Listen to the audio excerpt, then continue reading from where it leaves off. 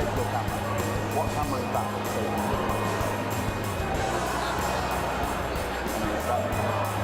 You've got 4 cameras on the floor.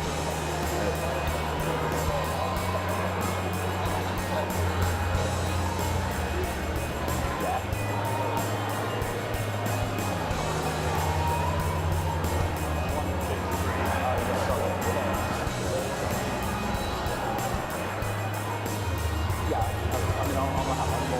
I'm more than happy to go.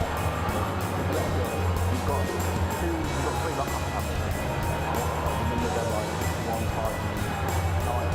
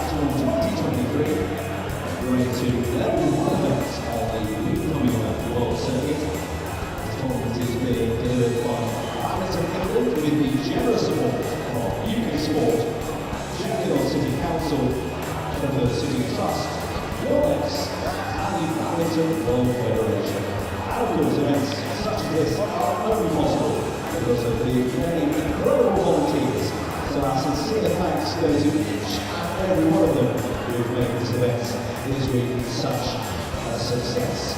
But for now, enjoy this incredible display of para badminton. Take your seats, the action is underway shortly.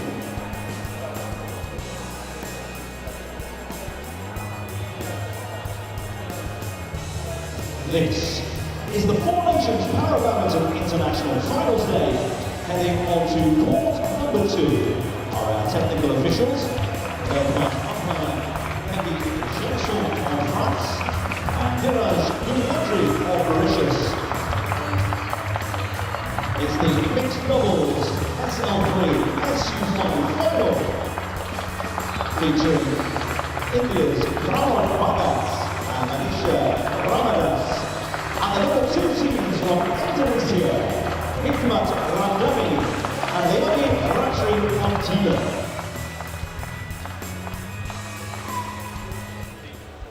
Heading on to court number 3, led by You find us inside the English Institute of Sport, Sheffield, England, a city that played a crucial part in the Industrial Revolution during the 17 and 1800s, now plays an important part this week in the evolution of the BWF Para calendar.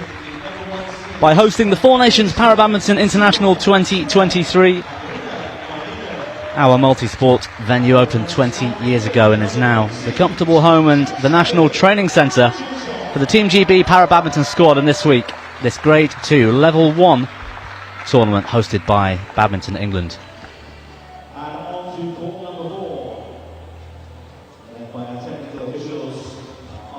We've got 5 matches live for you here on court number 1, the standing court for finals day here in Sheffield. We'll begin shortly with the SH6 mixed doubles, which features the world number 1 Indonesians Sudirman and Marlena versus home favourites Jack Shepherd and Rachel Chung, who should be promoted to the world number 2 pair after this week.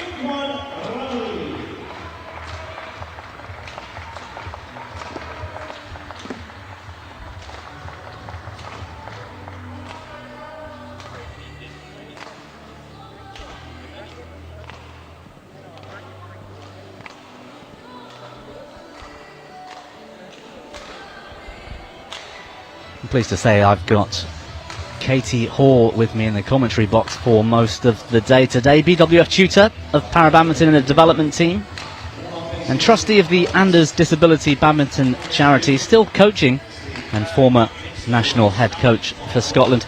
Katie, you walked in this morning, you looked at this arena. I've known you for many years, about 10 years now. What is it like just to see something like this event compared to when we started Para Badminton all those years ago?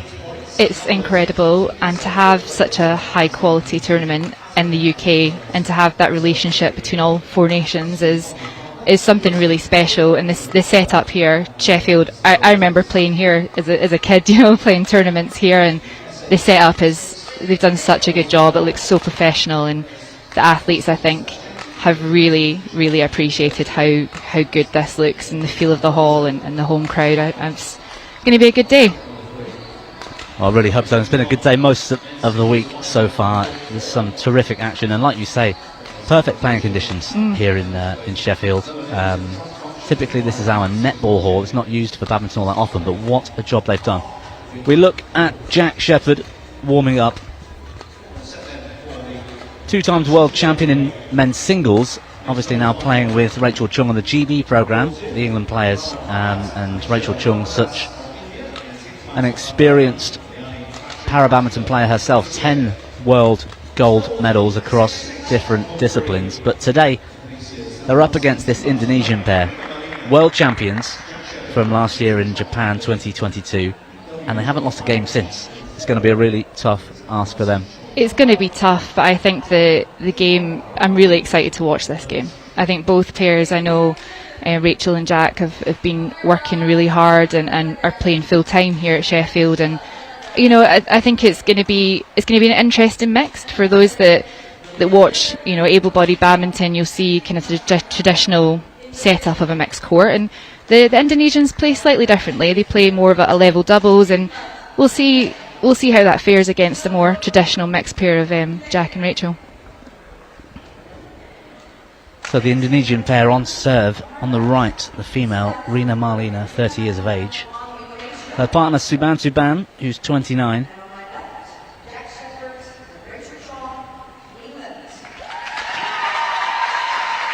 Oh, great atmosphere. Yeah, it's hard to see exactly from where we're sat, but most of the crowd below us, underneath this main camera view.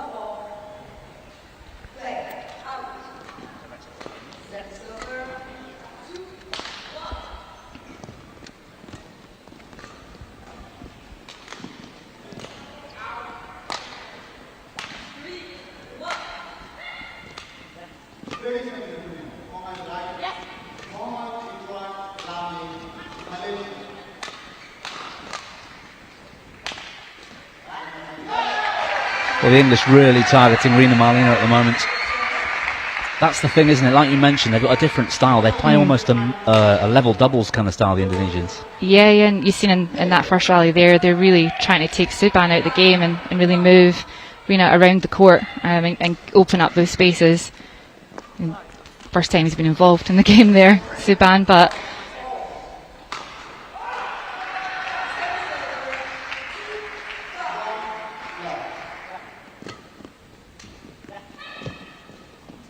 yeah, nice anticipation there from Rachel, playing deep into that backhand corner and moving forward, taking that early net. I was chatting with the guys over the last few days. I think that's their big tactic here is the Indonesians, they're so strong in the rear court. They're great in the mid-court too. Twisting in them, turning them, that's going to be the real challenge for the English pair.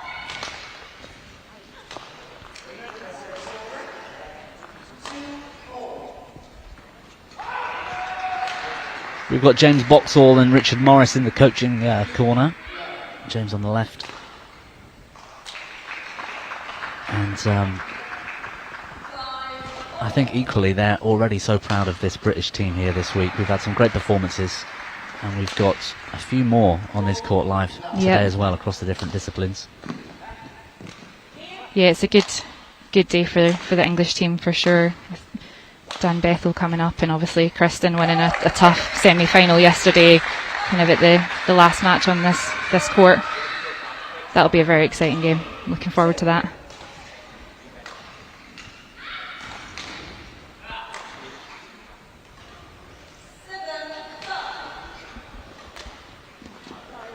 Loose serve from Rach, and Judy punished by Suban. Pretty even start so far, 3-all.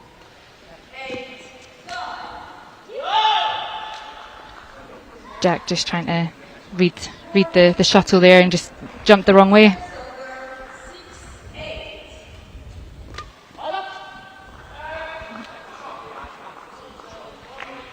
So what are your thoughts, Katie? What are your feelings on where the sport's come from? I mean, I started in this sport in 2010. I think you were already coaching with the Scottish team at that time.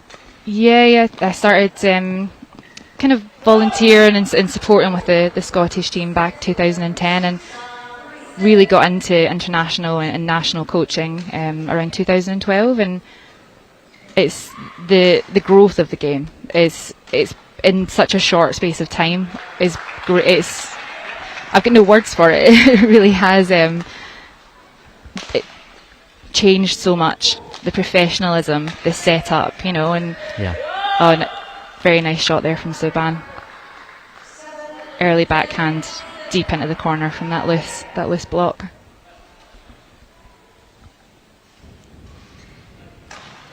Got to be careful here, the English, to try and get the shuttle going down. That's better from Rachel. Yeah. Rack it up early at the net, nice and simple.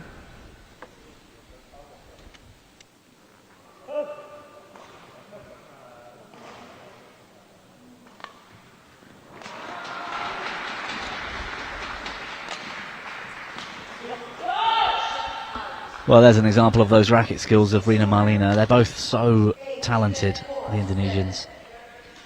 Yeah, she just spotted the gap there. Saw both English players on the one side, and nice cross-court attacking shot.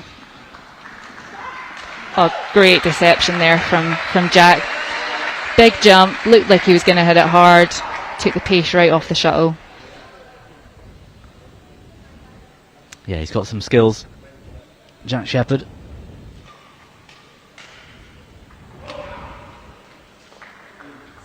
Great serve.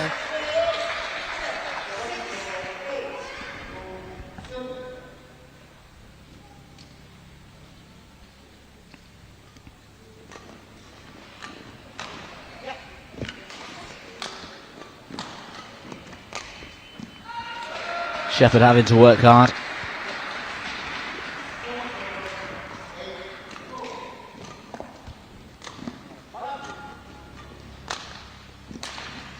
That's more like it. Oh, good shot there by Rena, taking that shuttle really early. The English pair are really trying here to not hit hard, because the Indonesians are going to hit it just as hard back at them. And taking the pace off the shuttle is great, but they're starting to read it a little bit now. Yeah, I think Jack really hoped Rach would step forward on that previous rally. That's the challenge they've got, to stay in that mixed formation, and Rachel's going to have to be so active. That's better, nice. Rach. Brilliant.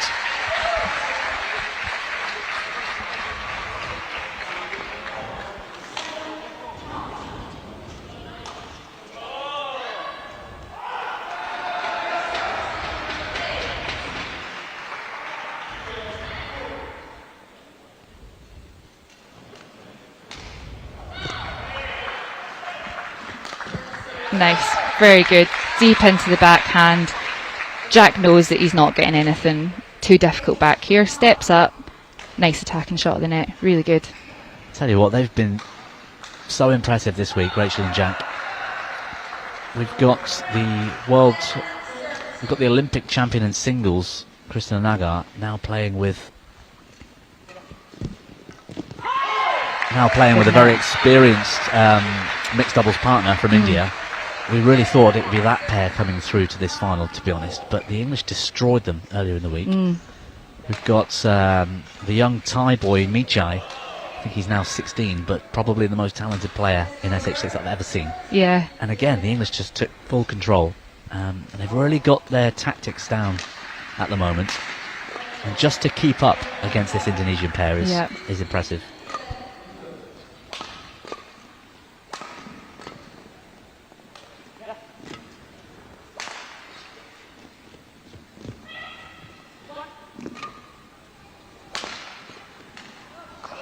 Bad luck.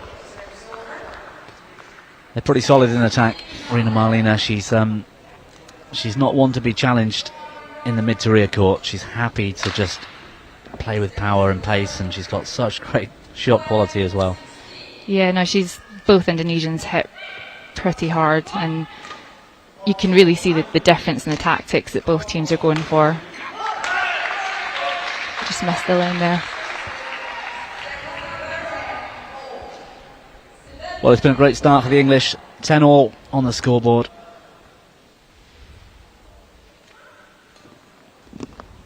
Well left, Rachel. Well, we head into the interval with the English pair, Jack and Rachel, with a 1-point advantage. Terrific start. Yeah, no, they've really taken this game. They're coming in arguably the underdogs, playing against the world champions, and you know, they've started really strong, really trying to use the tactics of not giving the Indonesians much to play with, you know, hitting a bit more softer, hitting into the corners, getting some clears right into those back deep boxes, opening up the space, trying to put them under pressure in the rear court, stepping forward and just taking the pace off, and when they can, attacking at the net. And what they don't want to do is get into a hard game with the Indonesians, because as we've seen, their skills, the racket skills, the power, they'll struggle to win the rallies if they start on that. So yeah, hopefully both the English coaches are, you know, telling them to keep going. Yeah, they look pretty relaxed at that interval, the Indonesians, not phased.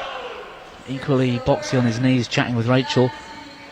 She's the key for me today. If she can take control and keep the shuttle going down, they've got a great chance.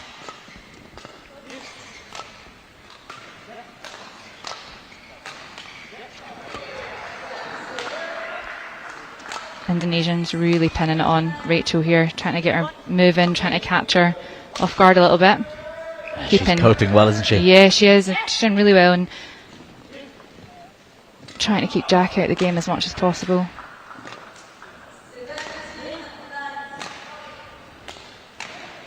Yes, Nice, Rachel, nice. that's a terrific rally. Really good. She just stepped forward, dragged it up, took the pace off. Both Indonesians too far back in the court. Very good rally. High quality badminton.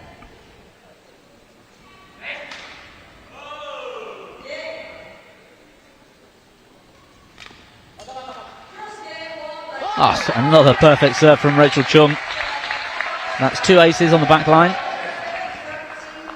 This is great momentum. There's always a fear at 11-10 when you come in that the arguably again stronger Indonesian pair might take the first few points, but they've come into this first few points arguably are quite hard to keep that momentum going, but both players, all four, looking really pumped up for this match. A couple of unforced from the English pair. They've got to settle here and keep hold of this lead. 12-13.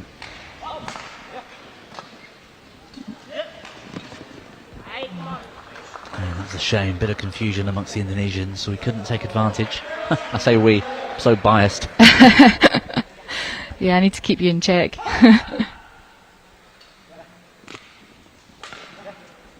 It's a good return of serve.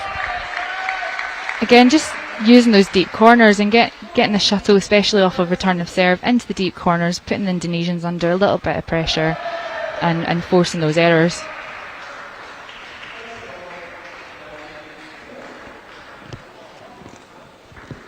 Lovely cross net there.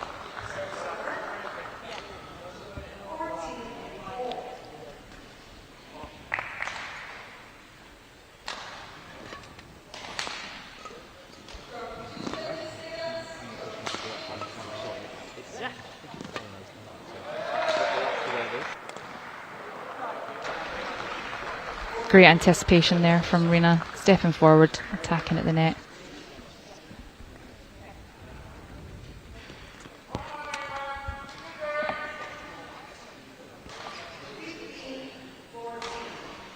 Yeah, some great work from Sudirman there.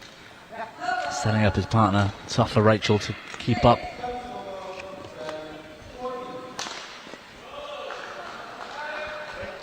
Well, that's an example of the rally they don't want to get into, that drive sort of rally. The Indonesians have got a lot of power and can turn the shuttle into the open spaces quite easily, can't they? Yeah. Oh.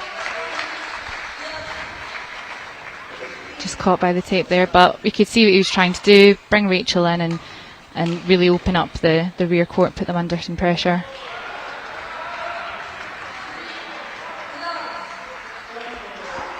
Got to hold it together on serve as a couple. A few signs of nerves out there. Yeah, they've just started to get back into sort of harder game, trying to hit hard and keep up the pace with the Indonesians, and that's been the change. They're down 2 points at the moment.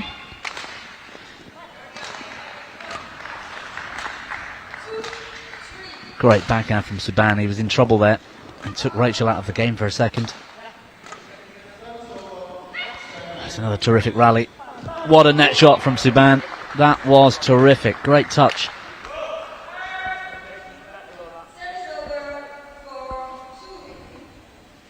Yeah, the English pair looking a little bit nervous. Again, it's not easy to start 11-10 up and 3 points down now. So they just need to stick to their tactics, start getting the Indonesians back into these deep corners, exactly like Jack did there, and force a weaker shot to come in and take advantage, or force an error.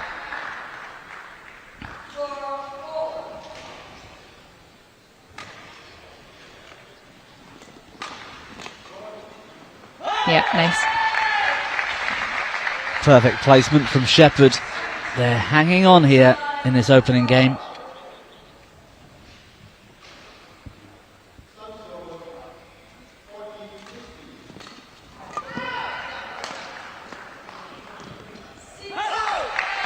nice there from Rachel. Cross block, follow it in, putting Rena under a little bit of pressure to play something good and forcing the error.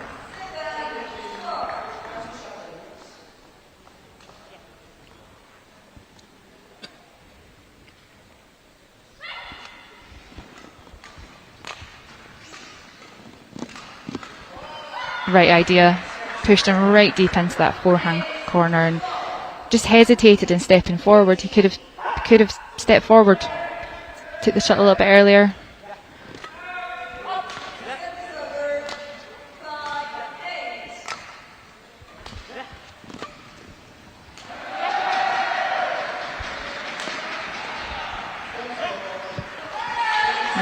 Again, cross block, follow it in. She's trying to take the net really early, and again you see another mistake from Rena because she's worried. She's seen Rachel running in, she's thinking I need to hit it tight or I need to do something special here, and has made an error. Well, that's a really good sign for the English. It's something that Rachel's really been working on hard in training, and if she's beginning to intimidate her opponents by her net play, then that's brilliant for the chances for this English pair.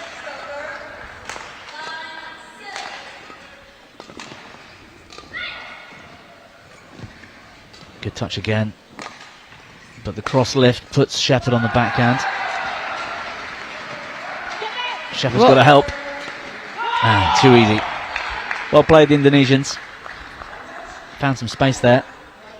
Yeah, they're just trying to hit. Again, a little bit harder, catch them off guard, forcing Jack to come in with a dive.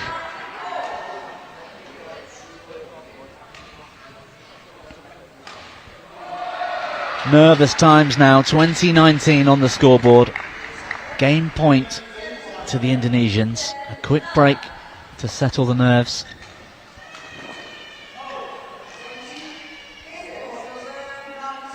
And a lot riding on this opening game. Oh, caught by a net cord. That's very unlucky, but you know, these things happen in badminton. You get a lucky net cord here and there, but at 2019 that's got to hurt a little bit.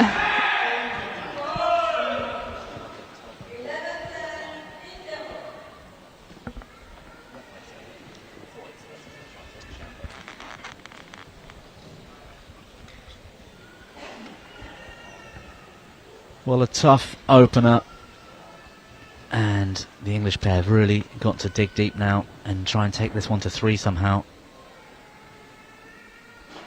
Coaching staff, Richard Morris on the left, James Boxall with Jack. They've got to be, I've got to be happy with that first set though. I know they'll be going into this set trying to reset, forget that it was close, forget that the last point was a net cord, which can sometimes play on, players' minds, but they have to come into this one, reset. They've just played a really good high quality game of mixed doubles against the Indonesian pair who are looking quite calm now. I think both players always have quite a calm demeanour about them. They don't give much away, and they'll be coming into this match, I think, really from the get-go, fast pace and just trying to catch them off.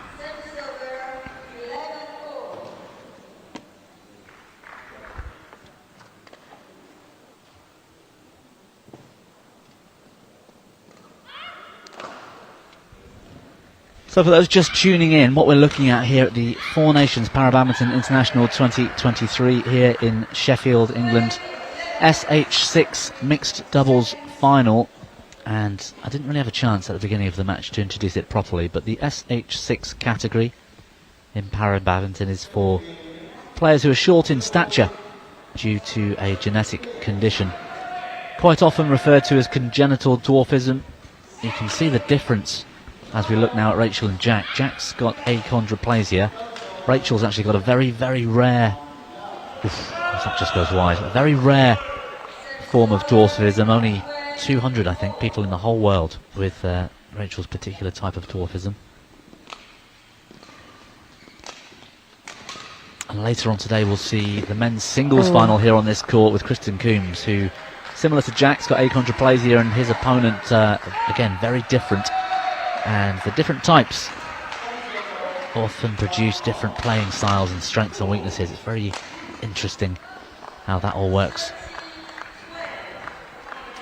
just like you said, Katie, they're coming out all guns blazing in the seconds. I think their tactic here will just be to really come out and attack everything, get the English pair on there we go again, just attacking everything. They know that eventually it will break, their defence will break down. What the English pair need to be careful of is giving them short lifts and getting into those harder rallies. They need to start going back to what they did really well in the first set, taking the pace off the shuttle, pushing it into the back corners and getting the Indonesian pair on the back foot. Yeah. Just wide again. Terrific start to game 2 for the Indonesians, and you're absolutely right. Jack and Rachel's task here is to try and get the attack somehow. Nice return there.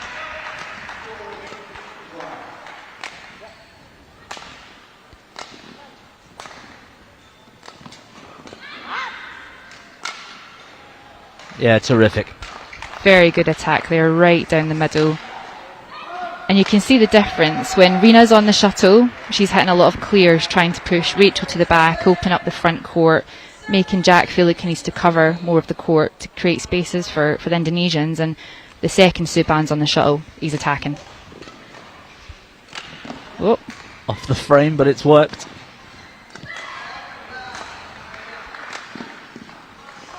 And let's not forget, I mean, this pair, they're world number 1, they're world champions. There's a reason for that, They haven't actually lost a single match since Dubai 22, which is well before the World Championships. Every time they play, they've beaten everyone in their category.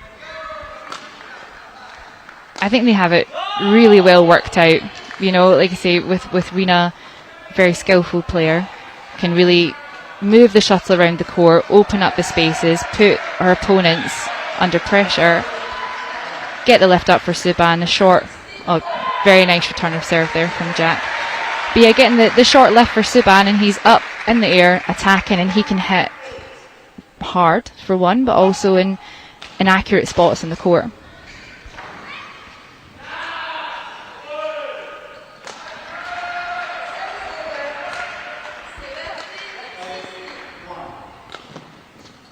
That's better. Rachel's got to hold net there.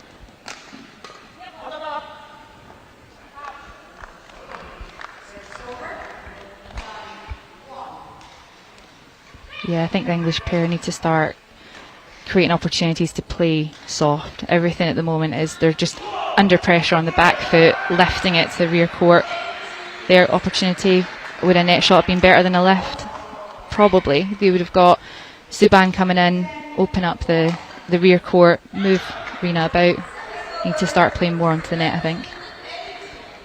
Yeah, I agree. I mean, they're very capable players. Rachel and Jack are terrific with their rackets too, but it's just a case of being able to be brave. And that's the hard part. When the pressure's on, you're in a final. They're at home, at the home venue, and this is where they train day in, day out. It's their national training centre, friends and family in the crowd. The pressure has probably never been higher than at a World Champs or an Olympic Games,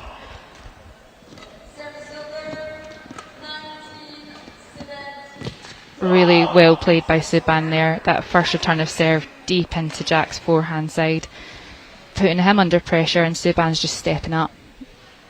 Really good play. So, a big ask for Rachel and Jack. We saw in the first, though, it was possible they could maintain a score against this Indonesian pair. They've just got to get those tactics right, and they've got to be positive and brave. And just settle, relax a little bit. You've just said there, this is probably one of the most high pressure games that they will play or have played, because it's a home arena. They train here every day, like you say, and I feel like they maybe feel that, and they need to try. It's very easy to say and hard to do, but to try and let that go and just think they could be anywhere, A few England teammates looking on. Bottom right there, Robert Donald, Emma Stoner sat next. She's on they're both on the England junior pathway. Up and coming para players. There was Owen Kilburn from Wheelchair 1 sat there as well.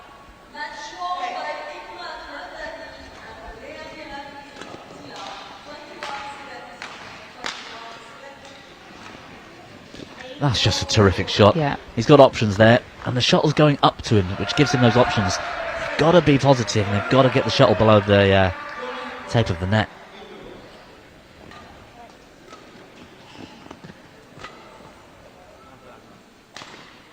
Unlucky. See there though, Jack came in. I think that's maybe one of the first net shots he's played this set.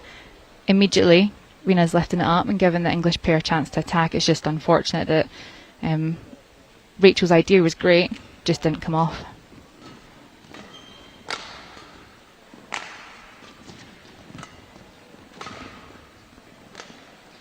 Nice drop.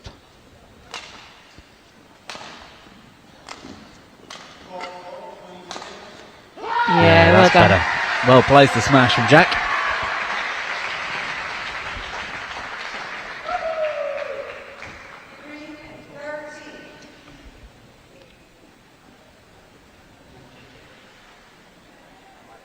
Yeah, you see him working hard.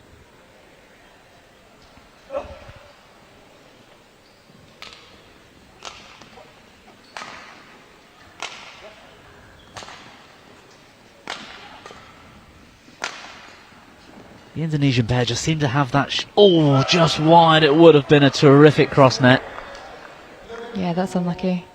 I was going to say the Indonesians just seem to have that initial defensive shot to get themselves out of trouble. The moment the English do get them on the defensive, they turn it. They've got the power in the wrist, and they're just back on attack straight away.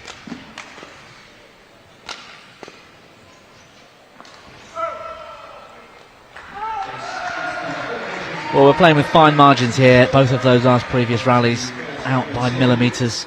Our technical officials led by umpire Cornelia Schroeder of Germany, and service judge from the United States of America. Getting you is the men's singles SL4 final, featuring number 1 seed from France, Lucas. Yeah, good movement in from Rena. 2 clears, then moves straight in. Oh, great shot, Sudirman. That was very well terrific, placed in wasn't the it? box. Yeah.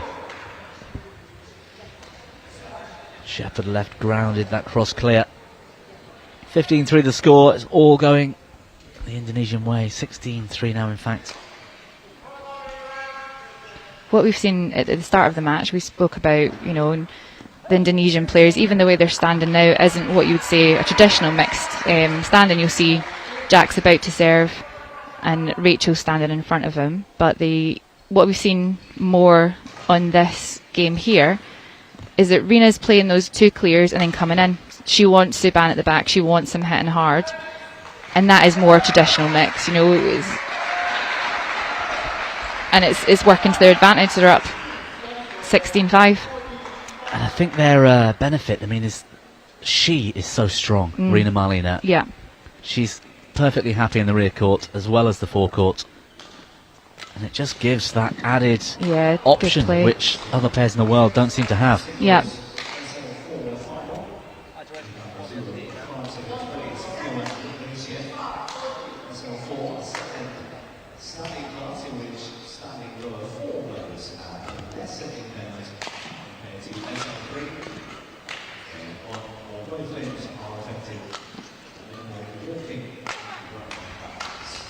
Oh, indecision from Rach. It was on the back line, it was staying in. So difficult to cope with this pressure.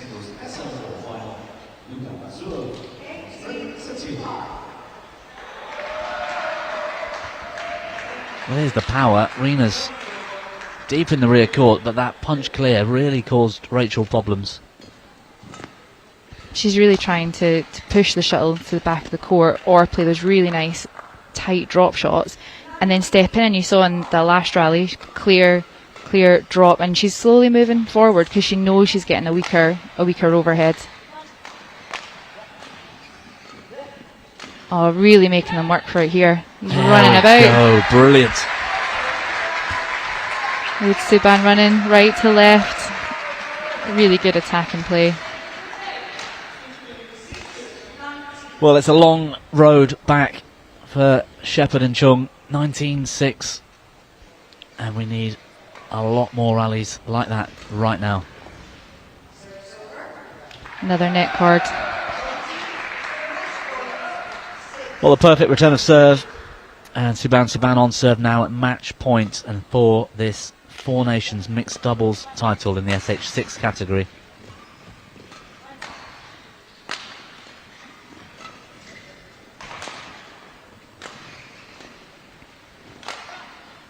Sheffield and Chung staying relaxed, but they're on the defensive. Oh, Wonderful. nice. Well done. Really good rally there. And to be, 26 down and stay really composed in the rally. Just very good there. Found the open space. Yeah, it's a sign of their professionalism. I mean, these guys now are elite athletes. They're used to this kind of pressure. The comeback is not impossible, but there's quite a few points difference on the scoreboard.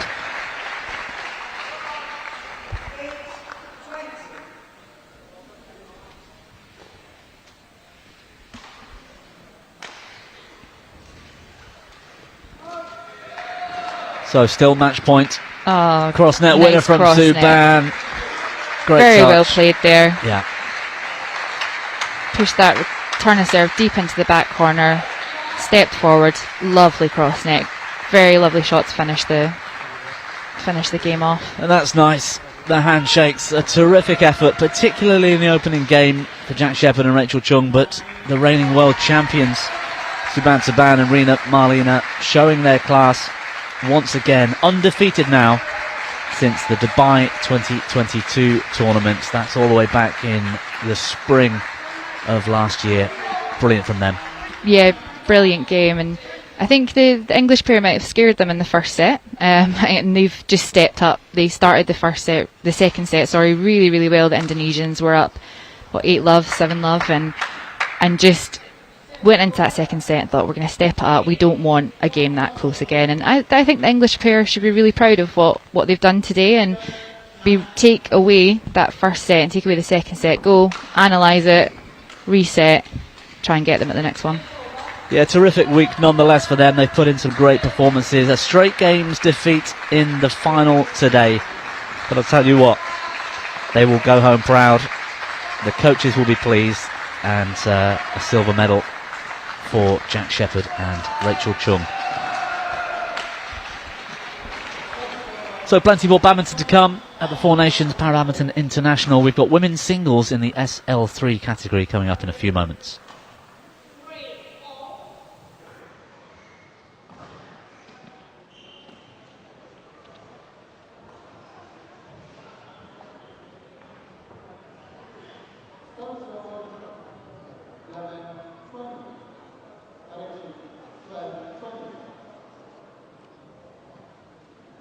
This is the Four Nations Para Badminton International.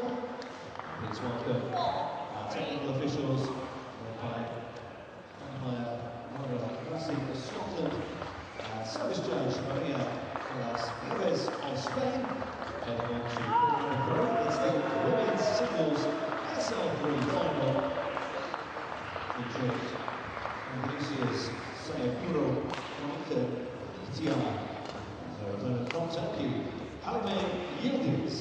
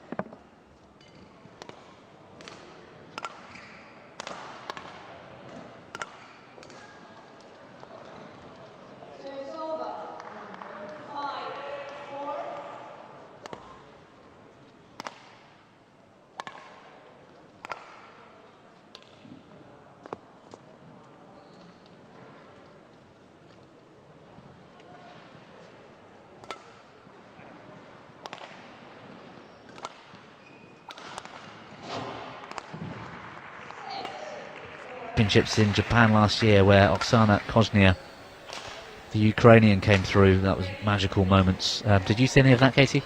I just got goosebumps thinking about it. It was such a good game, and we talked earlier about the growth of para badminton, and one of the biggest growths from people, you know, who've been around for many years, isn't it? SL3 women's singles, it was virtually non-existent 10 years ago, and when the players that were playing, it was big difference between SL3 men's and women's. And I think now this is one of the most exciting developments, SL3 women and SH6 women as well, because the quality of badminton is just getting that much closer to the men's game, which typically, you know, 5 years ago there was a huge difference, and we're going to see a quality game today. I'm excited.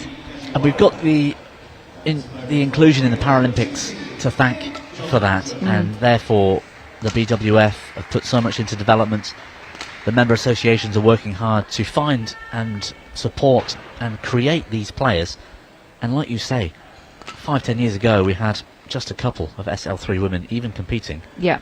And the standard wasn't perhaps as certainly as strong as we're going to watch here today, but it just keeps getting better and better. Yeah, it's just really exciting, and the inclusion in Paris has really boosted it as well. You know, we get inclusion just in the Paralympics has done so much for the sport already, and to have more classes represented at Paris has again just leveled up the sport. It's an exciting time.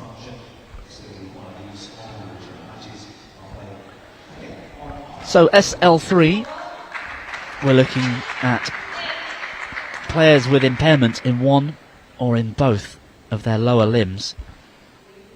Typically they've got poor walking and running balance, and crucially for this matches are played on half a court, so half the width of a standard singles court.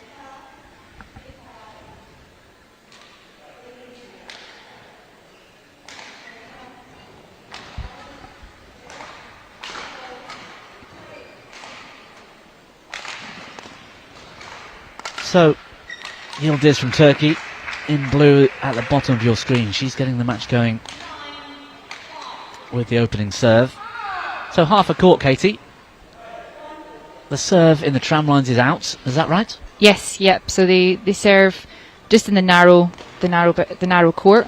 Side tramlines is out, and they play right to the front of the court. So it's the full half court back line to the net. So as soon as the serve is straight away after the serve, the rest of that half court is in. The tramlines down the side are now in. Yeah. Yeah.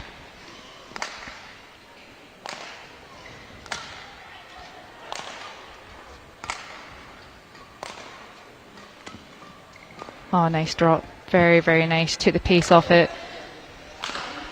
I was watching her play earlier in the week. She's so deceptive. Perfect serve as well. So the back tram lines are in on serve. It's just the width that matters, and the side tram lines are out until the rally gets underway. 2-2 the start.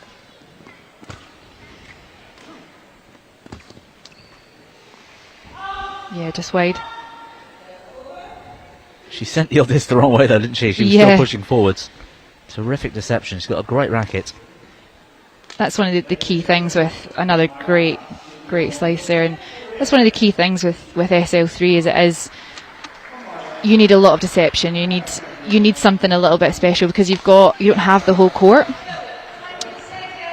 So having those really good racket skills, pushing, clip the line, managing to move your opponent about and putting that deception in is going to give you a little bit of a head of your opponent. Well, for anyone out there that's played half court in training or warming up at club or whatever, it can be a real drawn out affair, real long buster.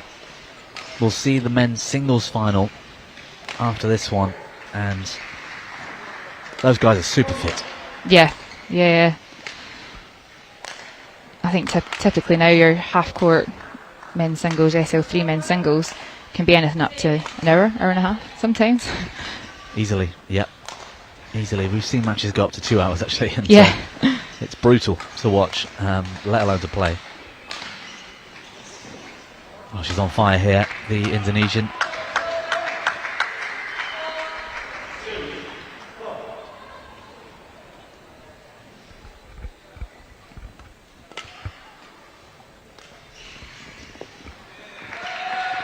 Good pick up at the net there.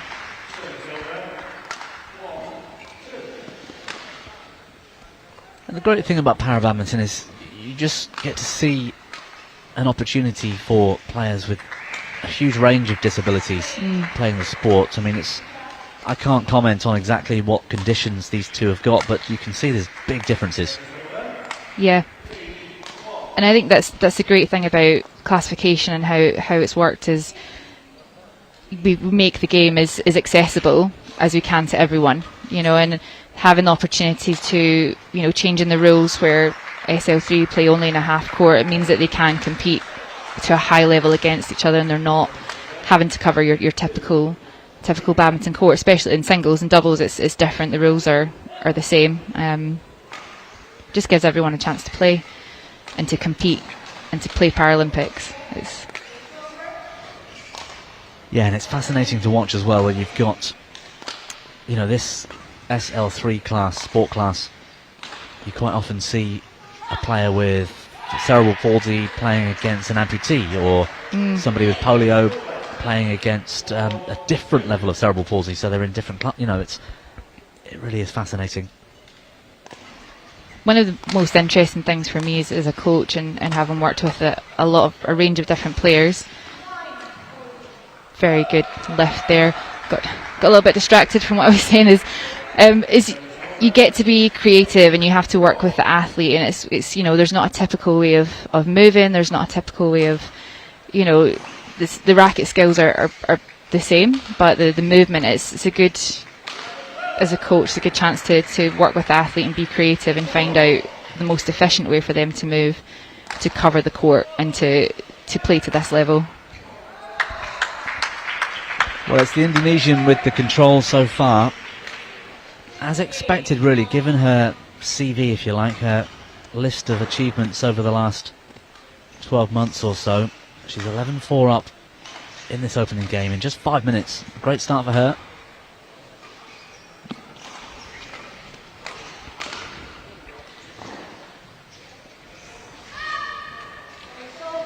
Yeah, the Indonesian players, she's really using her racket skills, deception, and putting the Turkish player under a lot of pressure. And it's as simple as, you know, holding the shuttle at the net and then lifting it over her head, just putting her under pressure, making her step forward, thinking she can take the net early, and then hold and flick, and it's over her head. So what could Yildiz do here to sort of combat that? I mean, that's tricky when your opponent's got better racket skills than you have. I think she needs to take advantage of, you know, even though we're in a half court and she's just did it there, take advantage of the corners of the court, you know, get her move, there we go, back into that, round the head corner, into the forehand corner, get her moving into those corners and putting her under pressure on her movement.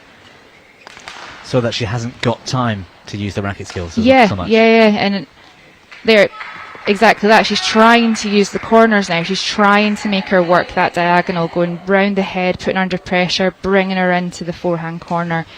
Even though it's half court, you know, it's not just back and forward straight. You can still use the corners to your advantage. Yeah, nice. Did it again there, just putting her into the back, round the head box, putting her back into that box, and she's made the error.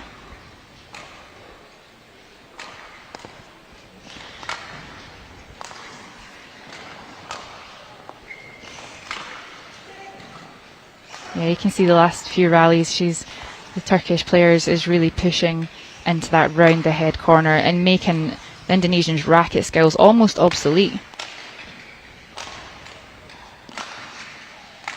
Yep, diagonal. Power too, hasn't she, the Indonesian? She can create a great length with a very short action. A real challenge for Halim Yildiz today. I think she's Turkish player Halim. She's come out and she's trying to do all the right stuff, but what she needs to be careful of is that the Indonesian will start to read that, and she did that in the last rally. She played the punch clear into the round the head corner. Halim played the cross court drop shot, and the Indonesian read it tight net, and Halim wasn't. She wasn't near it. It's always a fascinating battle too, isn't it? It's the first time these two have actually met. And so the opening game is always a bit cagey. Well, not often a bit cagey. It doesn't seem so really today, particularly from the Indonesian perspective. She's letting her racket skills float. I think we've not played anyone before. You can watch videos and analyse how they play, but you never know till you get on court, you know, and you kind of have to spend a few points just working that out. And I think we've seen that from Halim in the first half, just trying to work it out. And now she's got a couple of tactics that she's won a few points on. She's got to be careful of that exact thing there, trying to hit the lines and put her under pressure, and she's just a couple of times just hit it wide. Yeah, the last couple of points, she's done that twice, hasn't she? And that's the danger, isn't it? When you're hunting those corners, especially on a half court, it's a narrow court, the room for error, the margin for error goes up, doesn't it? Yeah.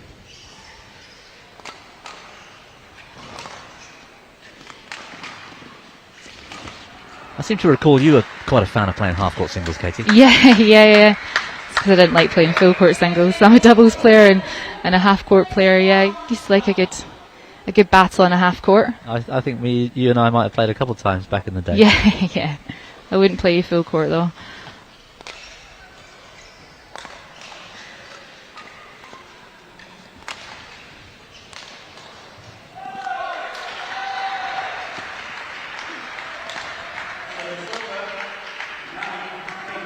Just see the difference in the power you were talking about earlier. That was a lovely shot there from Halim, and just trying to bring the Indonesian player forward, but you can see the difference in the power. The Indonesian players able to create power from kind of all different angles in the court, and Halim's just lacking a little bit of that power. It's given, nice net, nice early net. And it's so important in a half court game to be nice and early on that net. It really puts your opponent under pressure.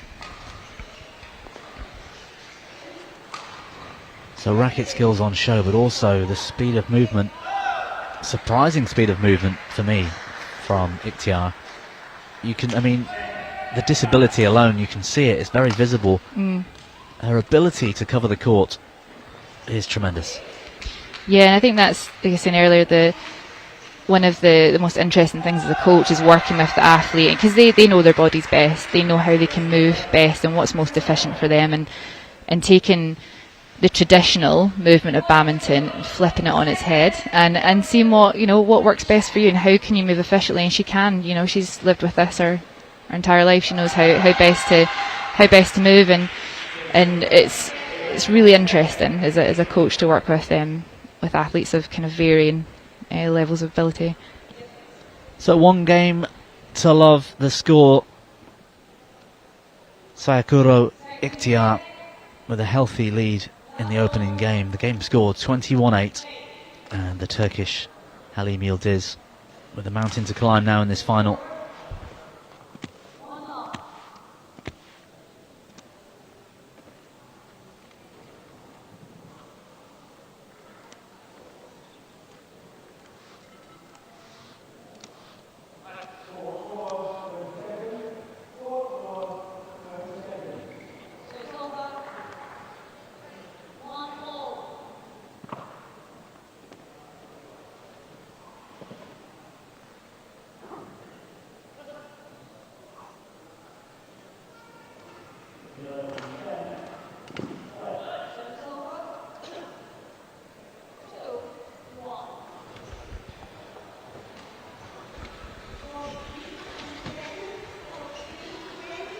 Well, she's composing herself for the second game. A healthy advantage already for Sayakuro. And the change of ends.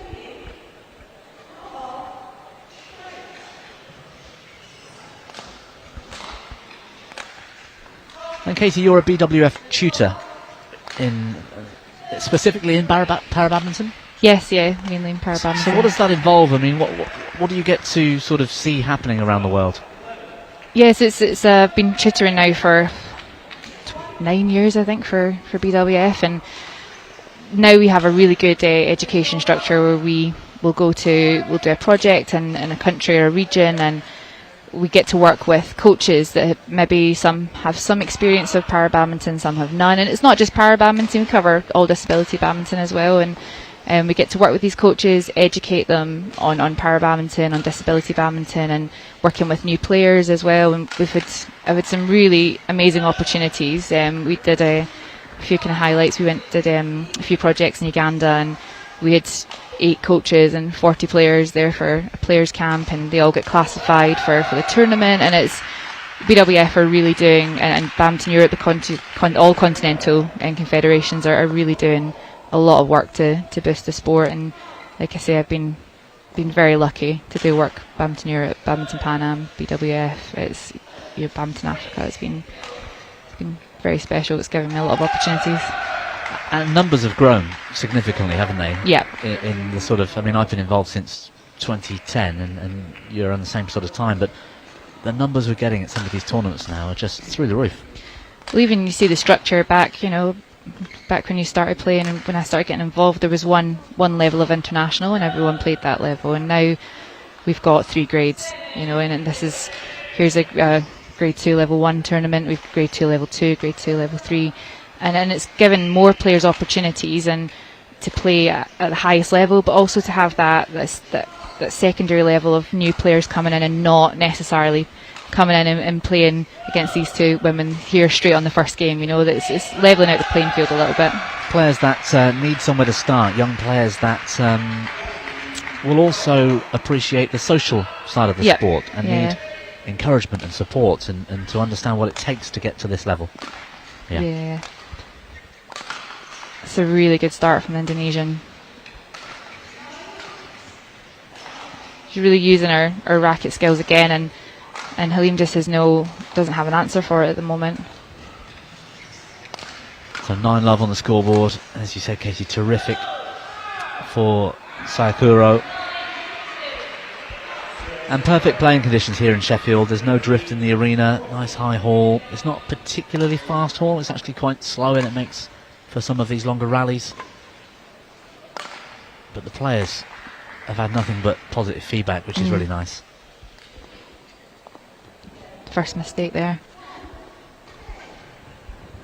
William's just really trying to hit the corners and get them to moving around the court and to try and create those errors. But when you've got someone who's got good movement and good skill, it can be tricky. So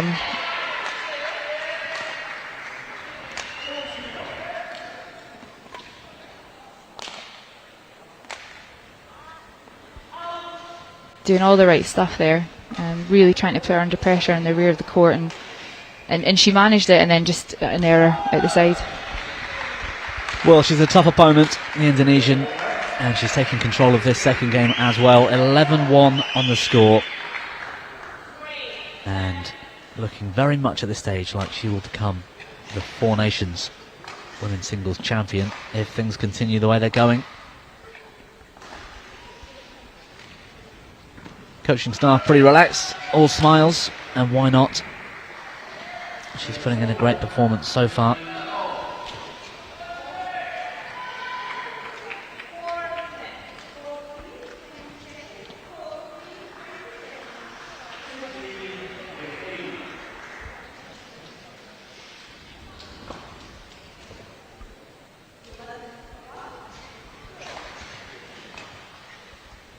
And Katie, you're a trustee of the Anders Disability Badminton charity as well. And yes. Is that based in Scotland, or is that UK-wide? Or It's UK-wide. So there's myself and Gobi Ranganathan, who used to be a wheelchair athlete, and Larry and Brady. We're all very passionate about para badminton, and it's we were lucky to get some money from the Anders Foundation to start this specific disability badminton charity, and it's UK-wide, and for young players we can give them grants to support them in their training. We want to support coaches and to help clubs become more inclusive, and we've got funding available there, and different opportunities for people to get involved and for us to support. yes, terrific work all round, and the Anders Foundation have been just brilliant. They help support the UK Championships too over the years here, which has been hosted in Sheffield the last couple of times. It's moving to Scotland in fact this year, Yep. which is great. Getting prepared for our turn to run this tournament next year in June. Yes, absolutely, and it'll stay a level 1. It won't be a qualifier for the Paralympic Games. That will have already finished, but of course it's so important for the top level players going to the games Yeah, to hold their world ranking and yeah. keep the seeding in the draws. So, yeah.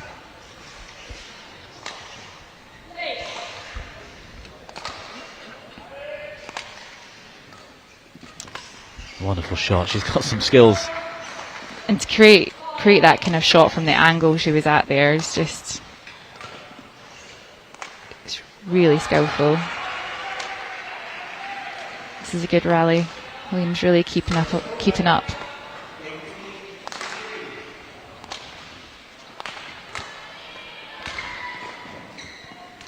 And you can see Halim's a bit wary to play net, and that's the reason. The Indonesian's got too much racket skill and just holds her. It's really tricky. She's trying to push her to the rear of the court and put her under pressure in the rear, but you're right, she is a little bit apprehensive to play soft in the net because she's been caught out a few times. That's a really good clear, trying to put the Indonesian under pressure, but as you can see, she's just missed that cross-court slice and that cross-court drop, and maybe 9 out of 10 times she'd hit it.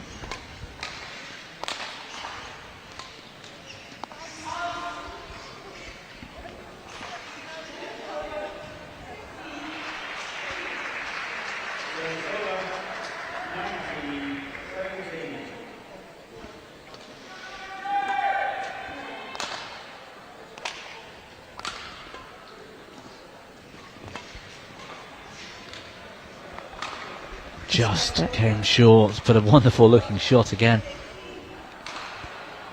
She's playing with freedom as well, and it's nice to see how relaxed she can look in a final. It must mean so much to her, and yet she's just chilling out, hitting some shots.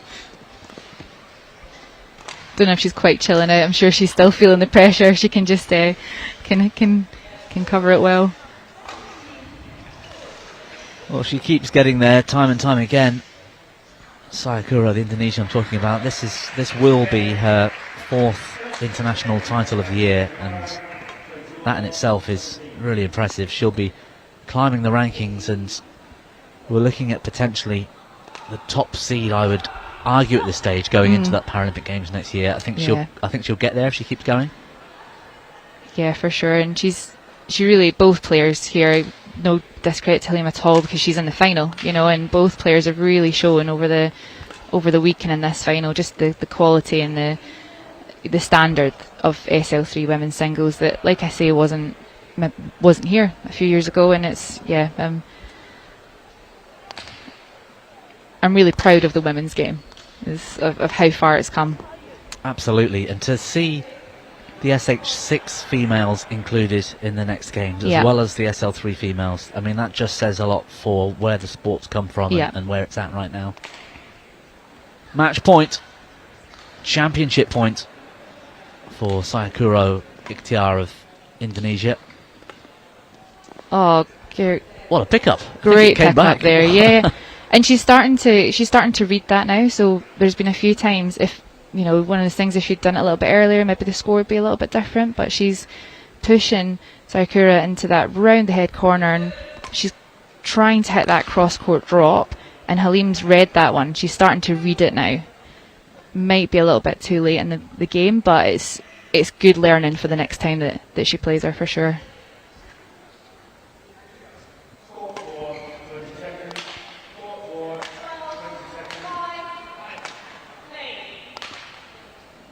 It's wide. Halim Yildiz digging deep here. Despite the scoreboard, it's good to see the commitment to the plan and just keep going. At every point, every minute she spends on court against an opponent of this level is gaining experience, right? Yeah, for sure. And she's just read that again. She stepped forward, read that drop shot, and played a nice tight net. And again, going into the next tournament, if she finds herself in this position again, I could almost guarantee you the score would be a little bit different. But let's not count her out yet. She's still commentator's curse, I think, there. It's always the way. Terrific performance. I tell you what, the standard of SL3 females has never been this high.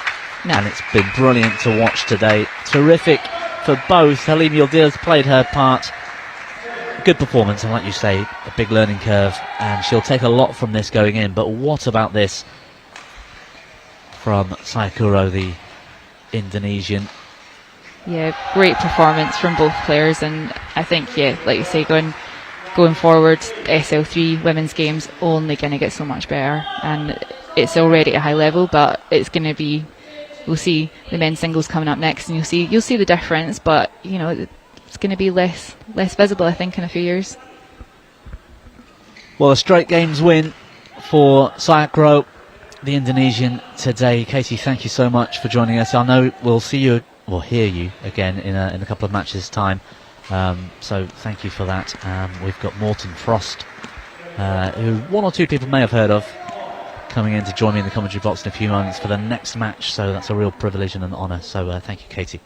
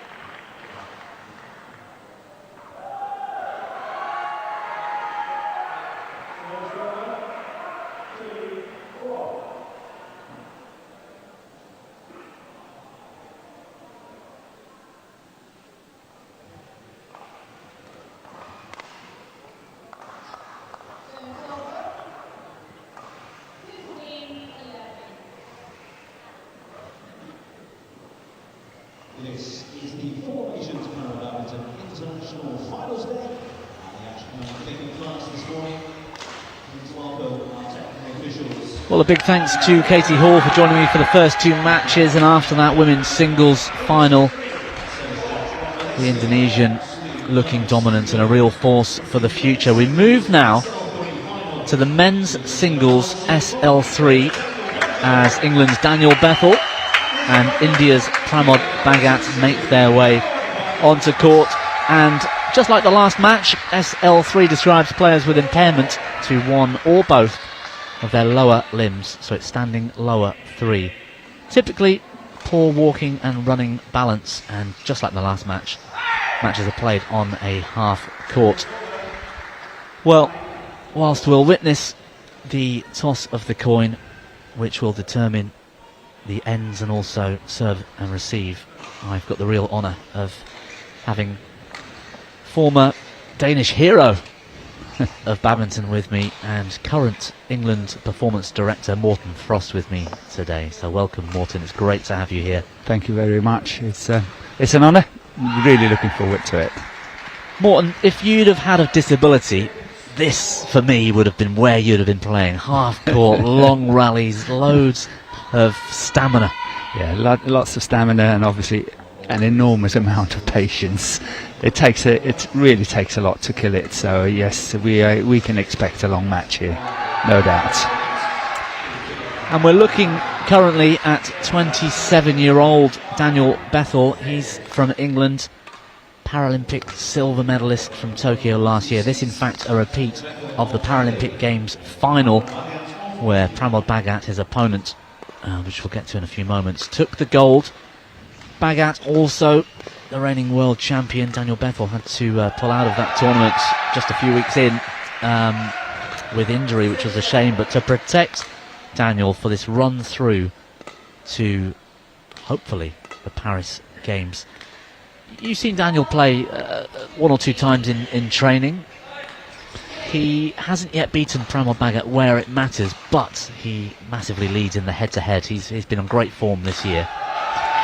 Yeah, I'm having the great pleasure of going to Sheffield, let's say twice a month, and be part of the programme up here. and obviously working with the players, and I get to know them better and better.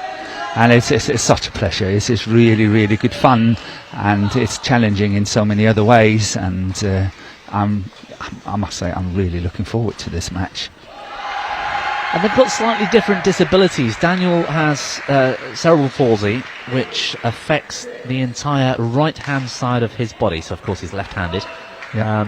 It will mean that he can lunge from the net on his inverted commas good leg, Yes. if you can say that. Yeah. It's the opposite for Pramod Bhagat, who is almost using the opposite leg to lunge, and yet, in my mind, that would cause such a big problem. But he does it so well. I mean, what are your instincts when you walked into a para badminton hall for the first time and you saw these kind of disabilities and how they play? I was at awe, I must say. First time I saw it was in Basel in 2019, where there was a joint World Championship, and I watched it for the first time. I was just, I can't believe this.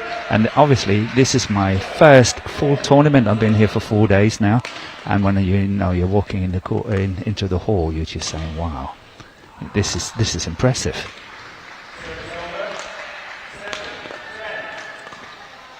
So these two have met so many times. Daniel currently the world #1, Pramod Bhagat world champion and Paralympic champion, and held that #1 spot for so long. I mean, they really are head and shoulders above the rest, and keep proving it time after time, despite some tricky matches this week. I think you may have had the privilege of seeing Daniel play once or twice at times. Yes, he played against one player from Ukraine. I was watching, and I felt that Dan was in a better position. However, the Ukrainian player really made it very hard and difficult, stayed very composed, and Dan had to work very hard to win it. Well, he's certainly used to that. I mean, I can vouch for the coaching staff that Dan's turning to now on screen. We've got Martin Drabble and James Boxall down there. These guys really drill Dan hard in training, and the point is, he's having to train now against able-bodied coaches and able-bodied players because his level is that high. Yeah, I mean, he's got to be pushed in training, and the only way they can do it is, as you say, having an able-bodied player to play him, because you need to be really, really good to push him. So, yeah, we're getting players in to help with the sparring to make sure that we can put Dan under pressure.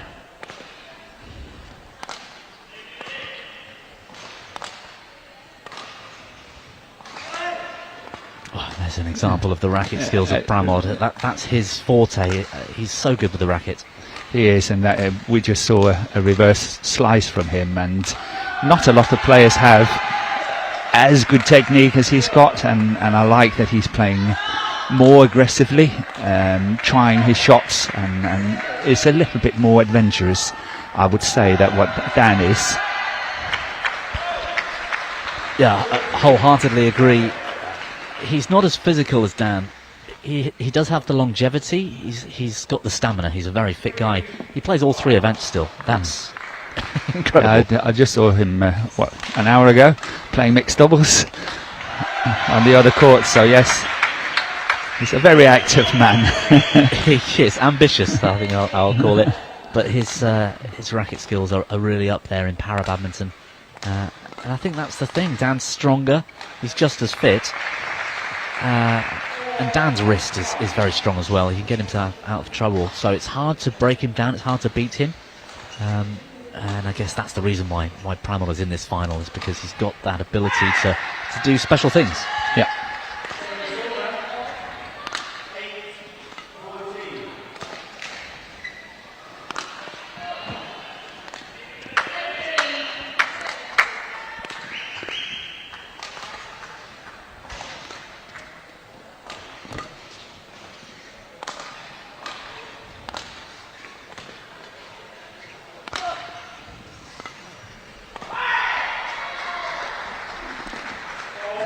A wonderful straight slice from Pramod.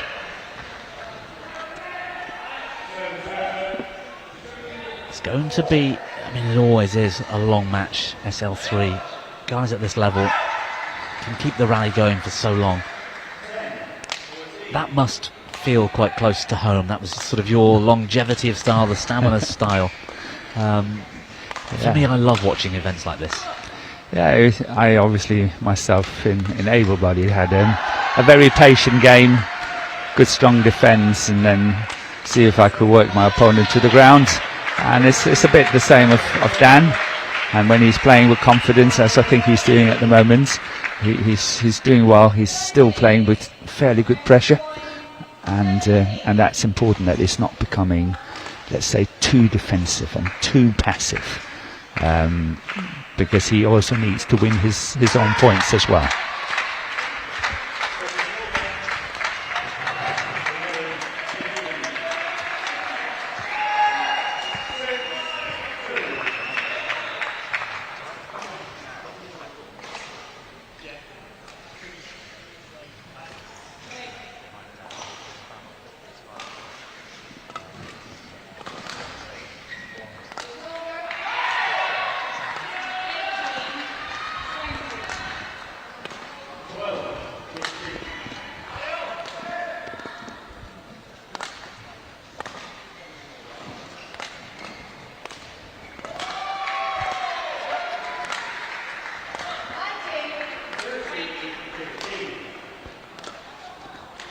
Oh, that's a good shot. That was a very good drop shot.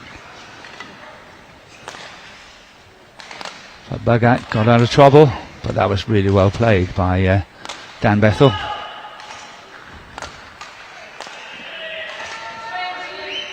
Yeah, he's one of the players that you don't really want to take on at the net, but equally Pramod is skilled in that area too. It's always a real game of chess, watching these two fight it out, and it can depend often on what mood Pramod is in, as that's almost the perfect length on that previous shot.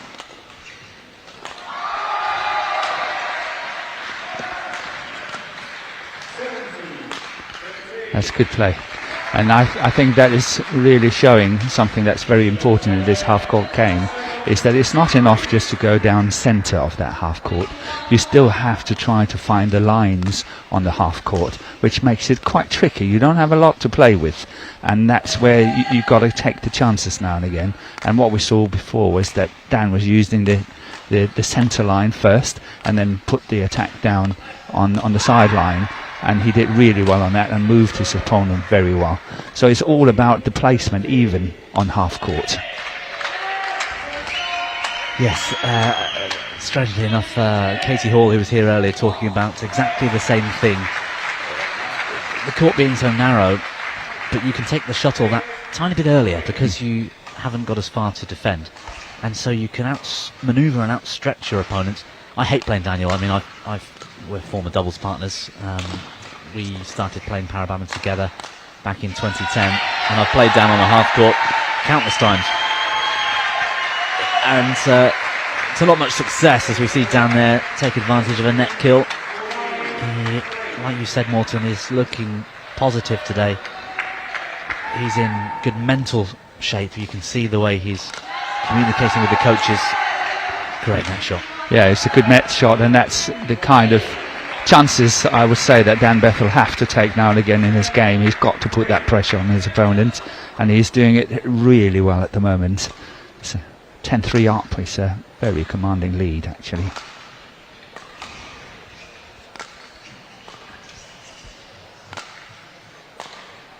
See, that's to the centre line and then to the sideline again, centre line, and look at that, that's forcing the error. That's exactly what I wanted to say before.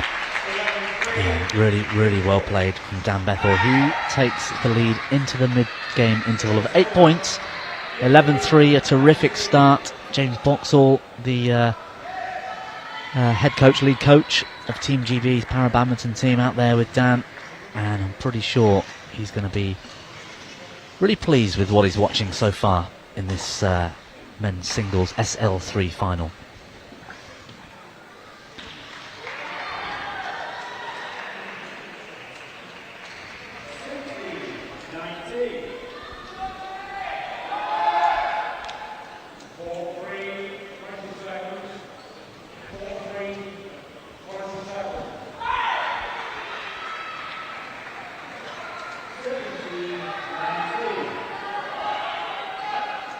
Well, Dan, back on court, Pramod 2.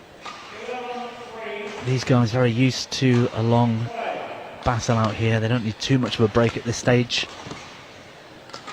Terrific conditions here, Morton, for this tournament. They've really done a great job, the hosts, and the playing conditions in particular have been top draw.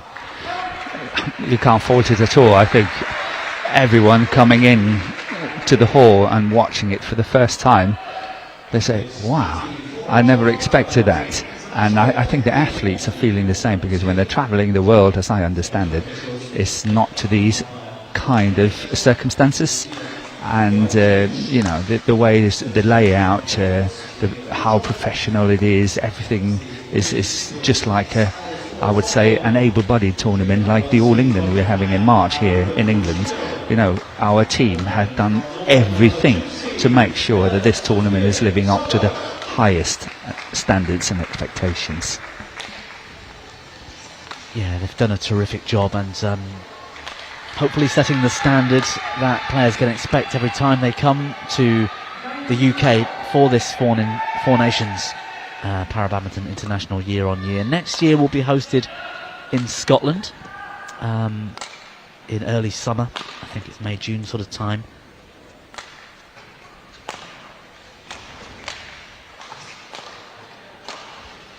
Last year, of course, was in Ireland, and this one a repeat of that Irish Four Nations title. There's a gamble, if you like, from Pramod Bhagat, trying to take some initiative. Yeah, he was going really, really tight with a loopy drop shot, and it was a tricky one for Dan, because it managed to drop below the tape, and it's tough to get back, but he did well. And then Pramod, I think he lost his patience a bit on the last one. That's tremendous from Dan Bethel.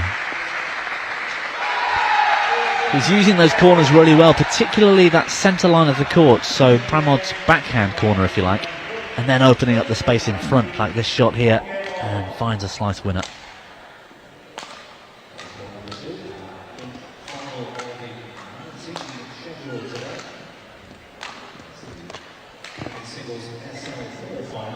That's a terrific save, Pramod. Yeah. Looking very relaxed even after that net shot, which he scraped off the floor.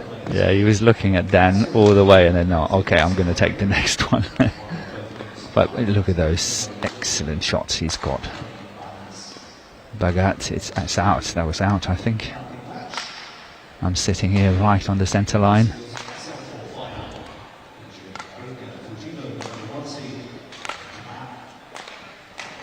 Another terrific Oh, look at rally, that. great shot. Yeah. Well, just getting the better of Dan. That's not the sort of rally you ever want to lose after so much hard work. Dan will shake it off and go again, I'm sure.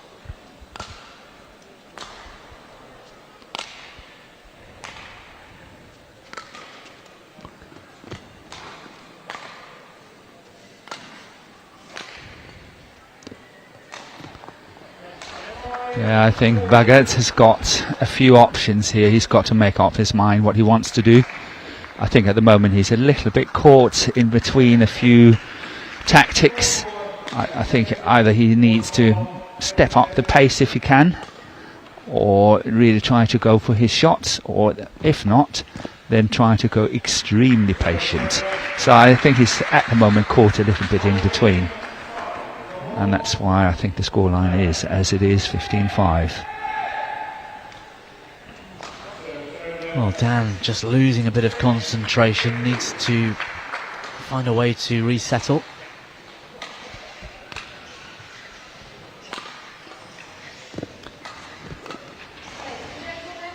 But I wouldn't be surprised if Bhagat has sort of thinking, oh, it's too far to get to this opening game. And perhaps, you know, he will save a little bit of energy for a second game and see whether he can take that and then force it into three. Maybe don't want to use too much energy on trying to catch up here in the first game. It's just a thought. Yes, the pressure of the scoreboard, isn't it? Whether to really trying to get back now. It will be a big challenge despite these couple of errors from Dan.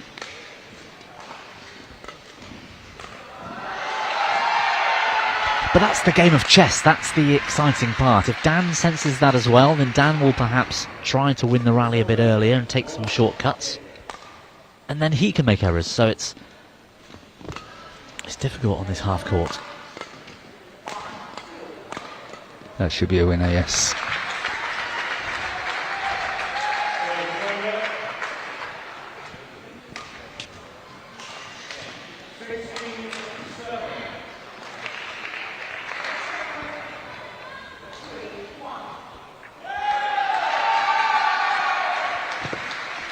Again, try that loopy drop shot.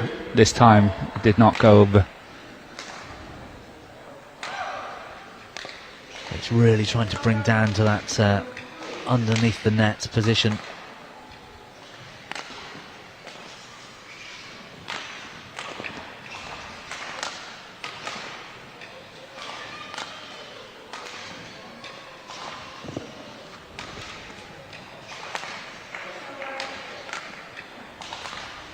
Good recovery from Bethel. Oh, that's a nice one. That's really, really nice played. Lovely disguise on it.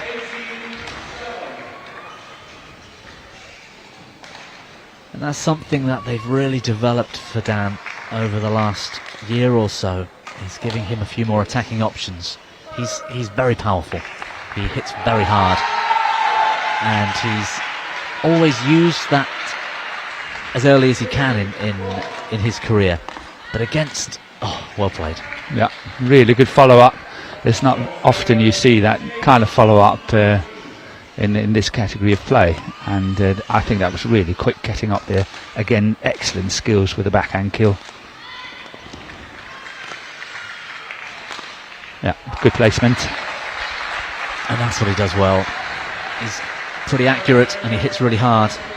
He breaks strings more than anybody I've ever known, even able-bodied Daniel Bethel. He famously this year broke 6 rackets in the final in Canada, and that was all he had in the bag. So had to go out and borrow. Coaches had to ask the audience, yeah. And he finished the final with a win with Suban's racket, who was the SH6 finalist we saw earlier on today, which is quite amazing. Yeah. Well, that's a good first game for Dan Bethel. 21-8. That's really quite impressive.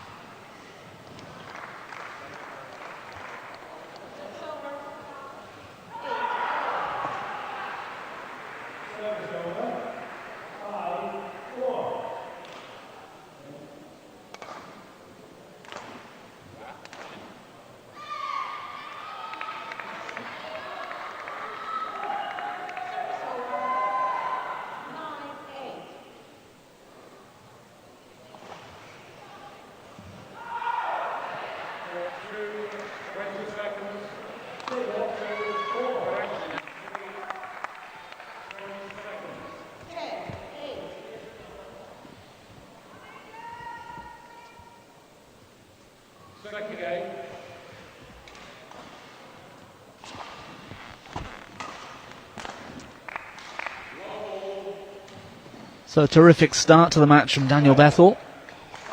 Back to the action with a 1-game advantage.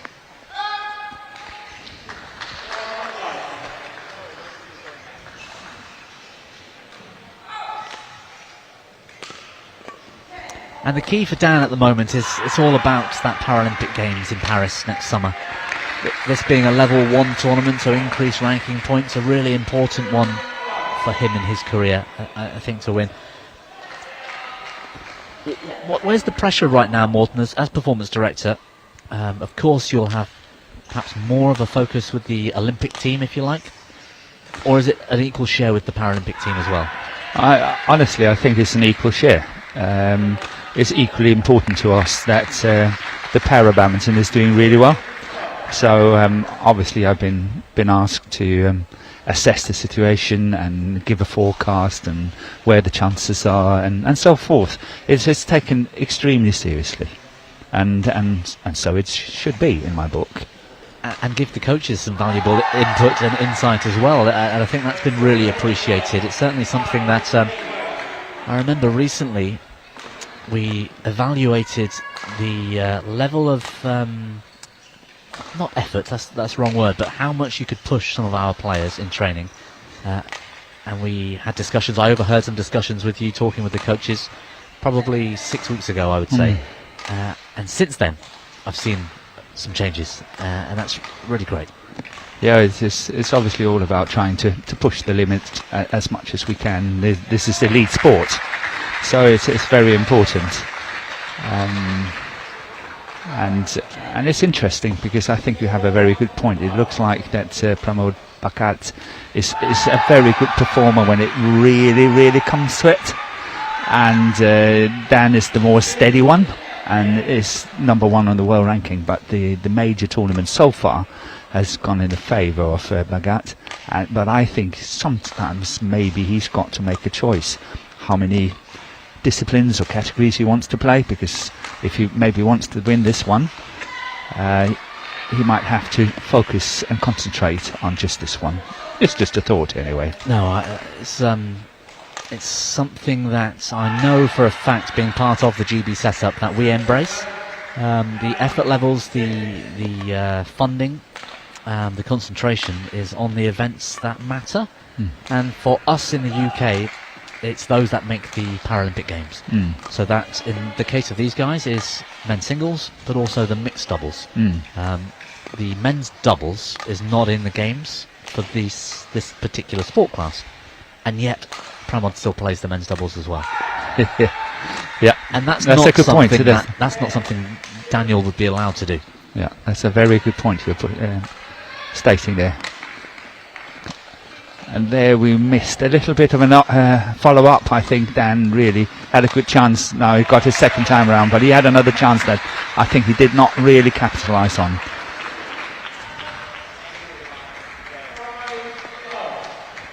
Well, a great start, and like you say, he's staying very patient. Maybe on this occasion even too patient. But he managed to find a second way through.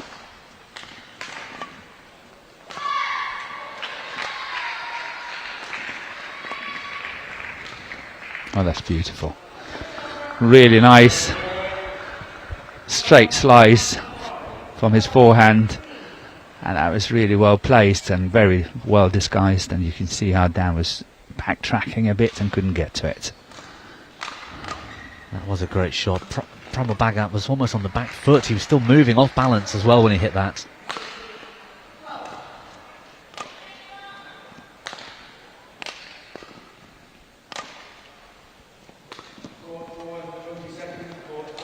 I find it impressive how, well, he doesn't come off this time, but Bhagat is having to lunge, not on the racket leg, if that makes sense. He's having to lunge on his right leg, but he's a left-hander.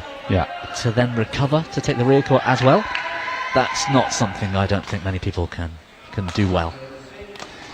No, I think it's very well pointed out, Bobby, because you know, a right-handed player would always lunge on his right foot and left-handed on his left, but due to the situation, Bhagat can't do that. Where Dan can do it, he's left-handed and his left foot is his best foot as well, so it's kind of worked in the best way for the game. So that Bhagat can actually do what he's doing is quite exceptional. Yeah, it really is. That's a great word for it, exceptional.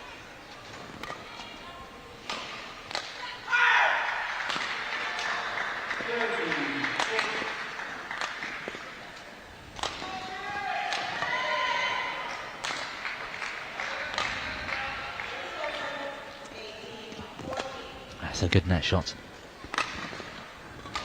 Yeah, but not a good placement of that smash.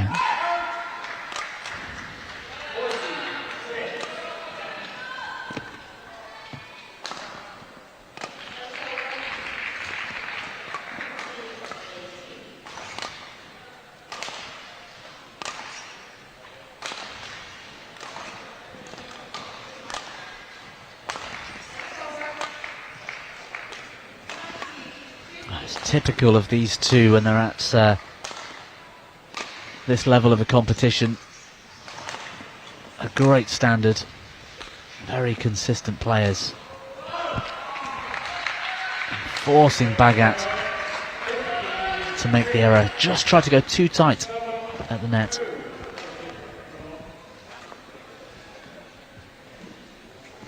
Yeah, it's a good shot from Dan Bethel, this one. As you say, that loopy drop shot, and then that's forcing Bagat to take a chance at the net because he couldn't really lift it, had to play the net and missed it. And that's the kind of pressure that Dan Bethel needs to play his opponents. It's a tough skill, Morton, isn't it, to play that loopy net shot, because you've got to have such great feel. You need a good touch. You really need a good touch.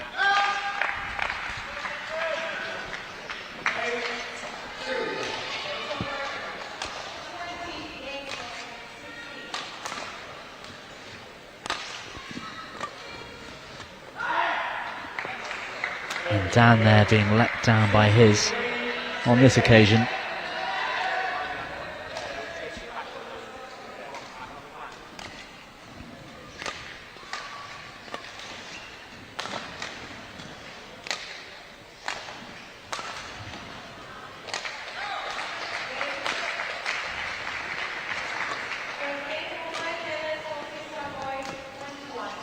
Yeah, it's well played by the Indian. Yeah, good placement, nice attack. And I think that's possibly where the game could go in the future, with more flat exchanges.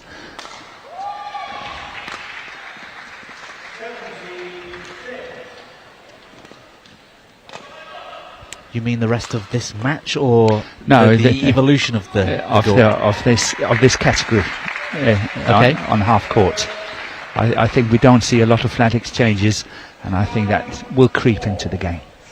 So as players become fitter and stronger, Yeah, they more just explosive. I need to find other avenues of scoring points. Yeah, that's a really good point. And interesting, because we mentioned earlier how Dan is playing against able-bodied coaches. When they want to turn it on and beat him, that's where they beat him. Because he's difficult to beat at the net, he's difficult to beat from the rear court. But when you can hit 1, 2, 3 shots fast into the mid-court, that's where he often breaks down. Yeah.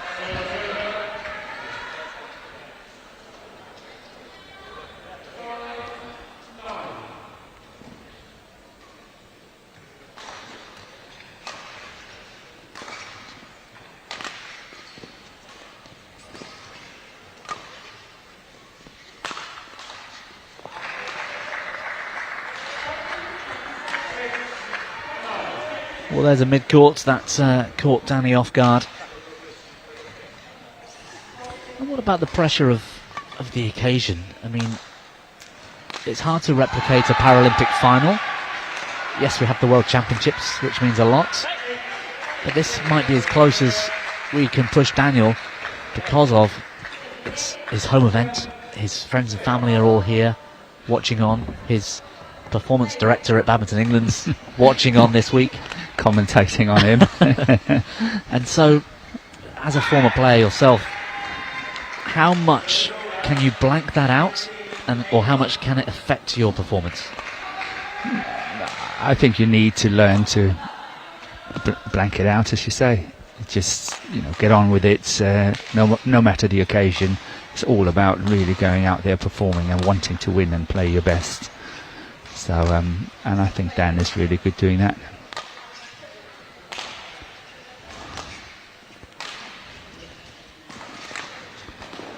I think the match is into a very crucial stage. If Dan get to 11 and maybe get 1 or 2 after the interval, then I think the match is more or less over. So I think it's quite crucial at the moment. And I'm very sure that Baggett is aware of that. That's in. Wonderful shot.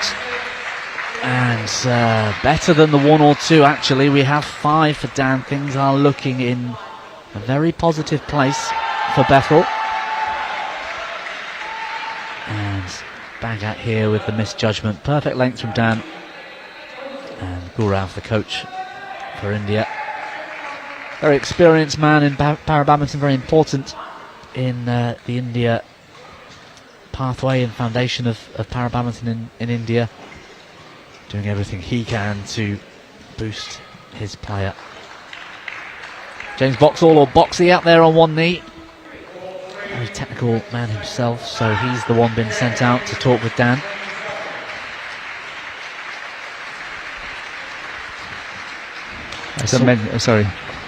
As I mentioned earlier, this is my first para tournament I see from end to end, and I just have to say it's quite impressive to see how strong a team India has got across the whole tournament, all the categories and so on. It's a massive team, and there are lots and lots of good players in that team. Well, if just a couple of numbers to back that up. We, at our UK Championships, so the 4 different nations come together once a year, we had between 40 and 50 players from the 4 countries. Met here in Sheffield just before Christmas, and that is our entry list, and that's across all levels, so you need to be classified to play, and so we're not talking about the very beginners.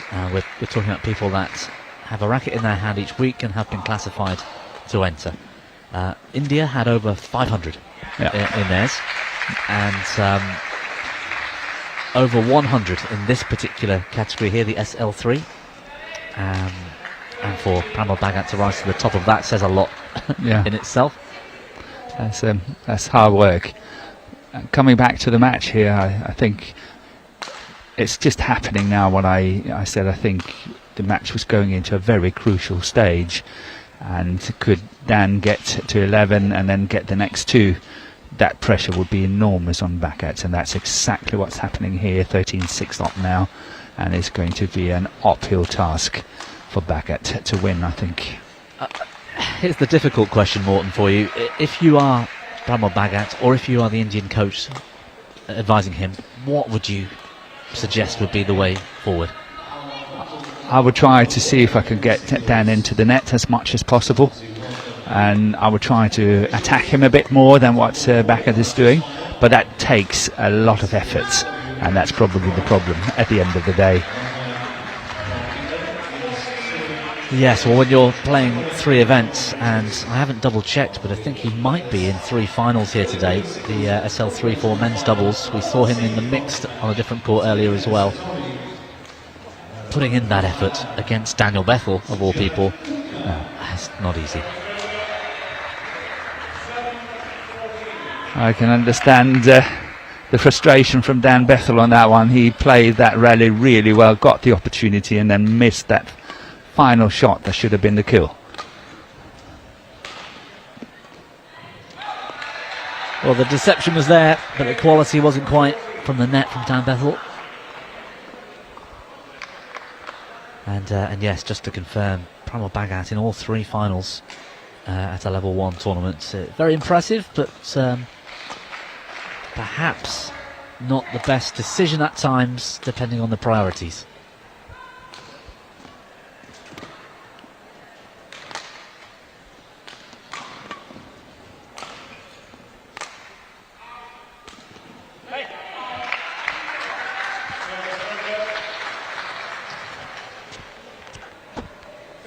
And one shot from Baggett, slightly tired looking, trying to force an opening.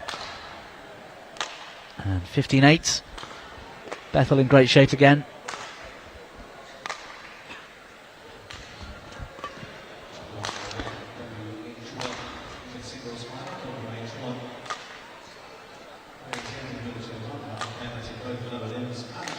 That's a nice angle we can see there on the camera of this rally, and to help show the width of the court that, as Morton said earlier, is exploitable. Takes a lot of quality, though, to find those lines.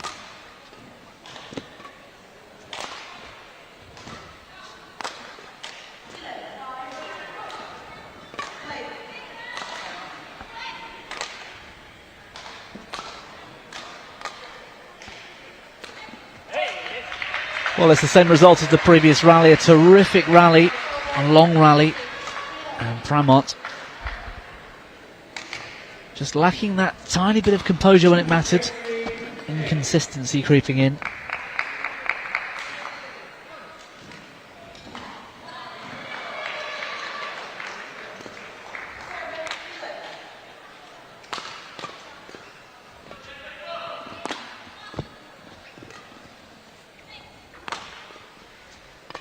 Did you play much half-court singles when you were training, Morton? I mean, it's something that you see the full-court players, able-bodied or para, they use the half-court a lot to train. You would, in a busy hall, lots of players, you've got a half-court to use.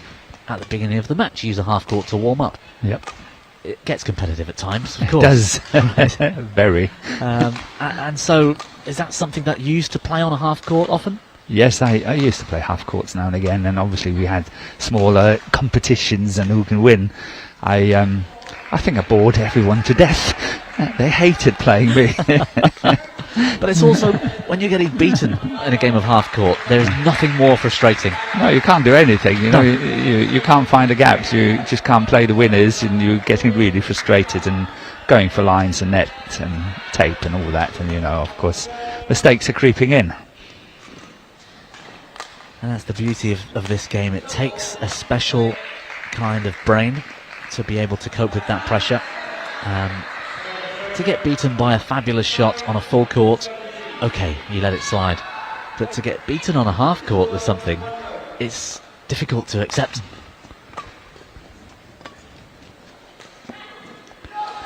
Wow. A few mistakes creeping into the game with Dan Bethel. He's got a bit of a cushion, so he should be okay, seen from his point of view.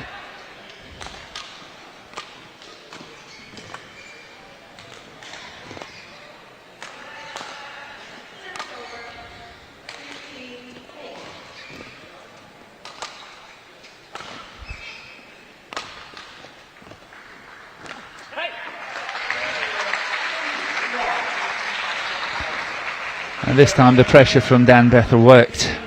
Good attack and nice follow-up, and then that block shot at the net really doing the damage.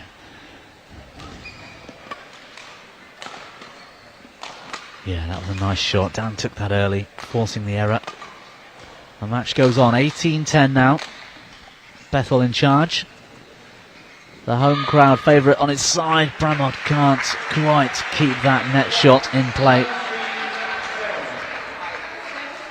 I think now Pramod, with the SL3-4 men's doubles coming up later, maybe we'll start to think about that, as it's going to take a lot to get back into this match from this position. And especially, as you mentioned earlier, if it's not a discipline at the Olympics, maybe that's the first to be sacrificed. Well, 2010 now, championship point for Dan Bethel on home soil. The SL3 men's singles title. Reigning champion, he took this event last year in Ireland, and he's getting ever closer to retaining that title here in Sheffield.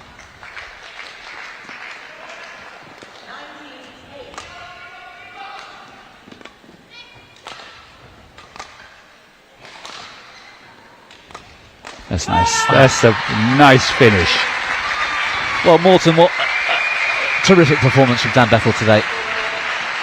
Absolutely. I don't think his opponent from India, Bhagat, had many answers today, but I wouldn't be discouraged if I was him. I think he's got a lot of things going for him in his game, and I'm sure he can rise to the occasion maybe next time. Today, Dan played better. He was more, I think, more persistent. His pressure was better all around, so I think it was well deserved for Dan Bethel to win. But I'm sure we will see back and he would keep up a very, very good fight coming in the future. Well, straight games then for Daniel Bethel. Terrific in front of friends, family, all his colleagues here in Sheffield, his home, his training centre, to do it on home soil once again. Brilliant for him. And I just want to say, Morten, thank you very much. It's been great to have you here and your insight, especially in para badminton, where perhaps it's not your comfort zone, but it's superb to have your voice on this one. Thank you very much. I have enjoyed it tremendously, and all the best and good luck.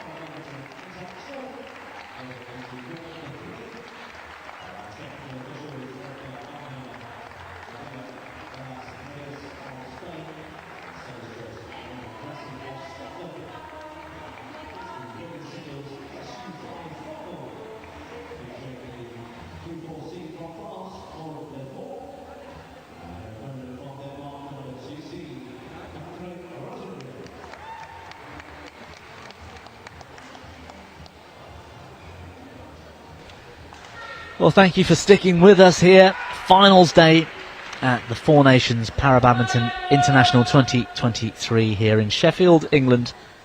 And we turn our attention now to SU5 women's singles. That's the standing upper five who have an impairment to the upper limb, which could be the playing or the non-playing hand. Quite often it's going to be the non-playing hand. Why would you play with your impaired hand? Unless you had to, of course. I've got Katie Hall back with me. Welcome back, Katie. That's got to be pretty tough, right? Playing with your impaired limb. Yeah, for sure. And it's you do see it though. Some players they come in and they get classified, and the classifiers will say, you know, your non-impaired limb is too functional. So you have an option: you don't play, or you can play with your impaired limb. So it's a case by case basis, really. But it has happened in the past. We're doing. There's one Indonesian who's at the top of the game in men's singles, Deva Andri Musti. In fact, I'm just thinking about him. He plays with his impaired limb. His hand and wrist is all fine. It's that he can't quite straighten the elbow. Yeah. So it's probably 10-20% less. Yeah. But that's not classifiable as the non-impaired limb. It has to be the one you have to use to play. So that's pretty tough. Yeah, and that's the difficult job of that's why we have classification. And that's their job to set those parameters and to stick to them, and I think very accurate in most cases with the classification, and I think it makes it a fair playing field for everyone. So here we've got the Dane at the bottom of your screen there, Catherine Rosengren, and she's up against the young French girl, if I can call her that. I think she's only 16, so I don't know how, I don't want to be polite about it, but the youngster, Maud Lafort. I'm really excited by this one. Me too. I'm really excited, especially to have a European final as well, to have both Denmark and France represented here. And I know less about Maud. I've not, she's very new to the scene last few years, but I know Catherine for a few years now, and she's been working really hard, just in a little stint in Malaysia before this tournament in prep. So I'm excited for this game. I'm excited by this match. I'm excited by a first opportunity to focus on a match that features Maud Lafort, because like you, I'm a friend of Catherine's too. She's been around a few years. She's a great person. She's great for the sport. She's been doing so much on social media. She has so much fun and works so hard out there. So she's a real ambassador. Perfect for para badminton. Maud Lafort at 16 years old is beating the world. She is beating all the top Indians, the top Japanese. I can't remember how she got on against Yang Shishir, Paralympic champion from China. I'm not sure they've even met yet. They may have, but I suspect she'll make the Paralympic Games. I suspect she may even make the final. And she is that good. She is so talented. And for a youngster, the potential. I mean, she's getting to finals now. What's she going to do in 5 years? You know? Yeah, exactly. And at 16 years of age, just 1 year, or having straight off the bat, and the serve was out, I think. Having another year at 16 years old is huge. She's going to improve so much, even in the next just 12 months. Yeah, for sure.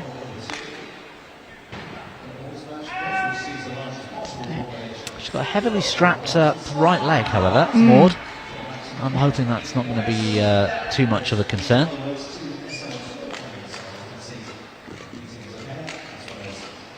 Oh, lovely backhand. Yeah, wonderful shot.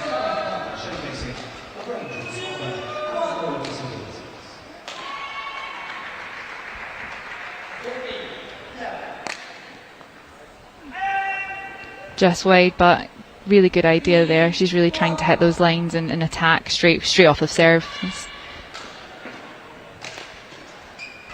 It was tough for Rosengren at the Paralympic Games last time out in Tokyo. She's been sort of top 2, top 3 in the world consistently for so long, and then to lose in the group stages of that Paralympics, you could see it. It wasn't her badminton talent let her down. It was purely the struggle of the occasion and the mental pressure. And it's going to affect, Paralympics, Olympic World Championships, these high level tournaments. They are going to affect you, and you could go in being in the best prep that you've been in years, and the occasion can get to you. Badminton is as much a mental game as it is, physical and talent. And I think she's really grown from that experience, though, and getting to these finals is great.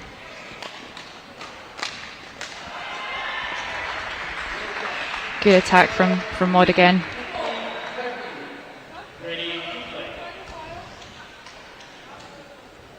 Well, it's number 2 versus number 3 in the world rankings right now. And whilst that is well deserved, there's also we've got COVID to consider, which we're still seeing the legacy of in some of the rankings. We've also got Suzuki, the Japanese finalist at the last games, now retired, so she's not there anymore. And also the Chinese, we haven't seen much of them in this qualifying period for Paris. But when they start coming out, which we'll see, there's still time to come and qualify for the games. There's enough tournaments left. We might see a difference in who's in the final.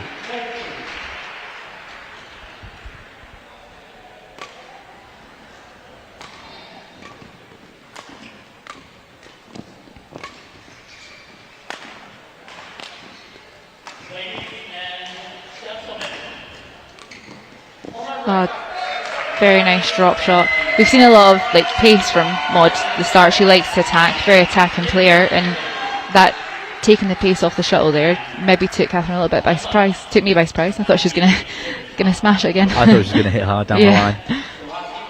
Yeah, lovely shot. Great skill. And there's a high likelihood this will be the European Para Games final in a fortnight as well. Nice. In Rotterdam. That was a lovely deceptive shot up the line.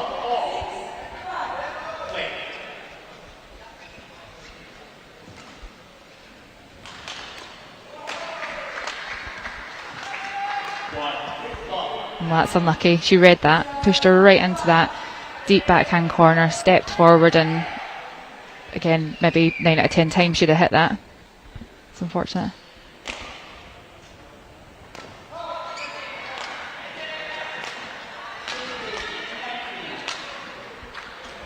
She's pretty composed today, Maud Lafort. She is guilty, and I think she'll admit it, of, again, crumbling under some mental pressure, but surely it's the age. She's still young. Yeah, that'll come the more she gets to these finals and plays these level of events, that I can see there'll be a shift in that.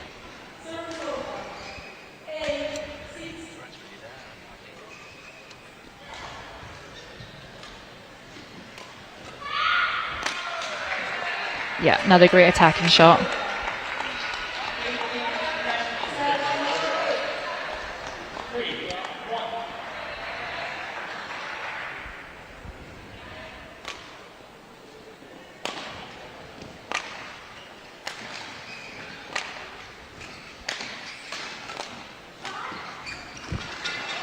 Terrific net play. Great net play. I thought Catherine's was nice. Moore just came in comfortably, didn't she, and challenged her. Took it nice and early and just grazed over the net. It was lovely. Catherine didn't have much she could do with that there.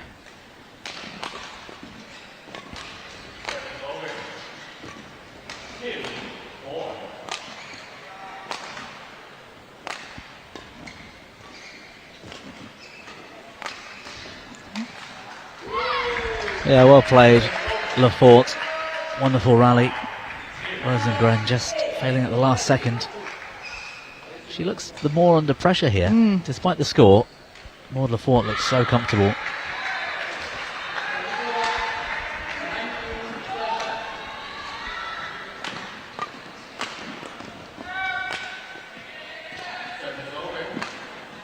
Yeah, good pressure there. Really attacking, and both players are really trying to take advantage of the attack as soon as they can. There's been some really nice long rallies, but both players, Catherine really wants, wants this, but they both want it. But you can see that there in our attack and trying to put Maud under a bit more pressure.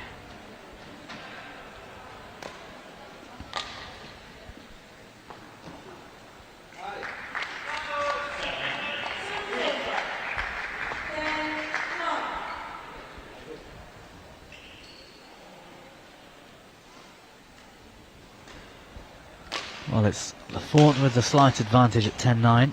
Rosengren, the defending champion, if you like, the Irish champion from last year at the Four Nations.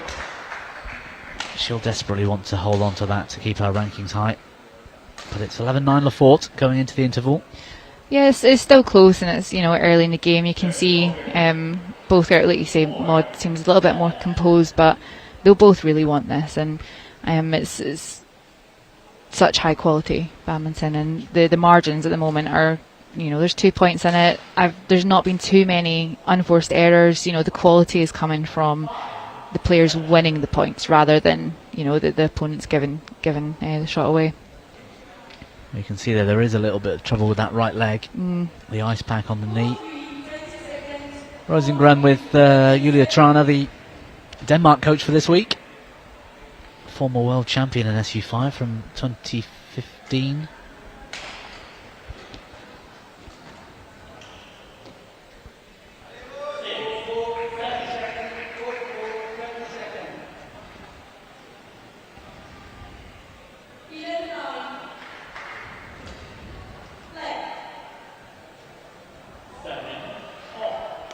Yeah, there's some heavy tape on that right leg.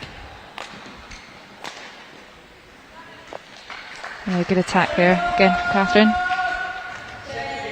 She'll still be growing, of course, at 16 years old. Yeah. And that's tough. That's tough to combat for juniors, isn't it? It's training load and how much to push them when they're going through growth spurts and things like that. Yeah.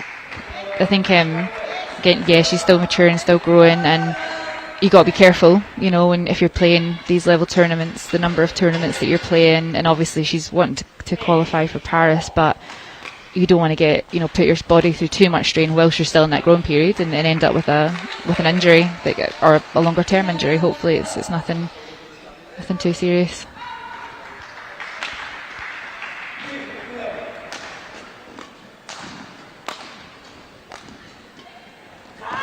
That's a nice touch.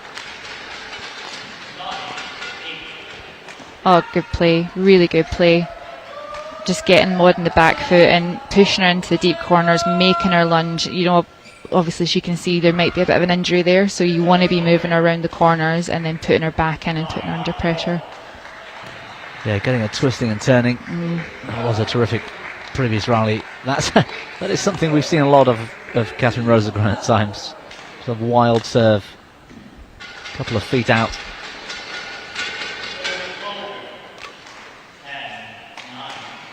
Lovely, such a nice slice there.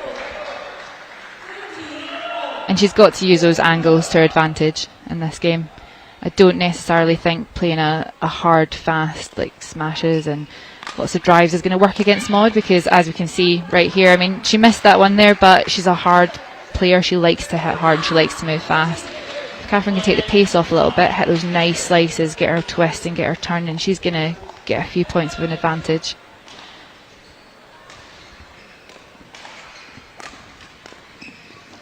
Well, she's fought her way back in, Rosengren. World Championship bronze medalist from last year in Tokyo. I don't think Maud Lafort was in the event. She may, if she was, she didn't get far.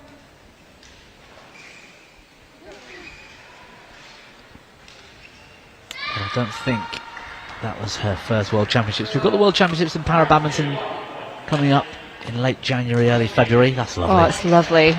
That's so good. Well, she took the pace off for the first sort of clip down the line, but the follow-up with that deceptive backhand.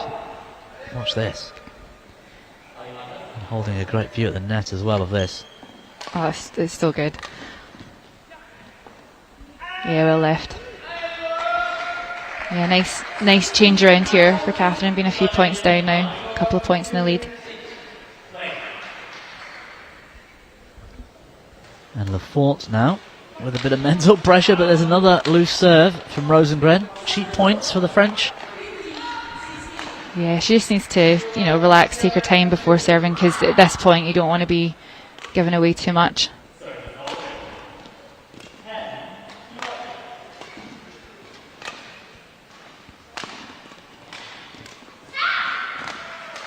Yeah, that's great. She's really trying to get Maud twisting and turning, putting her in pressure in that rear forehand corner, and then just turning the shuttle with a beautiful cross-court net.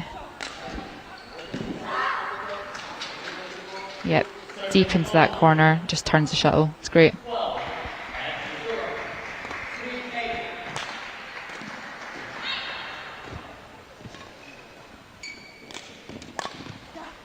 Well, I wonder whether Maud Lafort is struggling physically here. She looked a bit... She could have taken that forehand. Yep. Instead, she pirouettes and takes a backhand, and I just wonder whether she's that comfortable in her movement. And she's going for the lines. It's not a good sign, straight off the bat.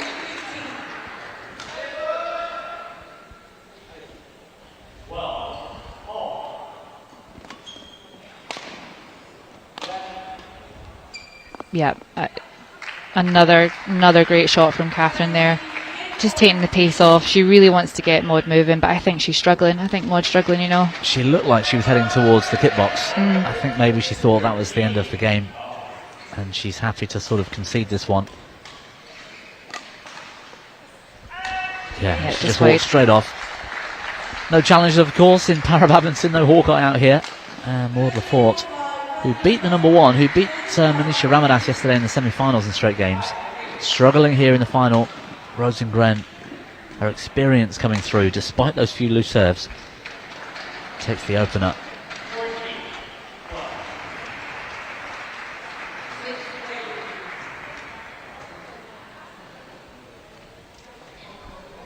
Yeah, I think coming into this set, Catherine just needs to, relax and not come out hitting too hard. I think what she's doing is really smart. I think she's playing this tactically correct, getting Maud twisting, turning, taking the net as early as she can, and just turning it is really working for her. Obviously, we're a bit worried about Maud's knee, and I think she might, just depend on how she's feeling, don't know, she might come out just trying to hit those winners, and we saw that in those last 2 points there.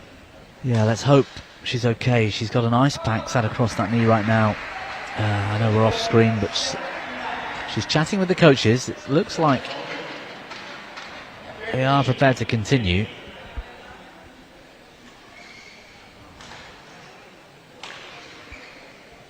And let's hope she's able to give it her all physically. Whilst Rosengren will be pleased with the win, it's not the way you want to win, is it? Yeah, and you got to think from Maud's point at the moment. She, ice pack's been moved in from her knee down to her shin now, and you've got to think, is it first few points in, if she's in pain, is it worth pushing through? You could do yourself a larger injury, but I suppose only she'll know that, and only she'll know what to do there.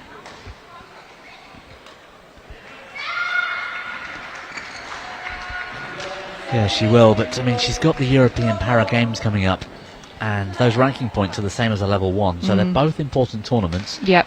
I guess she's in the final here, so that's a great chance to pick them up. And at the same time, if that injury is made worse and it puts her out for the next week, and then she doesn't perform in a fortnight at the European Para Games, it's a risk. And only, you know, Maud and the coaches can really make that decision.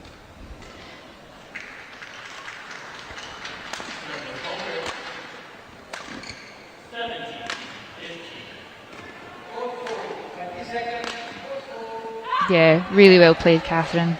Really, really well played. Pushing her into around the head corner, getting her off balance, attacking, then coming in. And it's that attacking shot that would normally force Maud onto the right leg, a strong right lunge, but instead she kind of ran into the shot in defence. Yep.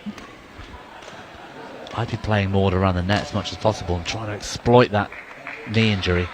I know it sounds ruthless, but it's sport, right? You've got to... Yeah, just line judge overrule, called it in. Umpires overruled that there. I think that's the right decision. I thought that was it, yeah.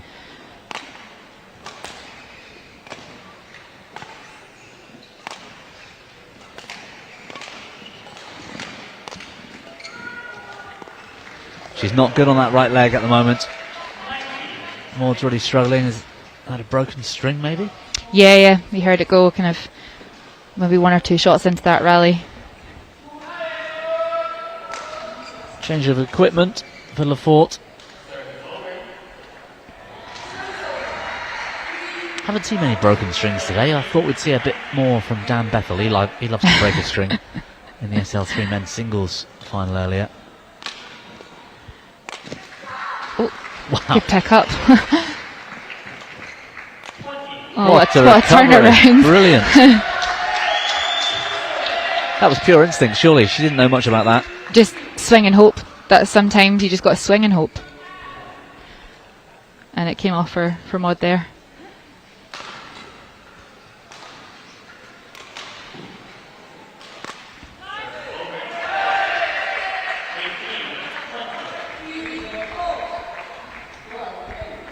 I always find it fascinating from Rosengren. She's capable of such brilliance at times. Comes out with some amazing shots and builds long rallies and then hits one 3 feet out the side. It's very odd. A little bit of nerves maybe. Especially, you know, being a few points up. We're only early in the second game, but, you know, being a 2-3 points up and then losing 2 or 3 points, you kind of think, oh, I just need a winner to get that next one and settle me back down. But sometimes go too hard for it and end up making a mistake.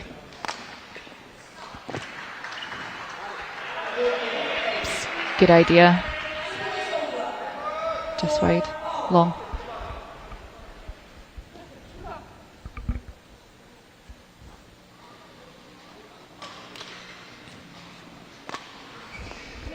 Yeah, nice shot. Good cross slice. That's I think what she was going for the last time, but just overhit it. Taking the pace off, trying to get Maud to move.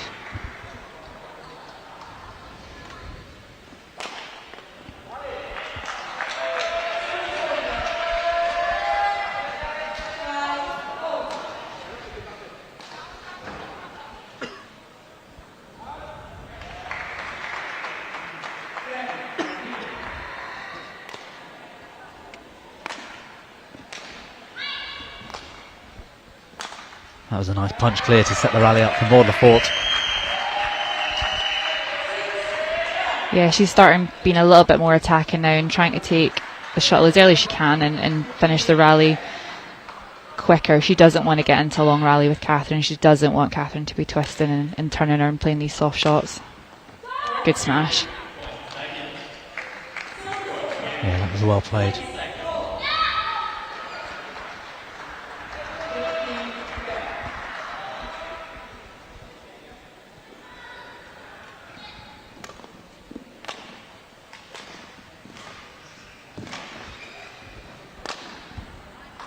Oh, it's just gone wide. Constructing the rally well though. That soft shot you keep talking about, it's brilliant for Catherine, isn't it? That's the way to beat Maud Lefort.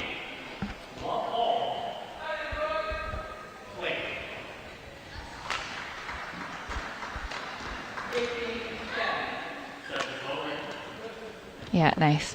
Again, it's just taking the pace off, making our lunge on that right leg, that strapped up leg.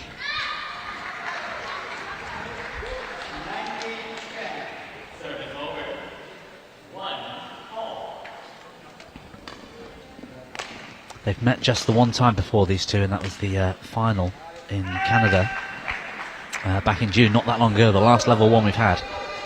And it was Maud in straight games that day, 16 and 14. So Rosengren already in this one, doing better than the last time out. Yeah, I think coming into maybe the first set, you'd think Catherine might have had that maybe in her head, you know, thinking last time we played it was straight games, and you know, she came out, looked pumped up, looked a little bit nervous, but has settled now. She's been able to win that first set. Maud's just trying to really attack and get the winners when she can.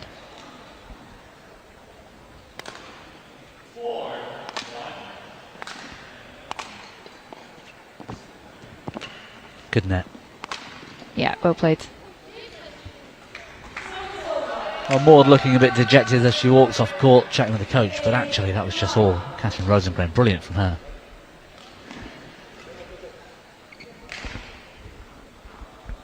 It's a one and only title, Rosengren, since 2018, in fact, the Four Nations, so last year in Ireland. Important to sort of retain ranking points, isn't it? I mean, these points this week will replace those from the Irish last year. So if you're number 2 in the world and you scored, I don't know, call it 10,000 points, and then you don't make the final and don't win, you're going to lose points whatever happens. It's tough, that. Yeah, and it's so important this year, and all the players will have that in their head because we have, you know, Paris next year, and it is, you know, it's, yeah, you want to win tournaments, you want to get high rankings, but you do need to think about the points and where your position is, and because ultimately you want to be qualifying again for those games. Yeah, it's all about the games, isn't it? And just to qualify is one thing, but also the seeding and being ranked to get that seeded position to avoid playing tougher opponents in the early rounds.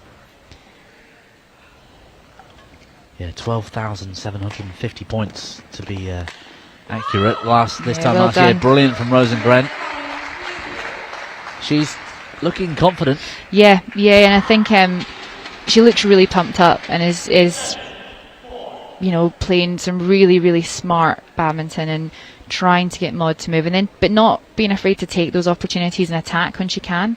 Like that last point, for example, played a nice soft drop, soft slice into Maud's backhand front corner. She gets a short lift because Maud's under pressure. Catherine takes advantage and kills the shuttle off, and I think she's playing really, really smart.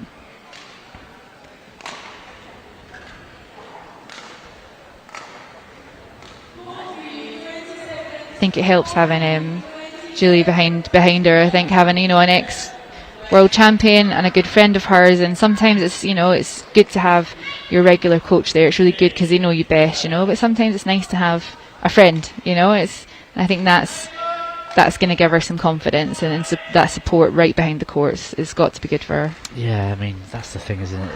It's somebody you can trust. They are great friends, as you say, and Jules has been here and done it before. So yeah, she'll understand the pressure. Good assets, yeah, exactly.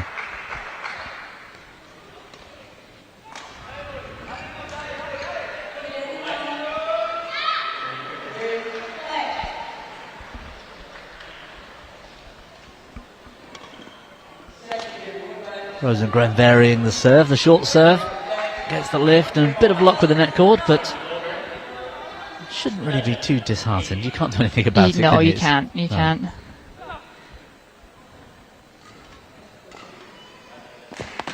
Well, good pick up. Well done.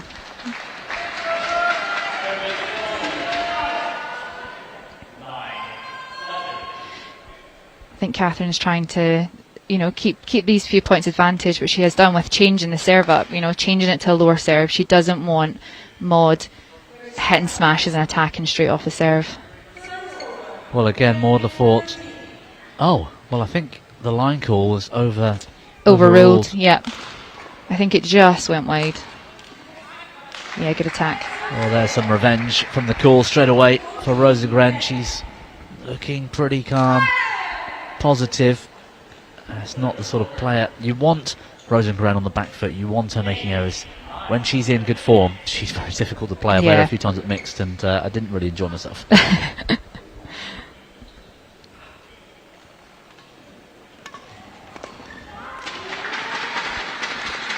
Yeah, great. Just taking the pace off again. I think Maud is struggling, and I think that's, you know, she's on a normal day, she would have went for that. Probably got it. Probably done something good with it. But I think she's really struggling. I noticed Catherine and Coach good read. Tirana chatting as well after that point, and it was a very much a yes, that's the right play. Yeah. You know, lots of appreciation, and they must have spotted that weakness, and they're really trying to go for it. This is better though from Maud Lafort here. That was a good read. Yeah. Pushed it right back into Catherine's backhand, and then just come forward, waiting for the loose backhand. It's crucial now in this point of the game for the French woman. Yeah, she needs a run of points. The scoreboard against you. You've got an injury to worry about. It's now or never.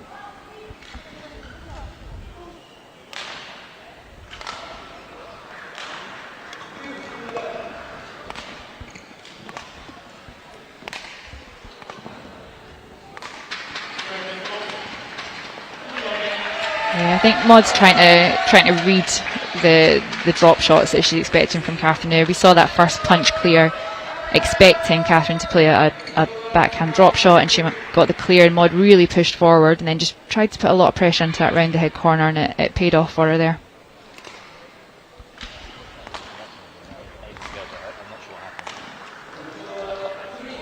Yeah, good length again.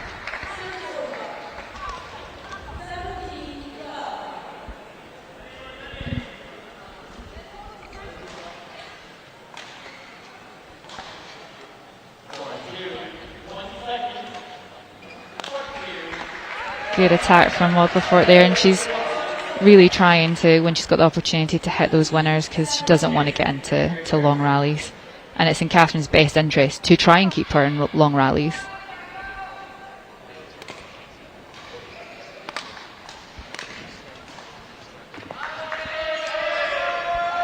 Unforced error there.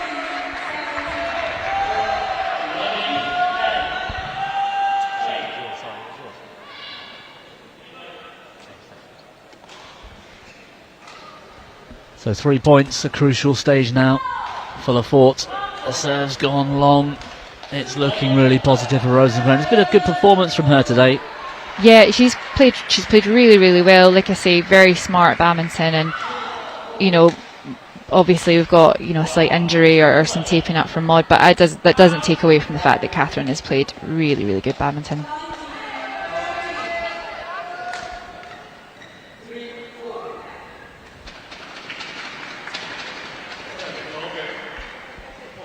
Yeah, it's a good lead, good judgment from Rosengren. Last chance saloon, you'd have to say, for Maud Lafort, who's got everything going against her right now.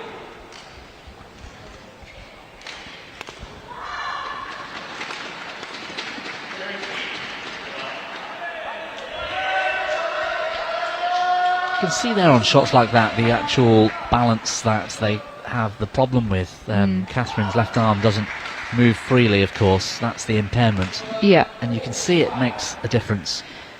And that's why you see a lot in the SG5 game, you know, pushing the opponent into that round the head corner, which is where the least balance, where you're going to have the most issue with balance, and then pulling them into the front of the court. Again, you know, you don't have the same range to keep yourself balanced in a deep lunge, and yeah, it can be quite a good tactical thing, you know, to be pushing into the round the head corner.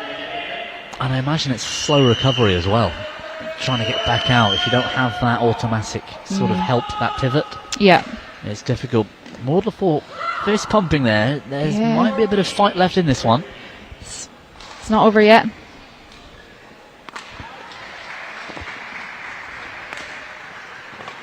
Yeah, she's really trying to push Catherine into that round the head corner, forcing either an off balance round the head or a backhand, and really taking advantage of it. And that's, you know, three points there. She's done very similar tactics, and it's come off for her.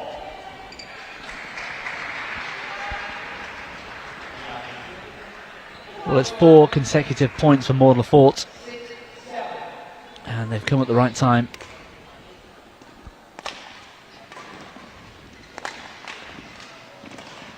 Catherine's got to remember that soft tactic. Yeah, I think, you see the end game and it's panic now. It's panic. You can see she's trying to just get the rally over, but you need to stick to your tactics. That's what's working, and I think it's just that, you've just lost a few points. And Catherine asking to towel down. Umpire says no. Interesting. Keeping the play continuous. 19 all. Yeah, that's it. That's exactly what she needs to do. If she sticks to her tactics, it works. She's calmed down a little bit, and it's straight off the serve there.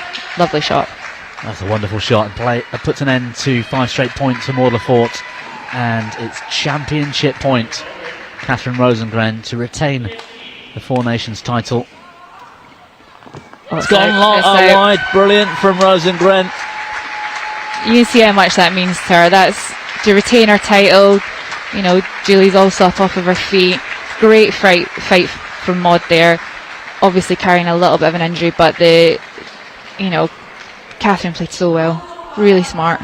Really great really scenes good. as well. The fist pumps, looking to the camera. She'll love that. And hug with the coach, Julia Strana. Oh, that's really sweet. Superb for Rosengren. We'll see plenty of Maud Lafort over the coming years, maybe for many decades. years to come. She may have turned 17 recently, 16, 17 years old. We'll see a lot more of her. But today, it's Catherine Rosengren's day.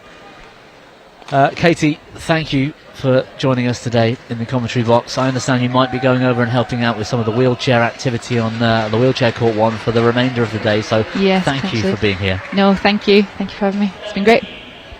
Excellent stuff. So Katie Hall, we're going to make way for Rachel Chung, fresh from that SH6 mixed doubles final we saw earlier. She's going to come in a few moments to help us with the SH6 men's singles in a few moments' time. Straight games for Rosengren, 21-15, 21-19 in 34 minutes. Terrific for the Dane. We've got one more match to follow.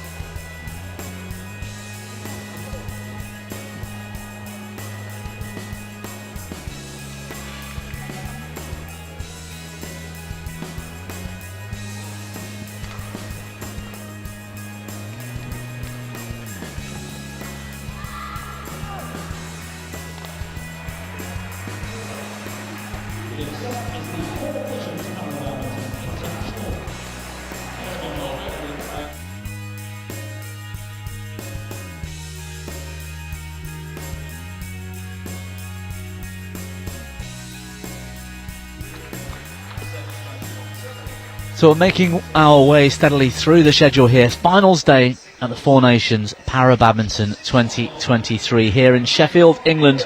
Match number 5 coming up in a few moments' time. It's the men's singles SH6. We've got more home crowd favourites coming onto court. We've got Kristen Coombs, who will have everyone on his side here in this arena, but he's up against the Paralympic champion Nagar Krishna from India. Well, Katie Hall's left me now. I'm really thrilled to have Rachel Chung, SH6 women's singles and mixed doubles legend, with me here, fresh from that final. First of all, congratulations on the silver medal. Thank you so much. That was a tough final to watch here. We had it here, obviously, match number 1 here today. How are you feeling, first of all, about that final?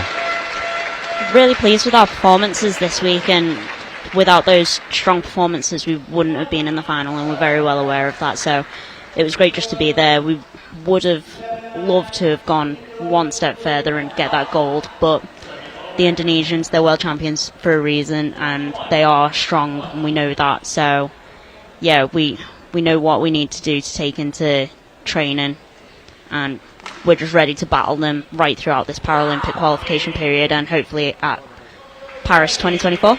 And you've got European Para Games coming up in a couple of weeks. You'll be strong favourites for that one, surely.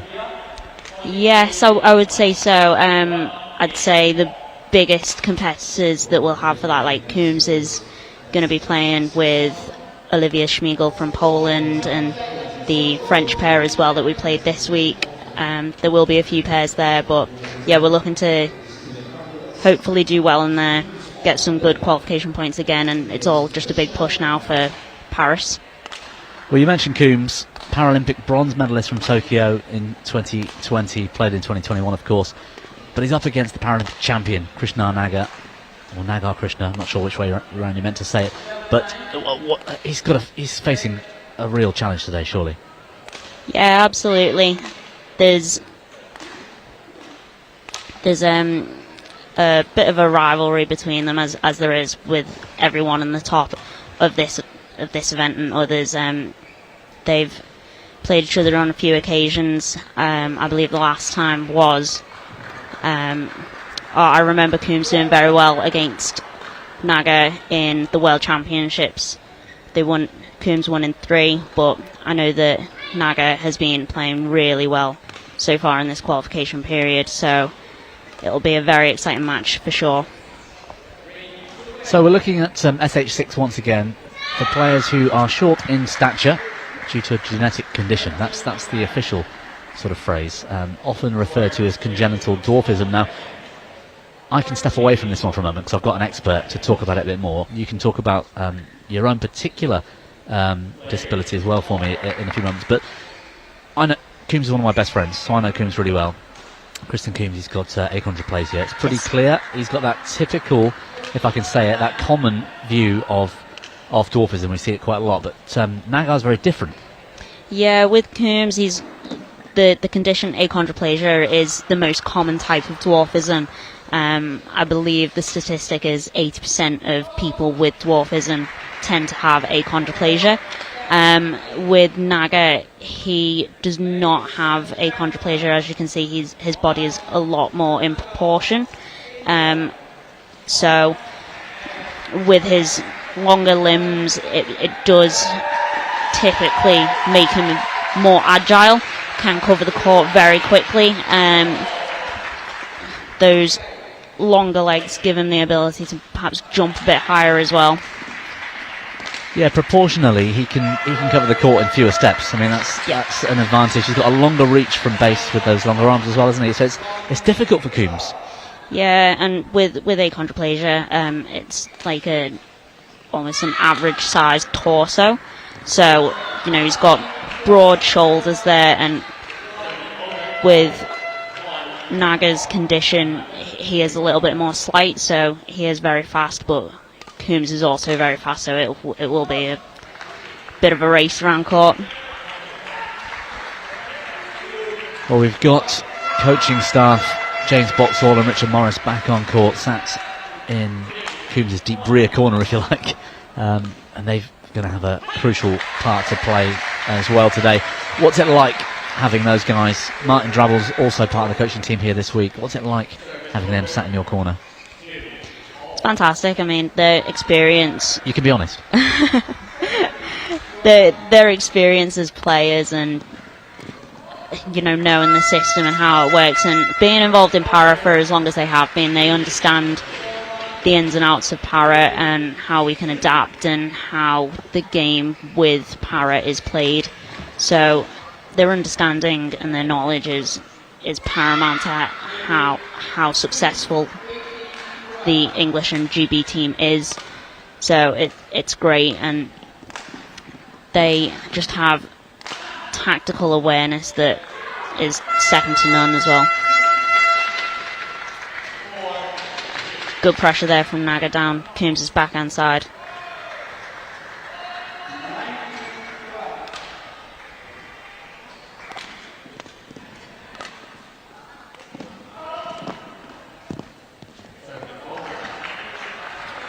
He's so fast, isn't he? It's difficult to compete with at times. Yeah, that was good vision from Nagar, seeing that Coombs was going to try and pick himself back up and get on the move and just to play it back in front of him.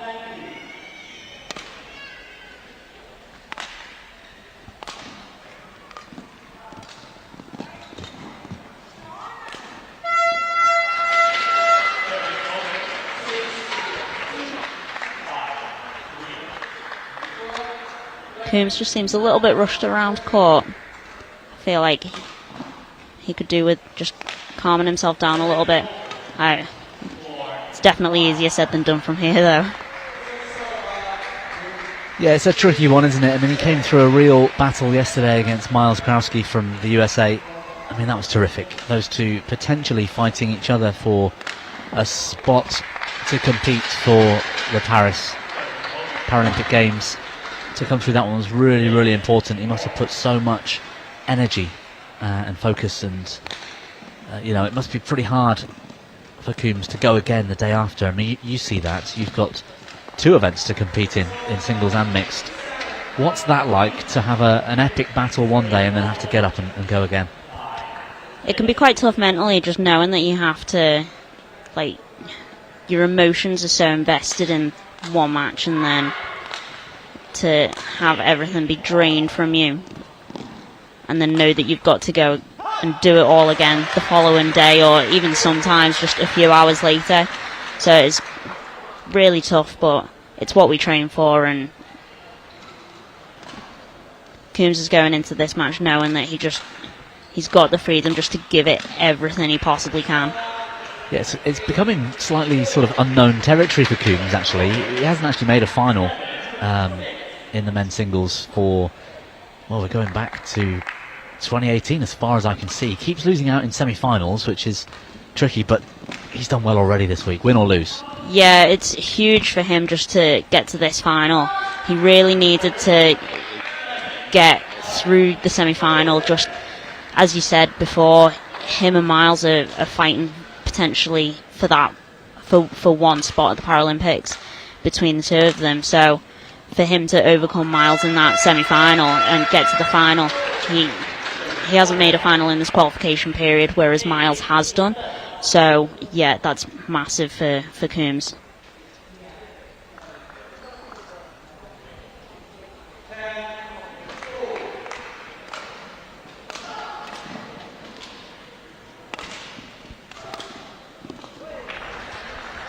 Fantastic slice there from Naga, who just managed to wrap his racket around it on his forehand side, being the left-hander. Just find the inside of the line.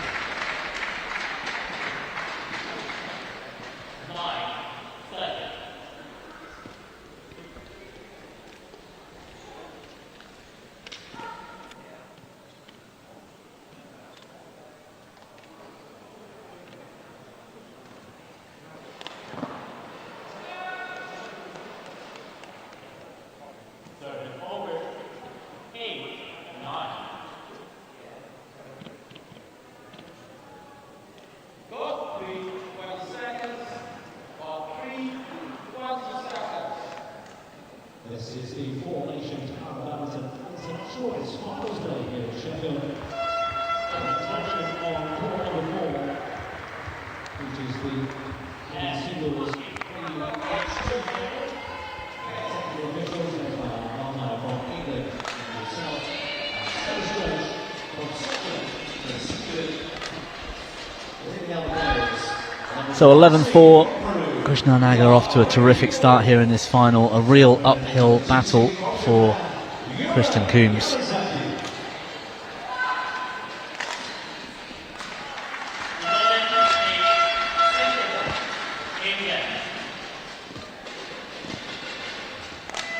Oh, into the net. He's making opportunities here, Coombs. He just can't find that end product at the moment. Yeah, the short serve there from Naga, it didn't quite make it into the back tram line, so Coombs could take the opportunity to put some attack and pressure on, but just couldn't quite capitalise there, where he unfortunately smashed into the net.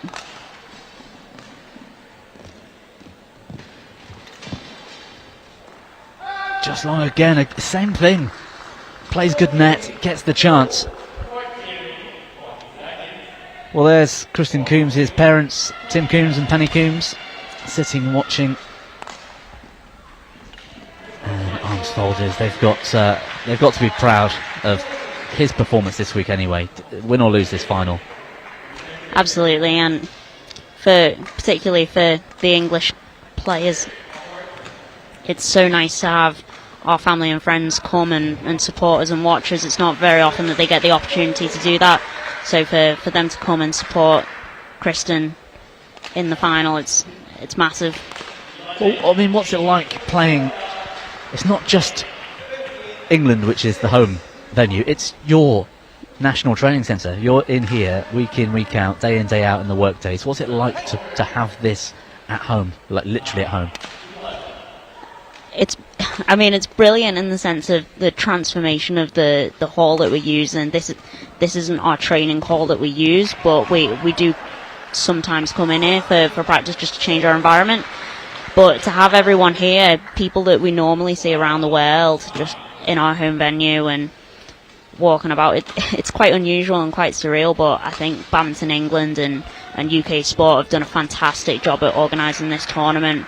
And yeah, I think only positive things have been said, which is great. And I think for this tournament, it's almost setting a precedent for what we should expect from para badminton tournaments going forward. Yeah, I totally agree. A terrific job all round, and really sort of setting the standard for what level ones are like. I mean, we do see some great standards from other hosts around the world. I mean, it's not saying they're terrible or anything. It's brilliant, but this is pushing things to another level. Absolutely. Like we can see every year at the All England that Badminton England know how to put on a fantastic show year in, year out.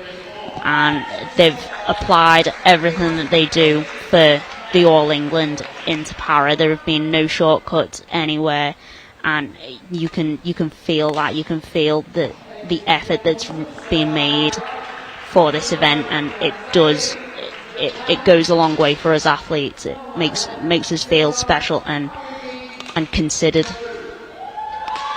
Yeah, well, that's really nice to hear. Coombs struggling out here. 19-8 to Nagar Krishna. He's just gone to 20 now with that miss. And we've seen Coombs come back. He's guilty, I think he'll admit it, of just sort of losing the plot at times. Very capable player, and with his speed and power can come back into a match. So he can reset now. He's got a chance to speak with James Boxall, with Richard Morris, and hope for a better outcome in the second game. Yeah, I think he'll be quite happy really just to get that first game over and done with now, so he can just refocus, as you say, just reset. Yeah, he's been unfortunate really, just not quite finding the line and just hitting the tape and it not falling his way. I think he just needs to maybe just change his margins ever so slightly, make them a little bit more relaxed. Not too relaxed, because when you play against players like Krishna Nagar, you can't really play it safe. But for Kristen, I really think he just needs to make his margins slightly bigger and just keep himself in the rally and just give himself a bit more of a chance.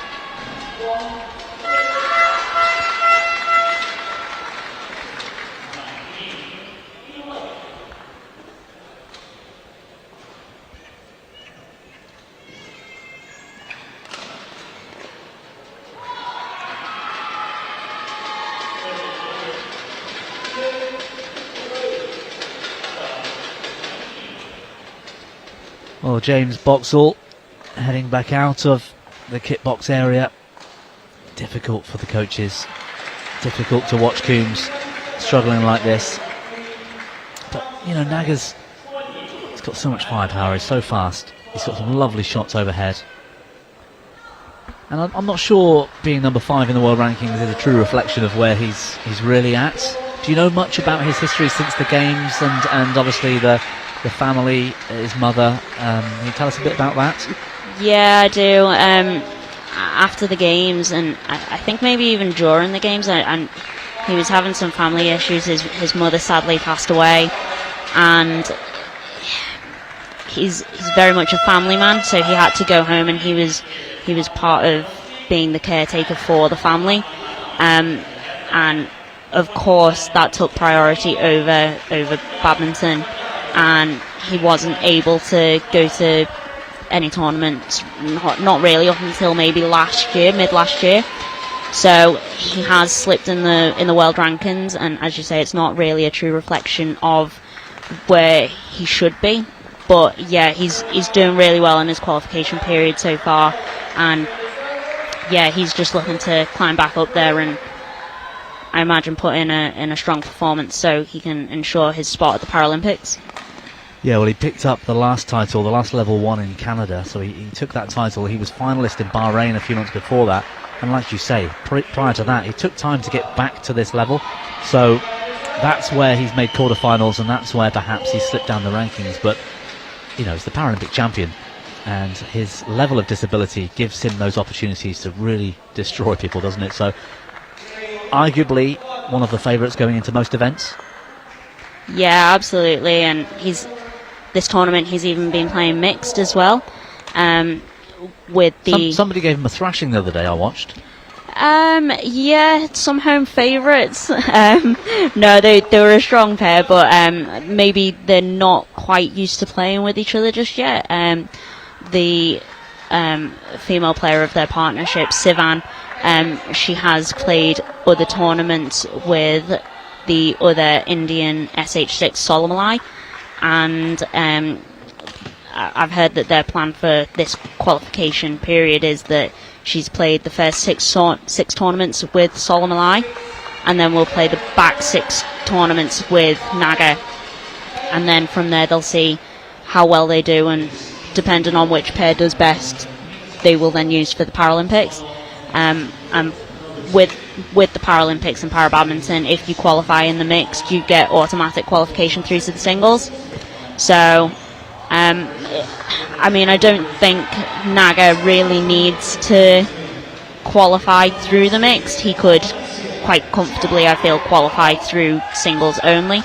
But yeah, it just depends on what India plan on doing. Yeah, it's fascinating how that works, and like you say, he could quite comfortably qualify in singles if he puts his mind to it. Indian coaching staff have got some idea, and with the buy-in from the players, have got an idea of what they want to do. It makes it fascinating. It makes it difficult for other people. Like we mentioned Coombs here, and we mentioned Miles yesterday in the semi-final. If Krishna Naga qualifies through the mixed, then his slot is gone from singles, and it's more opportunity for our singles players. Yes. If he doesn't qualify mixed, and he qualifies from being number, say, 2 in the world in singles, then that makes it more difficult for Coombs to get to the Paralympics. So it's very difficult. It's a real sort of worrying time all the way through qualification, because you don't know what you've got to achieve. You know, top 10 in the world isn't quite guaranteeing you a slot. Absolutely, like we saw that for Tokyo 2020, that you could be within the top 6 players in singles, but even still, that doesn't mean that you will qualify for the games. And yeah, it can be quite worrying, but all the players know that they've just got to give everything and do the best they can in every tournament, and hopefully it'll be enough. Terrific from Coombs there, saving that rally, but one more time from Naga. He's got so many options. It's just an uphill battle for Coombs, isn't it, when Naga's in this kind of form? Yeah, Naga's got so much skill, and I think for the last few tournaments, Naga has just been playing so well. He's unplayable at times, and I feel like Naga's just kind of again in that mood. But that's a fantastic reverse shot from Coombs there. He even got a little round of applause from Naga, clapping the shot. Terrific. Naga unfazed. Yeah, watch this on the replay. And Naga's reaction. Yeah, well done, mate. Good shot. Fair play.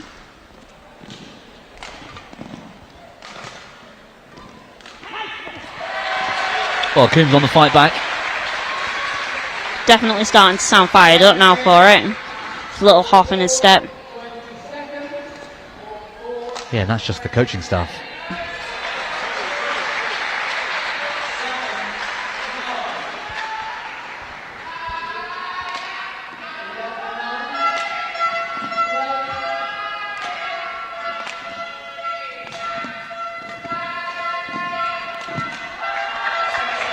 It's brilliant from Naga.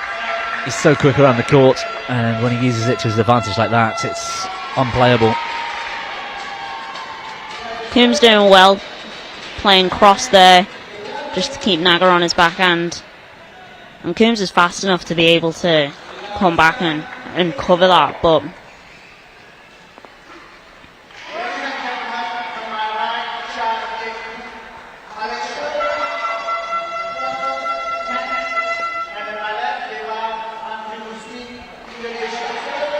I'm sure Coombs is really happy with his performance in this second game so far. He's only within 4 points now, giving himself a much better chance just to really go at Naga.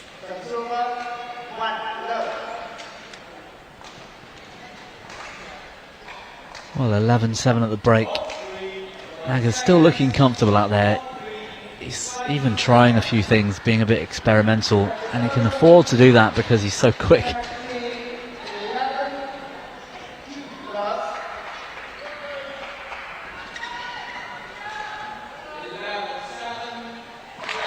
So Naga on serve as we restart.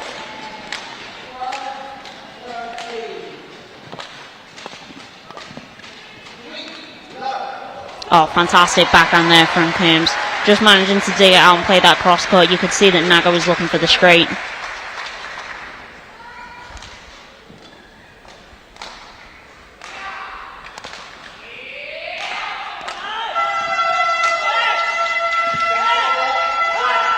Well, there's where he just takes over. And even with the final shots, he had options to play net, straight or cross. Coombs really has to do something special to cope under pressure.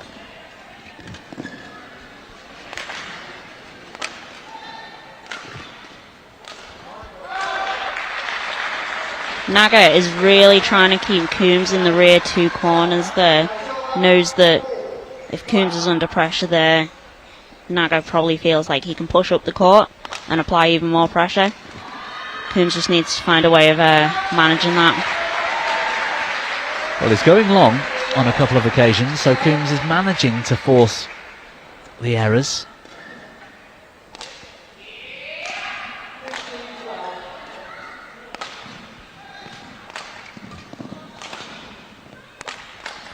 I see what you mean. He's not playing net all that much. He's just pushing off into the deep corners, isn't he, Naga? Yeah. Fighting back though, Coombs.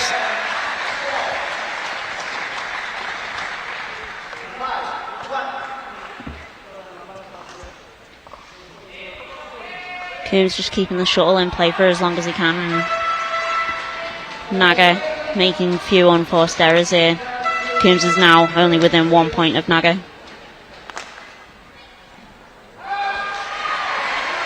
Well, that's what we want to see. Coombs head up, shoulders back. And he's starting to look more positive here.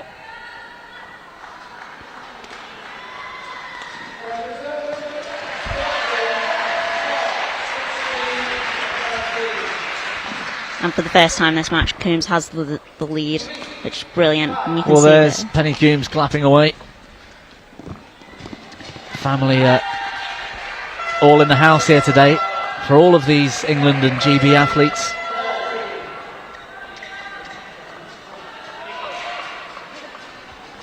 She's a lovely lady too, isn't she, Penny Coombs? She is. Both Coombs' parents and, well, all the team's parents are actually really lovely, but yeah, they are very sweet. Wonderful shot from Coombs. He's taken the lead. There's his wife as well, back left with the glasses on and the stripy top, Alex May Coombs. Nice to give them all a mention on live TV. 14 all. And a great period, a great comeback so far for Kristen Coombs.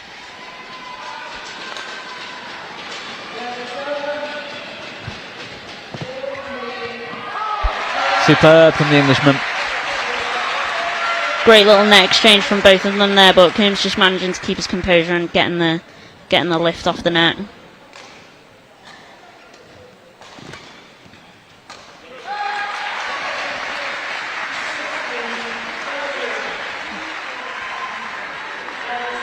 Well, there's a smile on the face. This is a confident looking Kristen Coombs.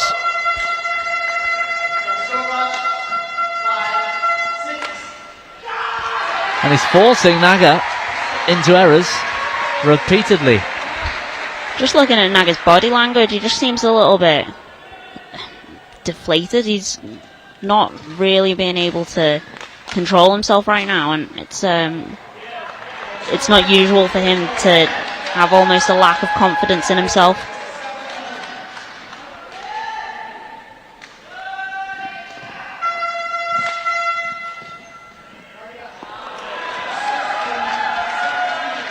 Again, just that pressure from Naga in the rear corners for Coombs' court.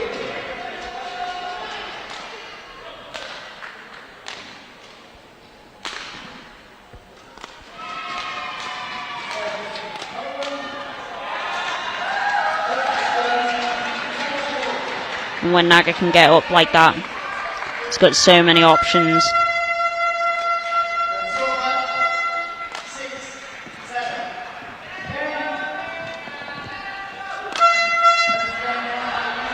Tough for Coombs, had to gamble there. 17 all, goes to 18. Naga just keeping that lead.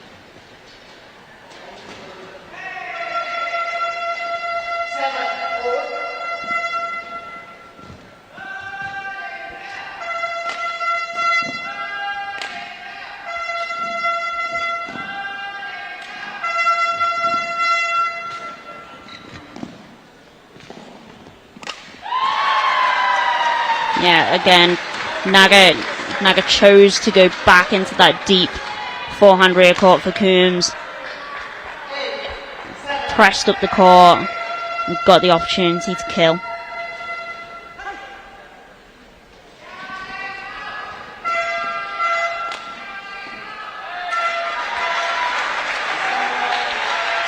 Well, this is fascinating now. Coombs just 1 point from level terms.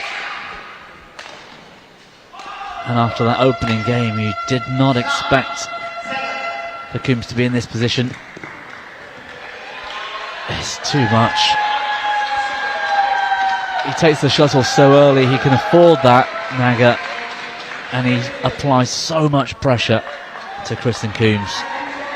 And despite an awesome comeback, it's Krishna Naga at match point, championship point for the Four Nations title. Coombs has gone wide. What a shame after all that hard work. He nearly did it, Rachel. Coombs can definitely hold his head up high after putting a solid performance into that second game there. Unfortunately, Naga is just so strong that Coombs struggled to find the answers. It's been a great week for Coombs. Those performances went his way earlier in the week. He got the semi-final he wanted against Miles Krowski. He scraped through. Terrific performance from the American yesterday, but today Krishna Naga really showing his worth. The Paralympic champion does it one more time. It's another title to his name. That's 2 level 1s in a row. He's looking solid for that Paralympic slot in straight games in 25 minutes today. Krishna Naga, 21-8, 21-18. Kristen Coombs with the silver medal. Rachel, it's been brilliant. Thank you so much for your insight. It's great to have an SH6 cover that class, and well done again on that silver medal today in the mixed doubles. Thank you so much. We'll see you again, I'm sure. Take care.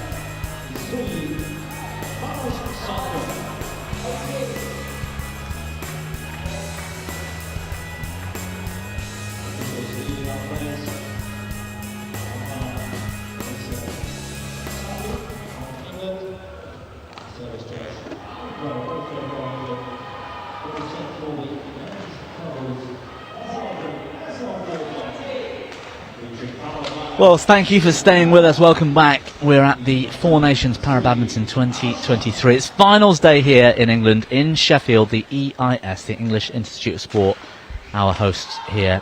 Badminton doing a terrific job.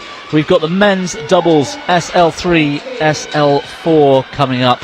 As you can see, they're making their way out to court. They're doing the coin toss right now. So these are players with impairment in one or both of their lower limbs, typically have poor walking and running balance. That's the SL3 official description. SL4 are very similar. They are less impaired, essentially. And typically SL4s only have impairment to the lower limbs, whereas some SL3s have impairment to the upper limb as well. So it's India versus India. Pramod Bhagat and Sukant Kadam playing Deep Ranjan Bisoi and Manoj Sakar. Teammates here. Pramod Bhagat in his third final of the day. I'm not sure how he got on in the mixed. I'll double check that in a moment. Came second to Daniel Bethel in the men's singles, the half court SL3, a couple of hours ago, and it's wonderful to see him back out on court. We've got Katie Hall back in the house, so to speak. Welcome back, Katie. Thank you. Bet you didn't think you'd see me again today. I'm so glad I have. So it's great to have you here. Katie, a BWF tutor in para badminton, former national head coach of the Scotland para badminton team as well, so a very experienced person to have here. 3-4 doubles. It's my event as well. Yep. I'm a SL4, if anyone doesn't know who I am and where I've come from, so a little bit of experience. I'm looking forward to this one. It was a surprise to have it thrown onto court one, so I'm really pleased as well. But all India, it's going to be tough. It might go the distance. I kind of expect that it will. I expect it might. You know, it'll be such a good game of men's doubles. The skill and the level of play with the Indian players is. I mean, we saw Bhagat in his third final today, and you saw the level of skill that he has. His racket skills are brilliant, and his ability to cover the court, albeit him being an SL3, this will be a good game. Yeah, I'm dead sure you're right. And we've got some experienced men's singles players out here as well. Sukant Kadam, the SL4, is at the top of the game in men's singles and terrific on a doubles court. Manoj Sakar, again, top 3 in the world consistently over many years.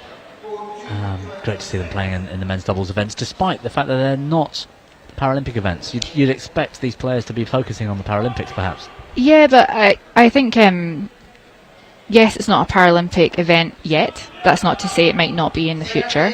But it's still an important part of our sport, and a world championship, men's doubles world championships, you know, and it's still extremely important part of our sport. And I'm glad that we still have the top level players competing in these events, albeit, like I say, it's not one in Paris, but we still need to give a good showcase, or else it never will be in the Paralympics. For me, it's the best event to watch, and I'm saying that with total biasness, because of course. It's my event, and I love doubles. So, yeah, great to see them out here, and great to have the chance to commentate on them as well. We weren't expecting that today, so that's terrific.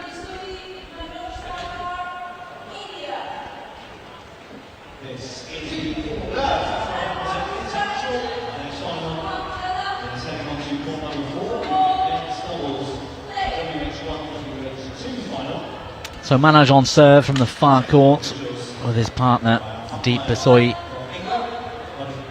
Slight clash of kits there. It's difficult on the main camera. The darkish kind of blue shirts.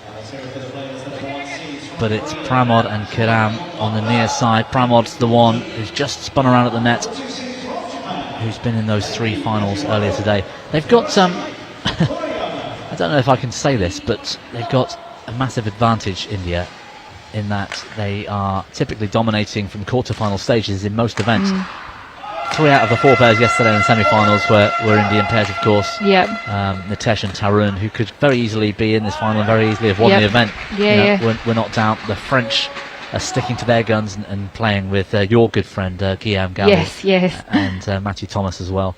So good to see them in the semis yesterday as well. But they've got so much strength in depth, is where I'm going with this. Yeah, in India. They do. The Indian team have got a lot of depth and a lot of really skilled players, and that's why we see them in these positions that they're, you know, typically in the men's doubles. It's in SL3 singles as well. You see them in, you know, semi-finals, quarter-finals and finals. I'm very impressed at Baggett though for 3 finals. I mean, he's got to be exhausted.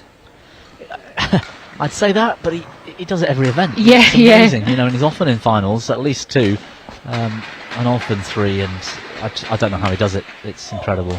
Kind of harkens back to an earlier point we made about SL3 and just the fitness levels that these players need to have, you know, and just for the singles, but to be playing all 3 events and at a quality level, you know, he's got to be one of the fittest men on the tour.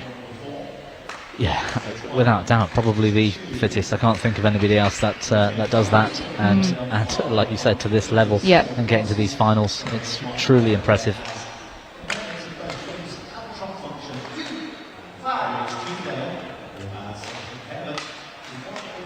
Slide.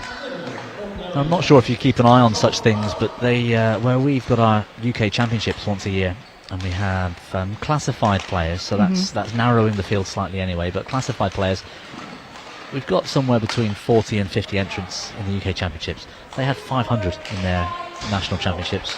10 times. And that's, you know, that explains perhaps why there's so much strength in depth. You know, they've just got so many para-athletes. Yeah, and you know, the depth and the strength it's only going to support the players being better. That's why there's so many. That's why there's so much quality.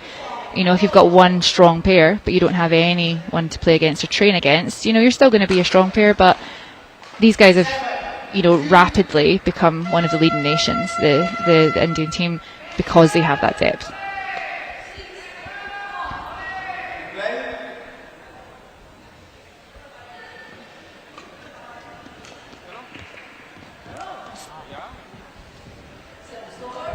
Sukan Kadam there with a cross net. It was wide open.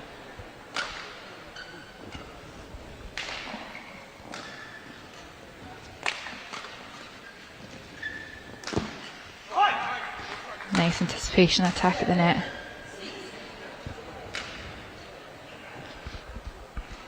Typically in your kind of SL3, SL4 game, what we tend to see is that the SL3 player does quite a lot of work because the targets on them, arguably, they should be the weaker player on court because of their restrictions and some movement. But I feel sometimes, especially with these 2 pairs on court, it's, you know, they move just as well, you know, and they cover the court just as well. Yes, they don't need to cover a full court by themselves, but they still play like a regular men's doubles. Yeah, that is typical. I think myself and my former doubles partner might also be an exception to that rule, because I was very privileged to play with Daniel Bethel, who you saw took the SL3 title earlier today. He did all the work, not only because they were pinning it on him, but because he's that good. And I was lucky enough to try and hold the net for him and let him smash down, so that was great.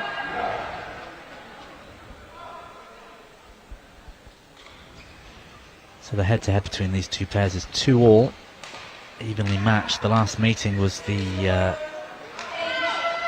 Canada Open just a couple of months back. 21-19 in the third to Manoj and Bisoi.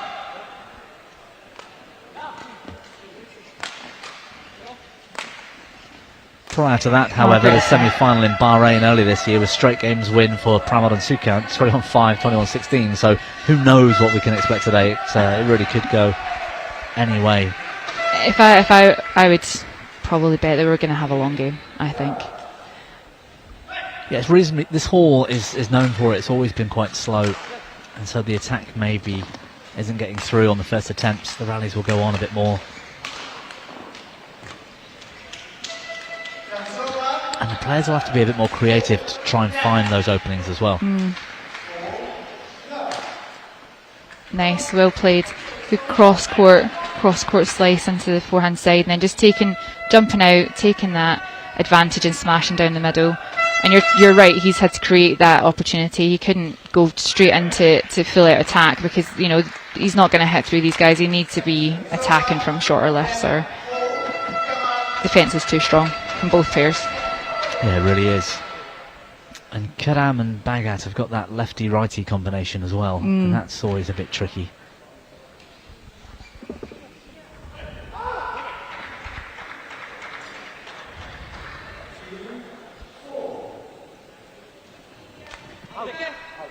That's just wide, but it's great attack, great anticipation. Good serve, step forward, looked to brush the shuttle off and just missed the line. Well, 11-10 at the break. Not really much to choose between these two at this stage. I think it's going to come down to the wire and get fascinating as it gets close in each of the games we'll see here.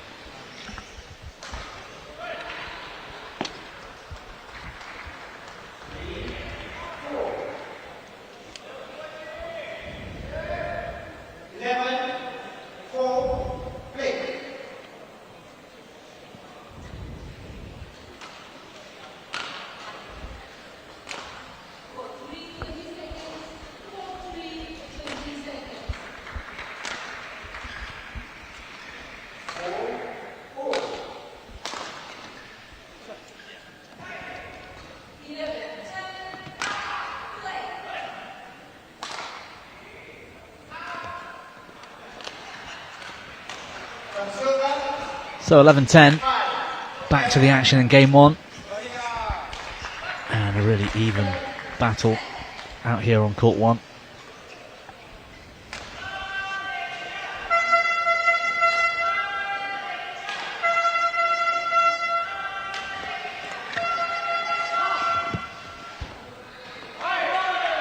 Really quick around the net, taking advantage and putting Bagat under pressure and made the mistake.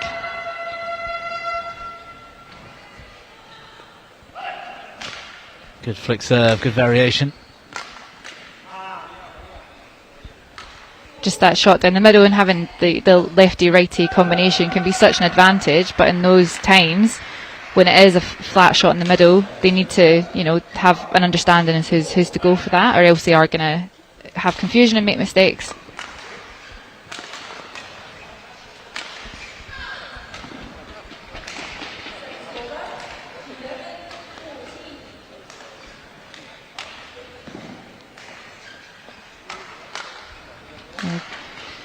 Good flick, good serve.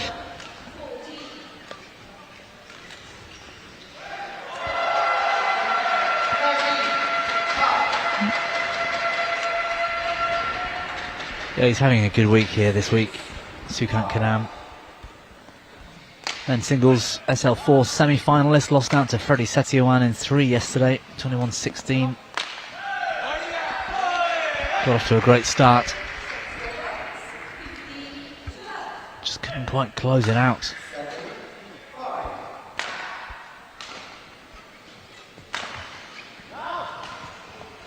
Oh, just denied by the tape there. Good idea though, pulling Baggett into the front of the court, trying to open up spaces, getting a shorter lift potentially and being able to attack.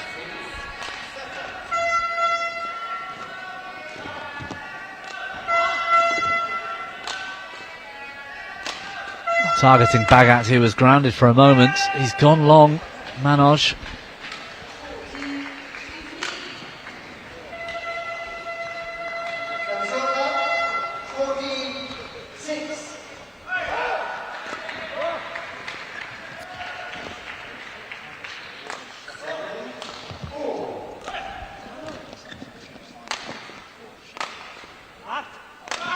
Yeah, good attack.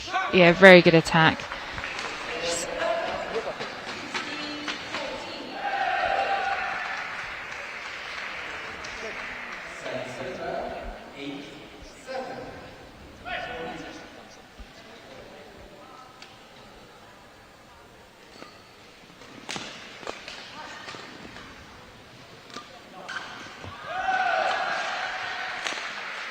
Yeah, really good attack there, just forcing that left, that nice soft shot in the middle, getting the opportunity for Sukhant Kadam to hit that smash into the outside hip.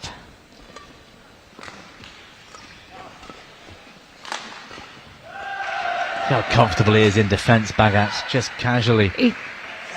I think a word you used earlier was chill. He just looks so chill when he's defending. It's like nothing's going to faze him. He's got such good racket skills. Nice. Nice. Just superb from Pramod Bagat. He was under real pressure and he just chips the shuttle around into the open spaces. And it's just coming back to his racket skills. You know, he's so good off the body. He's so good hitting. Shuttle comes at him at his body. You can just twist and turn the shuttle. He doesn't phase him. He's, yeah, very skillful player, as they all are. But I wouldn't want to be attacking against Bagat, that's for sure.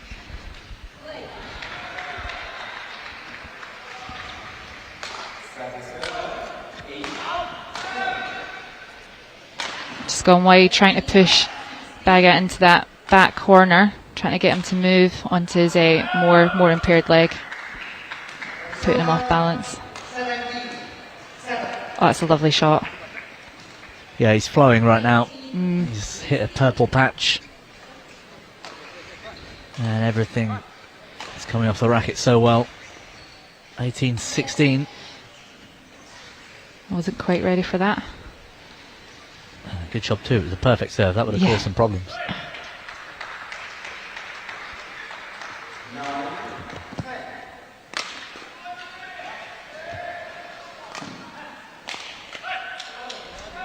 Yeah, well played. Coming into their own here now, Sukant and Bagat.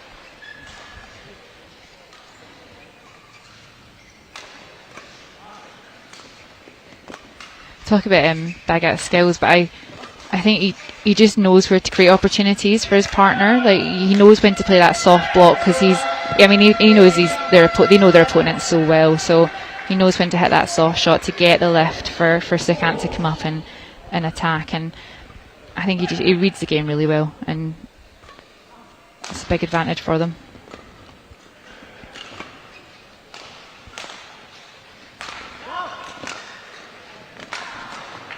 But just a quick flick of the wrist there, and he's got a beautiful cross-court left. Yeah, he's playing at a high level.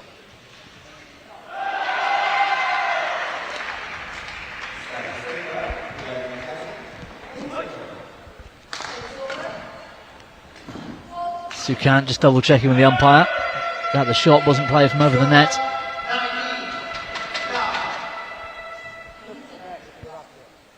Oh, well, the service judge has stepped in here. There was a fault called, and the shot was played from over the net, and the point goes to Sukant and Bagat. That's so, it. first game. Yeah. 21-17 the score, and it was a very confident end. The last 5 or 6 points for Bagat and Sukant were tremendous. Yeah, they've really kind of run away with the last few points. It's 21-17, but can we see it here? I think we might get a shot here of that final point where our service judge steps in. Oh, it's tight, wasn't tight. it? That Maybe might just be over, just the top of the racket head. Yeah, I think that's a good call. I think that's a good call. But the racket speed at the net goes so fast that to make those decisions, you know, this is why we've got professional umpires and service judges, because it's a hard job. It's a thankless job, isn't it? Yeah. So yeah, good work from them. And it was going that way anyway. I think if it had gone on a couple of points longer, I think the result would have been the same. So advantage to Bagat and Kadam.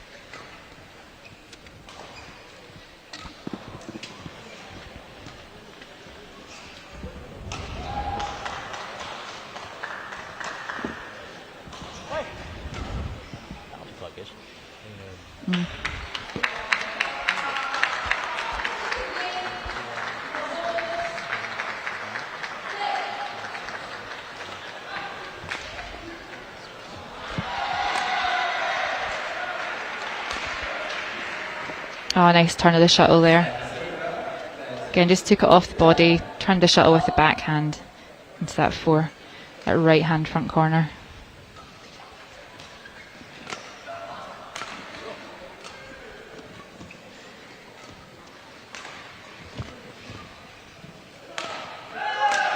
Yeah, good smash. Well played.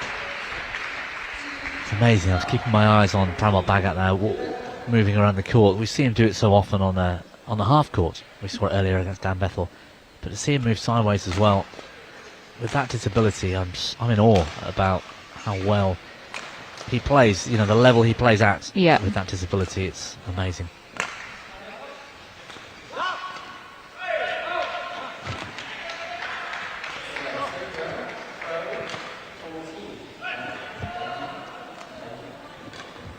Casual in attack, just holding the attack and forcing an opening.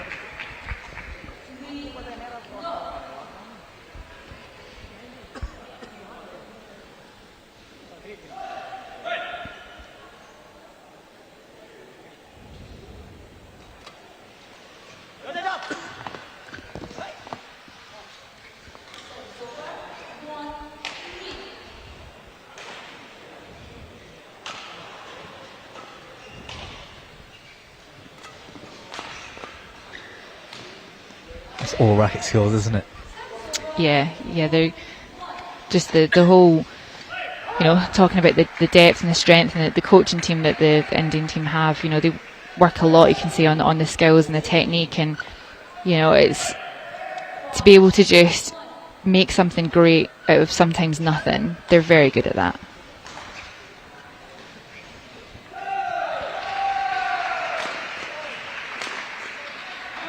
Yeah, good attack. He's got a big smash, Manoj Sakar. He's not used to that often in this game, though. The game's been very, you know, clears, drops, kind of soft pushes, trying to create a shorter left to attack. But we've not seen too much of that straight out attack from them.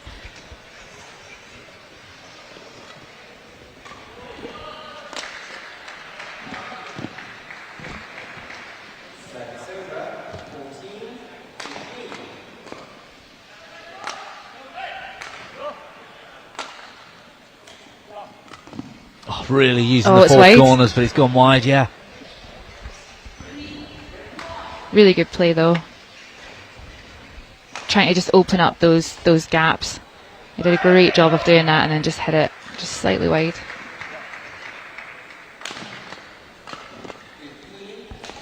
Good defence.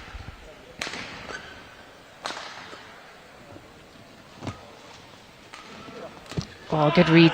Good read. Just didn't come off, but He you was see in him early, just, wasn't he? yeah, he's hardly hit the shot, and he's in the net, just waiting for it, and just overbrushed it and put it in the net. But it was a really good read and really good movement there from Bigot.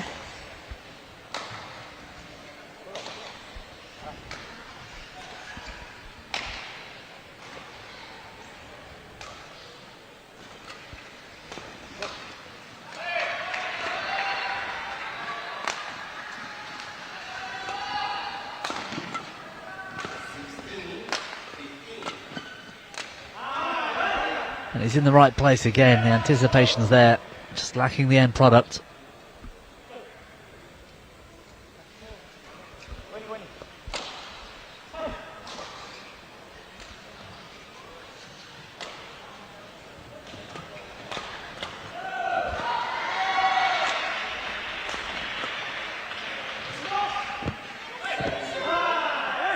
Yeah, really good early net and attacking at the net. We've seen that a lot actually from both pairs, is just coming in nice and quick at the net, racket nice and high, ping, it's on the floor.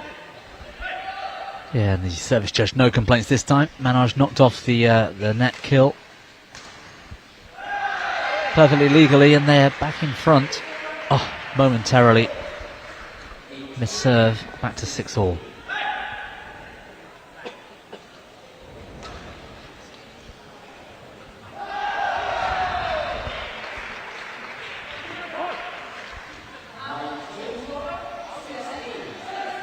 Well, it looked like the perfect serve, but we're sat quite far back here. Umpire overruled and called it short.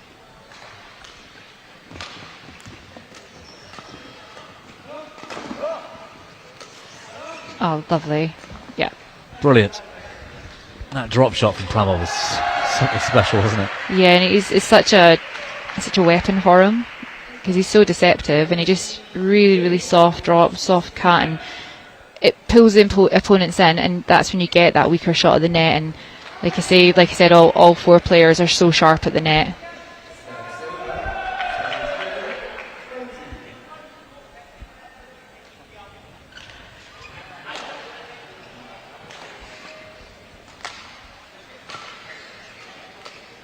There it is again.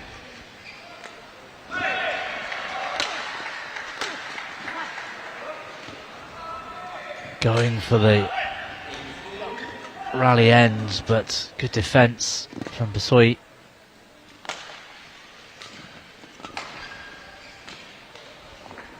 It's just too much. Don't quite have the consistency in the rear court when they're on the when they're off balance. These two. They did really well to stay in that rally though. Defensively, Baggett was hitting quite hard at them. Sakar was on the floor at one point, and just unfortunate that it ended in an overhead error.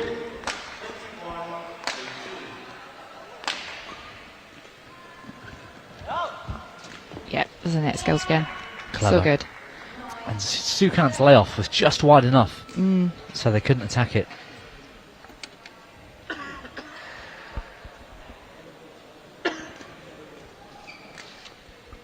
Lovely shot.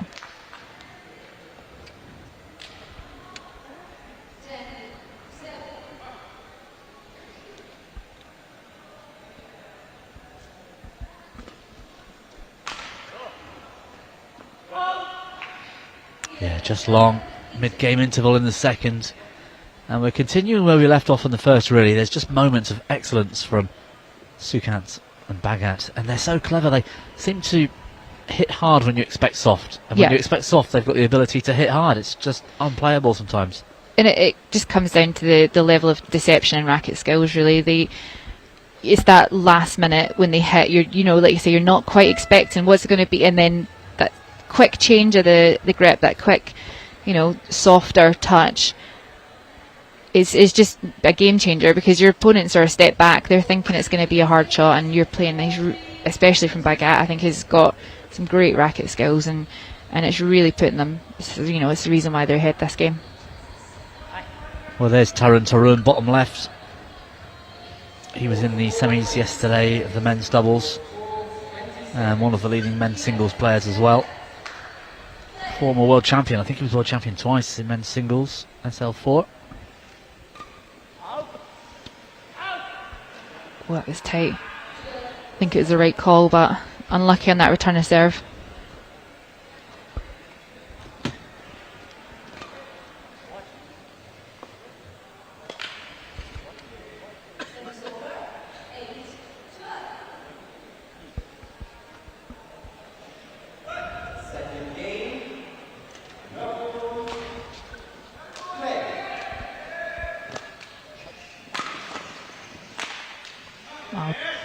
Good defence, but not quite flat enough or long enough, and Sakar's come in and played a really nice attacking shot down the left hand side of Kadam.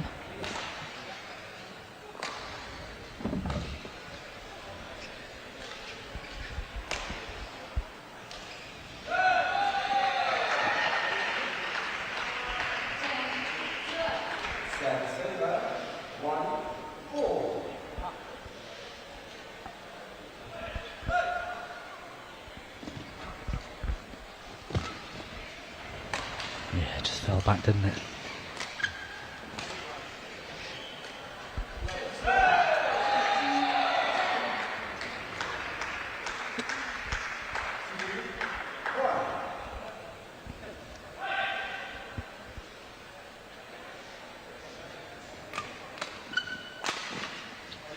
Yeah, good return to serve. A little bit of a loose serve from Bagat there, and Sakar really took the advantage of it and got the weak third shot, allowing them to attack. Just short.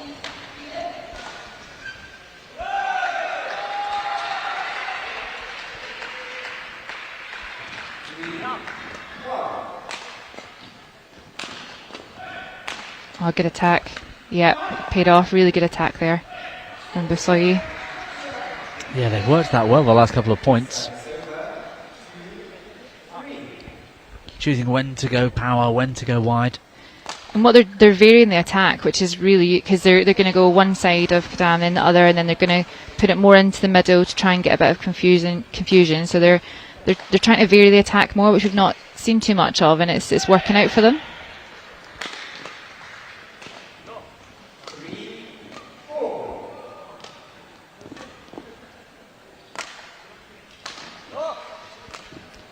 Oh, I tried to read it. He came in thinking, I know this is going to be a drop shot, but I don't think he's expecting that cross slice. He was really on the back foot and off balance. Pramod finds that winner. Serve just stays out wide.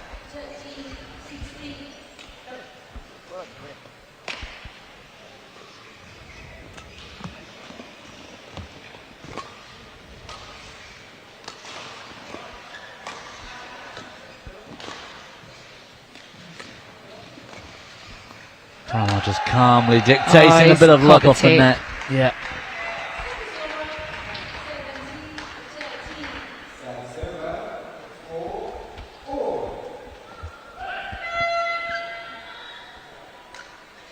Cheeky drop shot from Pramod Bhagat.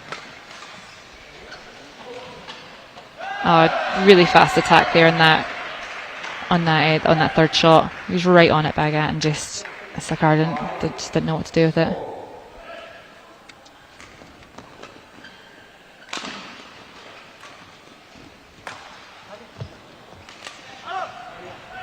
Yeah, Sarkar made his own luck there. Just going into the body with the flat stuff at Sukant.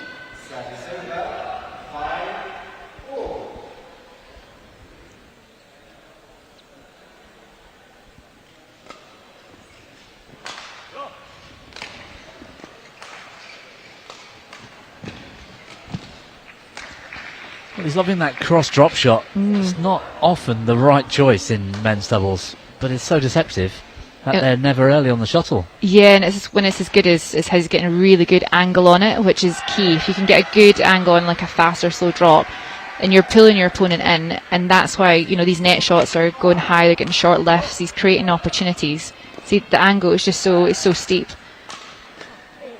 And I would not want to be playing any of these players at the net, for sure. Their net play is too good. So when you've got a really nice soft angled or fast drop shot, and then you've got a high shot return at the net, it's going to go on the floor.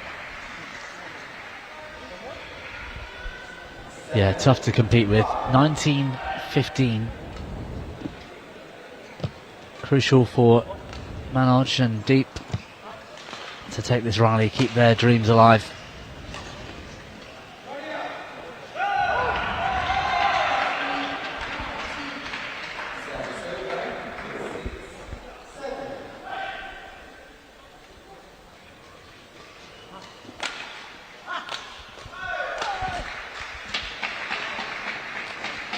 Yeah, good attack there. Bhagat just getting ready to kill the shuttle off, and they got some good defence in there from Bithoye and Sarkar, but just not enough to get it past Bhagat at the net there. It's not, and it's a well-earned championship point here for Sukant Kadam and Pramod Bhagat. They've got 4 in hand and down to 3.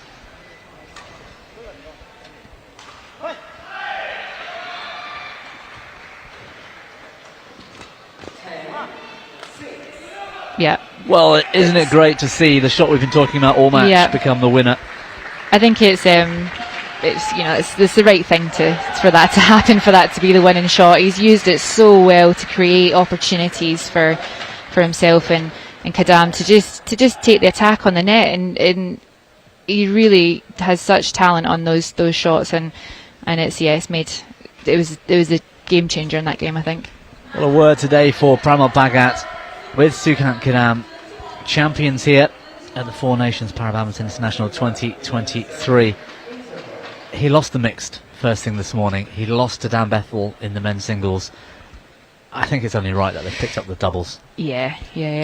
And in such style, it was a very, very good game. Both Indian pairs played really well, and as we expected. You know, wasn't quite the marathon I thought it was going to be, but at the same time, great rallies, some really good tactical play from both, and at the end of the day, they just didn't have enough to answer back to Bhagat's overhead.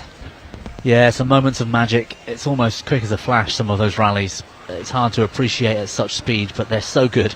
And it's today belongs to Pramod Bhagat and Sukant Kadam, coming through in straight games over Bithoye and Sarkar, 21-17, 21-17, just over half an hour. We've got one match left for you. We've got the women's singles SH6 in a few moments' time. Stay tuned for that one.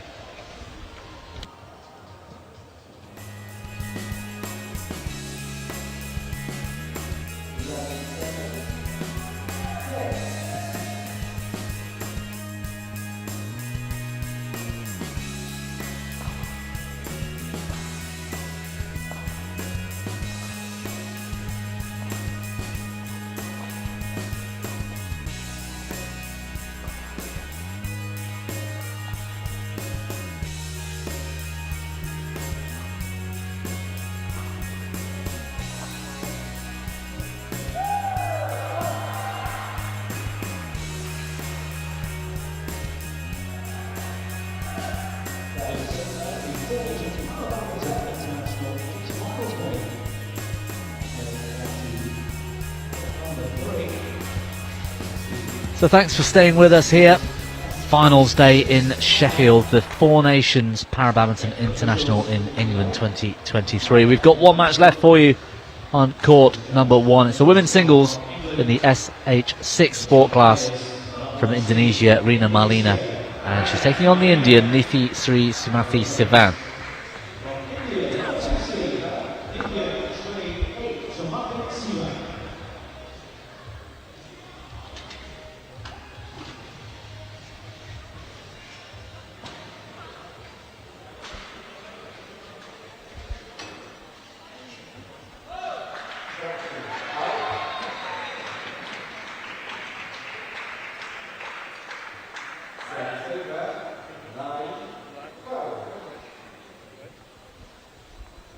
So the head-to-head between these two, 5-0 to Rina Marlina on a women's singles court. They've met, of course, in other disciplines as well, but in singles, it's Rina Marlina with the advantage. And the last time they met was the semi-final in Canada a couple of months back. 21-18 in the third. And Sivan getting ever closer to Rina Marlina, who's crouched down at her kit box. Almost in prayer, it looked like. Not sure she'll need the prayers today. She's been phenomenal all week. Yeah, I'm looking forward to this game, and I think I mentioned it earlier when we had the SL3 women's singles. The women's game has come on so much. It's made, in the last few years, leaps and bounds, and I'm really, really excited to watch this match. I think it'll be a really good one.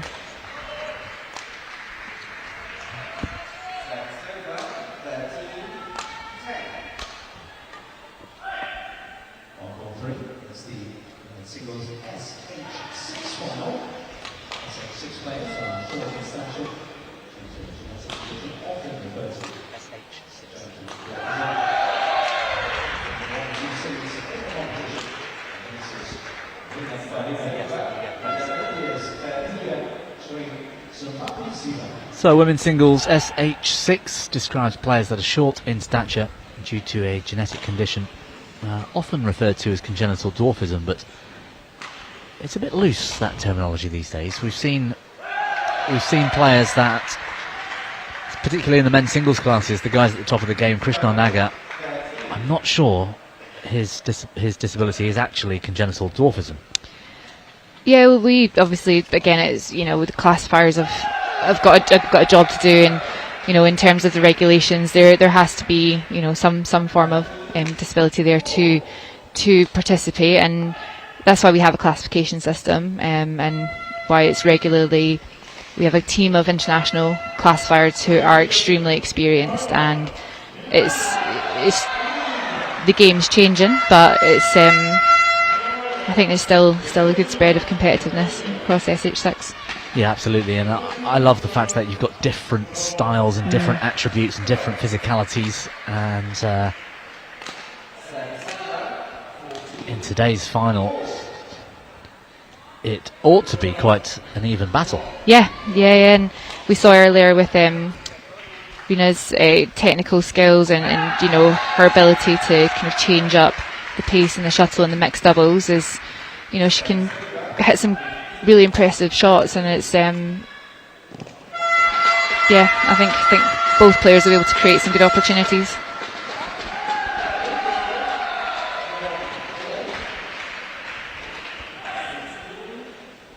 Well, it's world ranked number 1, Rina Marlina. Ranked number 1 in both mixed doubles and women's singles. Took the Canadian title most recently. Semi-final in Thailand was perhaps her worst performance over the last 18 months. Undefeated otherwise on a women's singles court, Rina Marlina.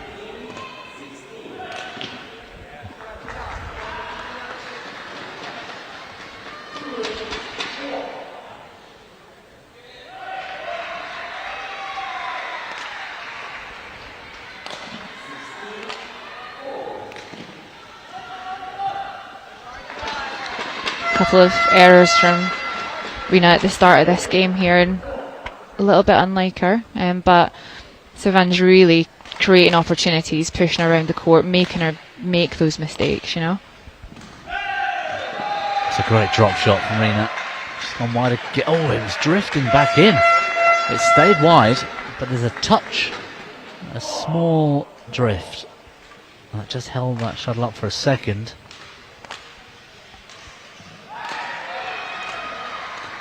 Sivan, the world number 2. So it's a pretty common battle in finals between these two.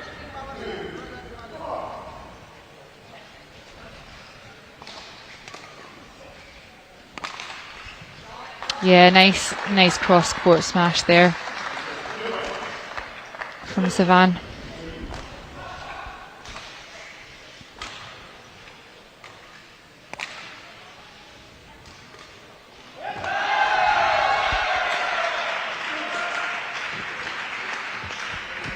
Terrific pickup from Rina. Deceptively athletic.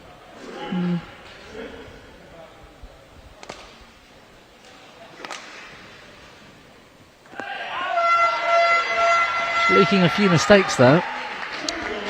Yeah, I think it's unlike, especially this sort of early in the game, it's unlike her to be making kind of early errors like that.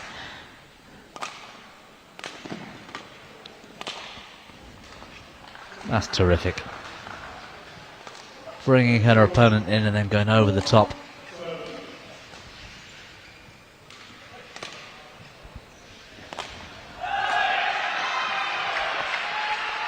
Yeah, good wide attack there from Rina.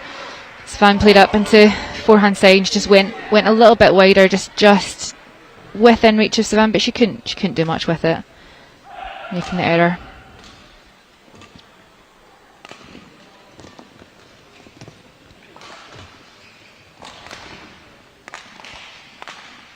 Oh, that's unlucky. Some really smart badminton there. She's trying to get Sivan to twist and turn and get her off balance so that she can open up those opportunities to attack down the line. And is just missing, you know, making a few errors that, you know, maybe normally she wouldn't make. Yeah, great shot. Great cross drop. Yeah, the left-hander, deceptive. That was almost Pramod Bhagat-like, wasn't it? Brilliant shot. Yeah. He's maybe been teaching her.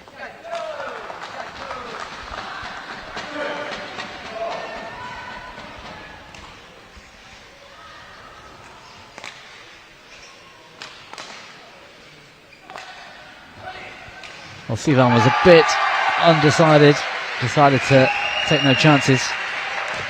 Yeah, great play from Sivan. Really moving the shuttle about. Bit of hesitation on that first clearing her on her forehand side, but I bet she's glad she hit it. She'd left it, might have been in, and you know, we wouldn't be at 11.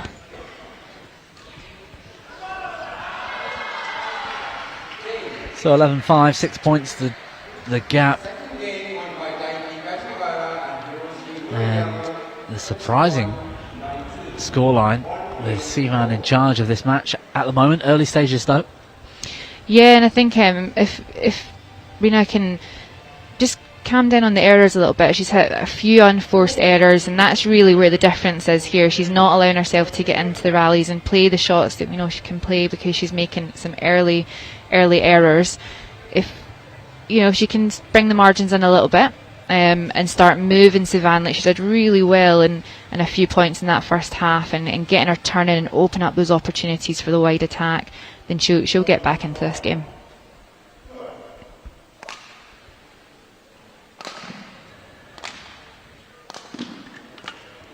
Yeah, nice. Bit of a brave shot, being a bit off balance on the round ahead, but it paid off for her. And Rina Marlina in 2 events, I mean, that must have to play some part of energy levels and physicality today. She was pushed earlier, particularly in the first game, by Sheffield and Chung of England. Yeah, it has to. No, you got to, remember it's been four days of competition as well. So you get to these final stages, and if you're playing two events, it is going to take its toll physically and mentally. But these athletes are so well trained to deal with those pressures.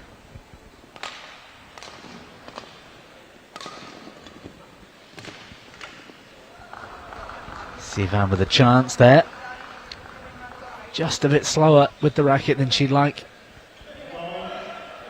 A lot of attacking play, and what we've not seen too much of in this game is the net really being used. We've not, we've seen a lot of twisting and turning in the mid-court, overhead, some really great smash down the line there from Sivan. Some good, wide attack. We've not seen the net being used too much, and I wonder if that's a fear from both players of, the opponent taking the net shot early and just putting it up over their head, put them under pressure. Well, Rina with a reply of her own, reverse slice straight, all the pace off the shuttle. But yeah, you're absolutely right, we haven't seen much of that. It's all been played from service line back, hasn't it? It's been very attacking, which is great, but no real net play yet.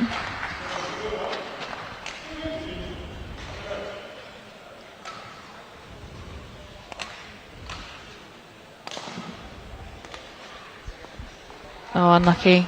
A nice cross-court slice there, just going wide.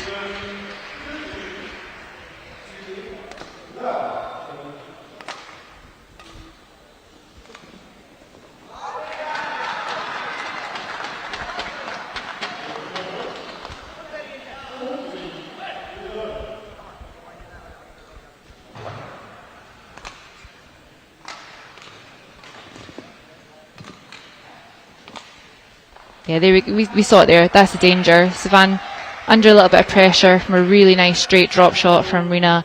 She's played on the net. Rina's come forward, flicked it over her head, and she's struggling.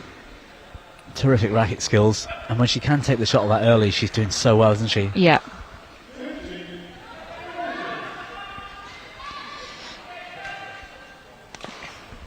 The semi-finals yesterday were great as well. Sivan, who took out Juliana Flores, who's been at the top of the game as well consistently since, 2018, 2019, taking that World Championship title.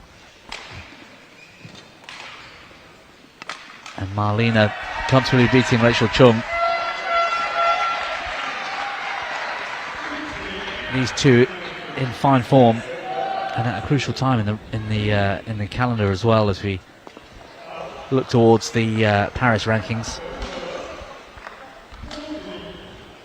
Yeah, no, they're both in really good positions going forward for Paris next year.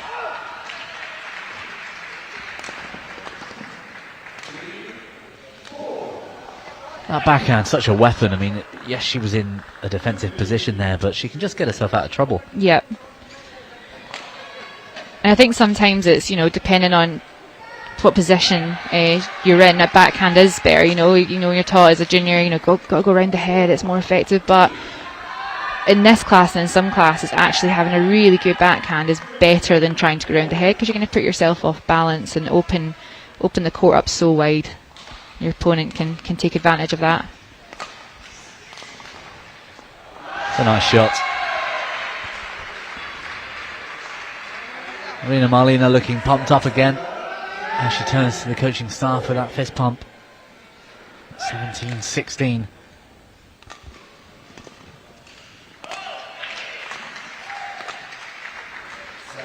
Oh, that's unlucky.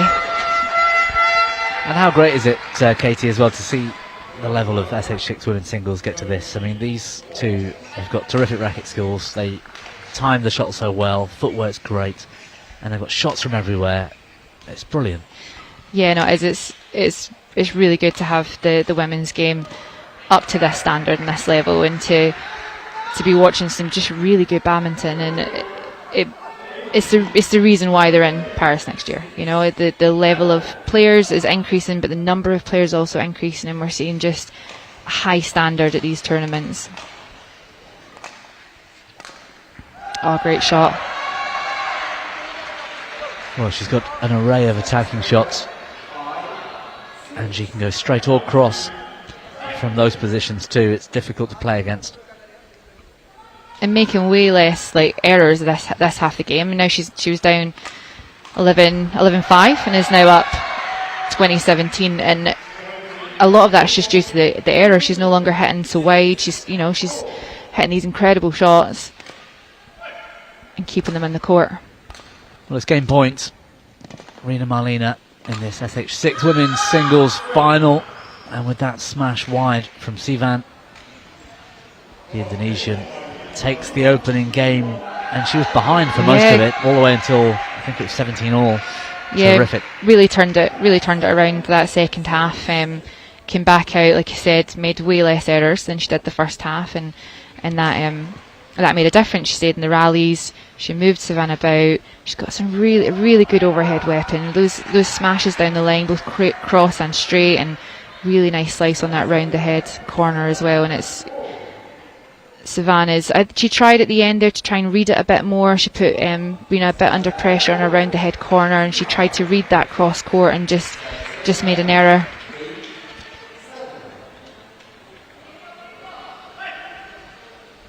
But yeah, very, very high level women's singles. Yeah, that's great to see. And great to see them come over to the UK to continue their tour of the BWF Para calendar. Level 1 points. It's an important tournament here.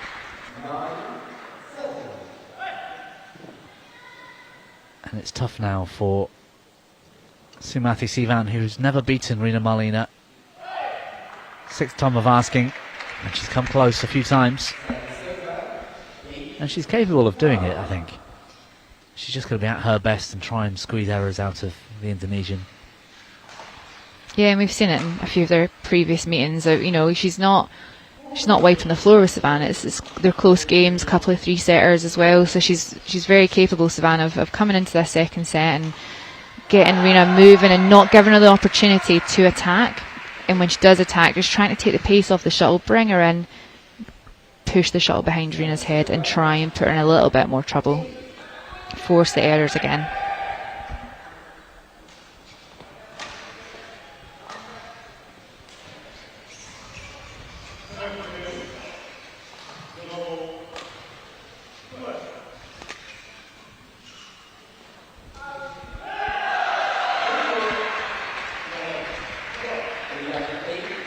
Well, just a bit slow at the blocks. I wonder whether she went for a nap after that mixed final. Certainly had some rest and some lunch. 2 games in a day, 2 matches in a day. You've got to look after yourself. Might explain the slow start she had at the beginning. Yeah, and having 2 finals as well. She obviously was the very first match on today and the very last match. So she's had quite a bit of time between the 2. So sometimes you want your matches to be a little bit closer, just because you don't have a full cool down, and then you have to warm back up again and get yourself back into the zone. So maybe she would have liked an earlier final for this singles, but good that she could get a proper rest between both of them.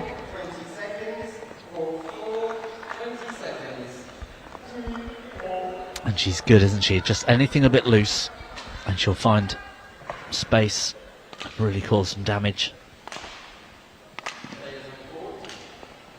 And Sumathi Sivan now under some real pressure. It might be early on and it might be close, but Rina, when she's on, she's difficult to play against.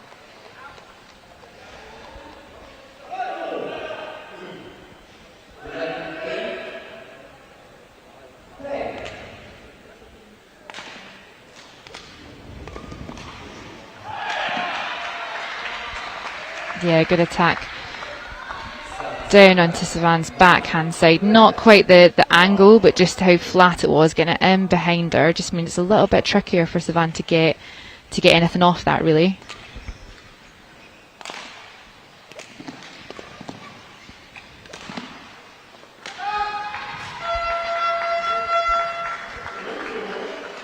Yeah, she's just indicating to her coaches there maybe she should have played another clear into Savannah's backhand before going for that cross. She was a little bit off balance. Well, that's terrific. And the intensity stepped up.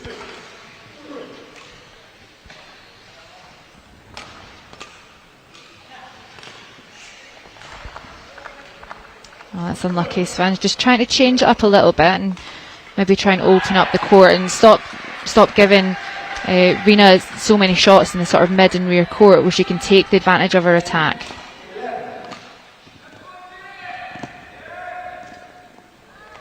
Trying something a bit skillful there, Sivan. Didn't come off this time, but the intent was there.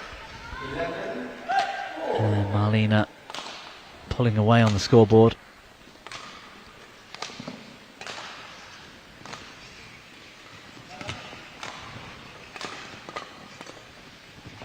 Yeah, she's found the line.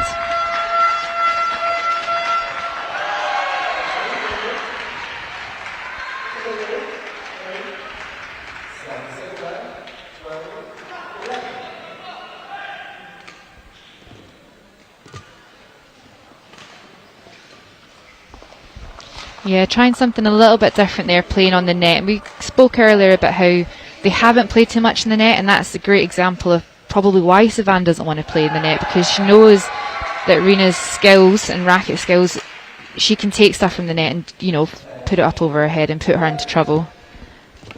That's a great net shot.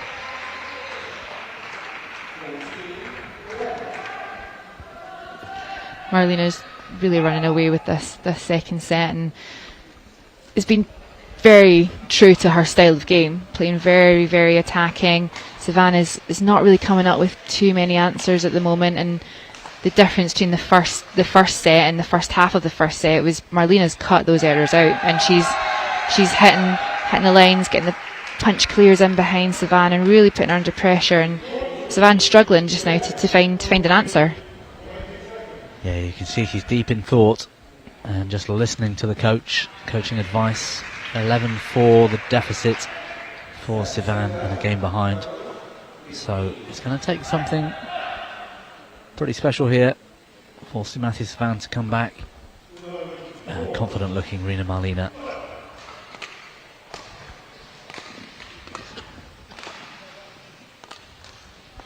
Yeah, lovely cross-court slice there, and again just coming straight out into the second set, being really aggressive, really attacking, fast pace, and Sivan's struggling a little bit with that.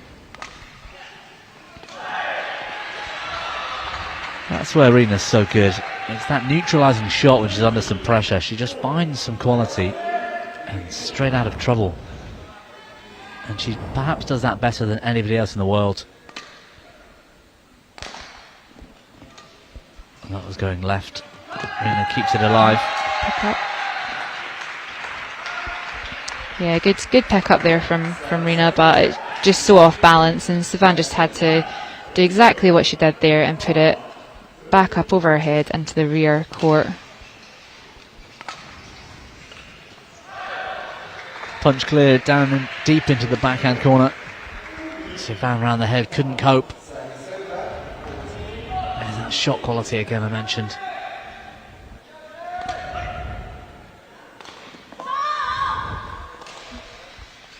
And audibly you can hear Rina Marlena getting more confident. And the pressure really on Sumathy Sivan. Yeah, she's getting to that kind of, last few points, trying to do something a little bit different, try to hit the shot, trying to get that slice in, and it's not working. She's trying to change up too quick, I think.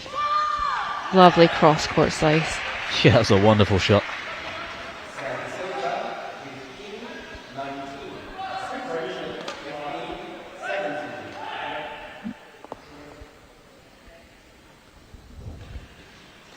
Marlena just being slowed down by the umpire.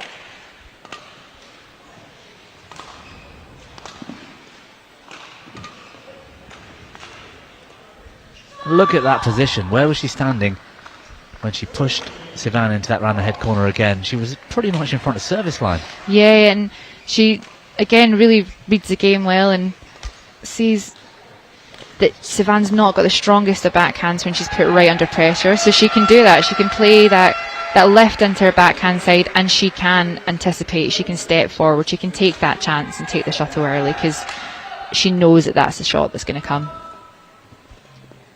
Yeah, nice. That nice is hold beautiful. net shot.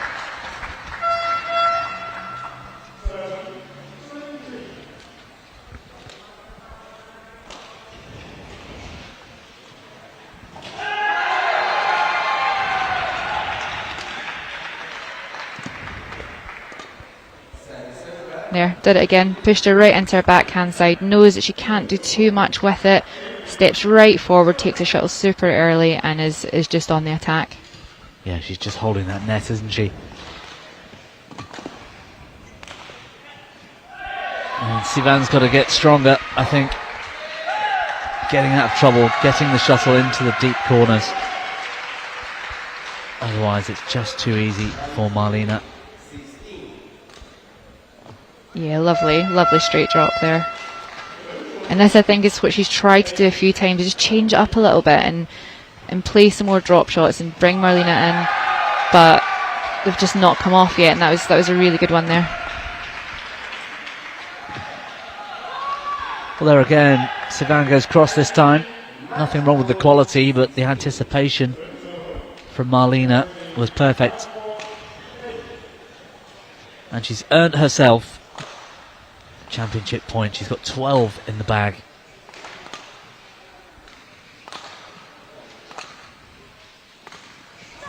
First time of asking for Rina Marlena, world number 1.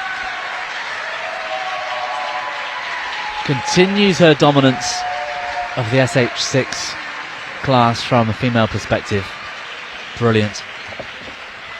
Yeah, no, she's really dominating, and this is a prime example of why, because she can get out of trouble where Savannah's a very good player and has got really good potential, but she doesn't have those out of trouble shots yet that Marlena has, and she can be a bit off balance and still manage to hit a good backhand or a good round ahead clear just to give herself a bit of time. And Savan, that second set really was Marlena stepping forward and pushing into her backhand because she doesn't quite have the strength yet to get the shuttle past Marlena, but really well played to her to continually get into finals, being in the top 2 in the world. It sets them both in really good stead for Paris. She's getting closer. She's got more work to do, but 24 minutes it took. Rina Marlena, a double champion here, mixed doubles, and now the women's singles title here as well.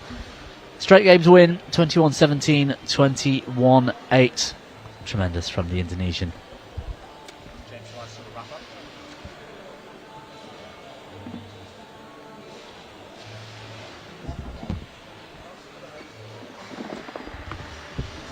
So we've been privileged to see 7 finals in total here on court number 1, the standing court. And, well, what a way to finish for the women's singles. I had Katie Hall with me here all day. A final word, Katie, about just the event and where the sport is right now.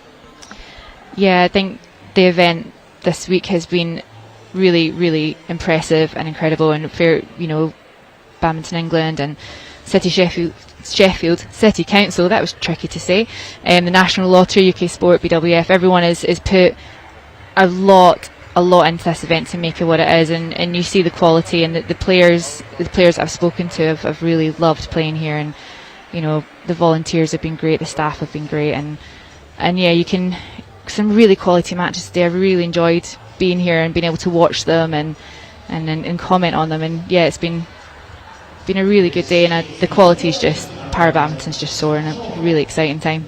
Well, it's been really, really tremendous to have you with us, so thank you so much for that. There's still matches going on our wheelchair court, the coverage of that to catch the last 2 of those. There's women's doubles just making their way out onto court. There's a mixed doubles final, wheelchair 1, wheelchair 2 as well to follow that. Stay tuned as well for, hopefully we'll see the medals ceremony a little bit later when the wheelchair matches wrap up. So yeah, hang around for that. Move on to our wheelchair court. Stay with us for the end of the day, especially to see our home nations, our Brits, pick up their medals as well. So I'm Bobby Griffin, and from me and Katie Hall, we'll be back shortly.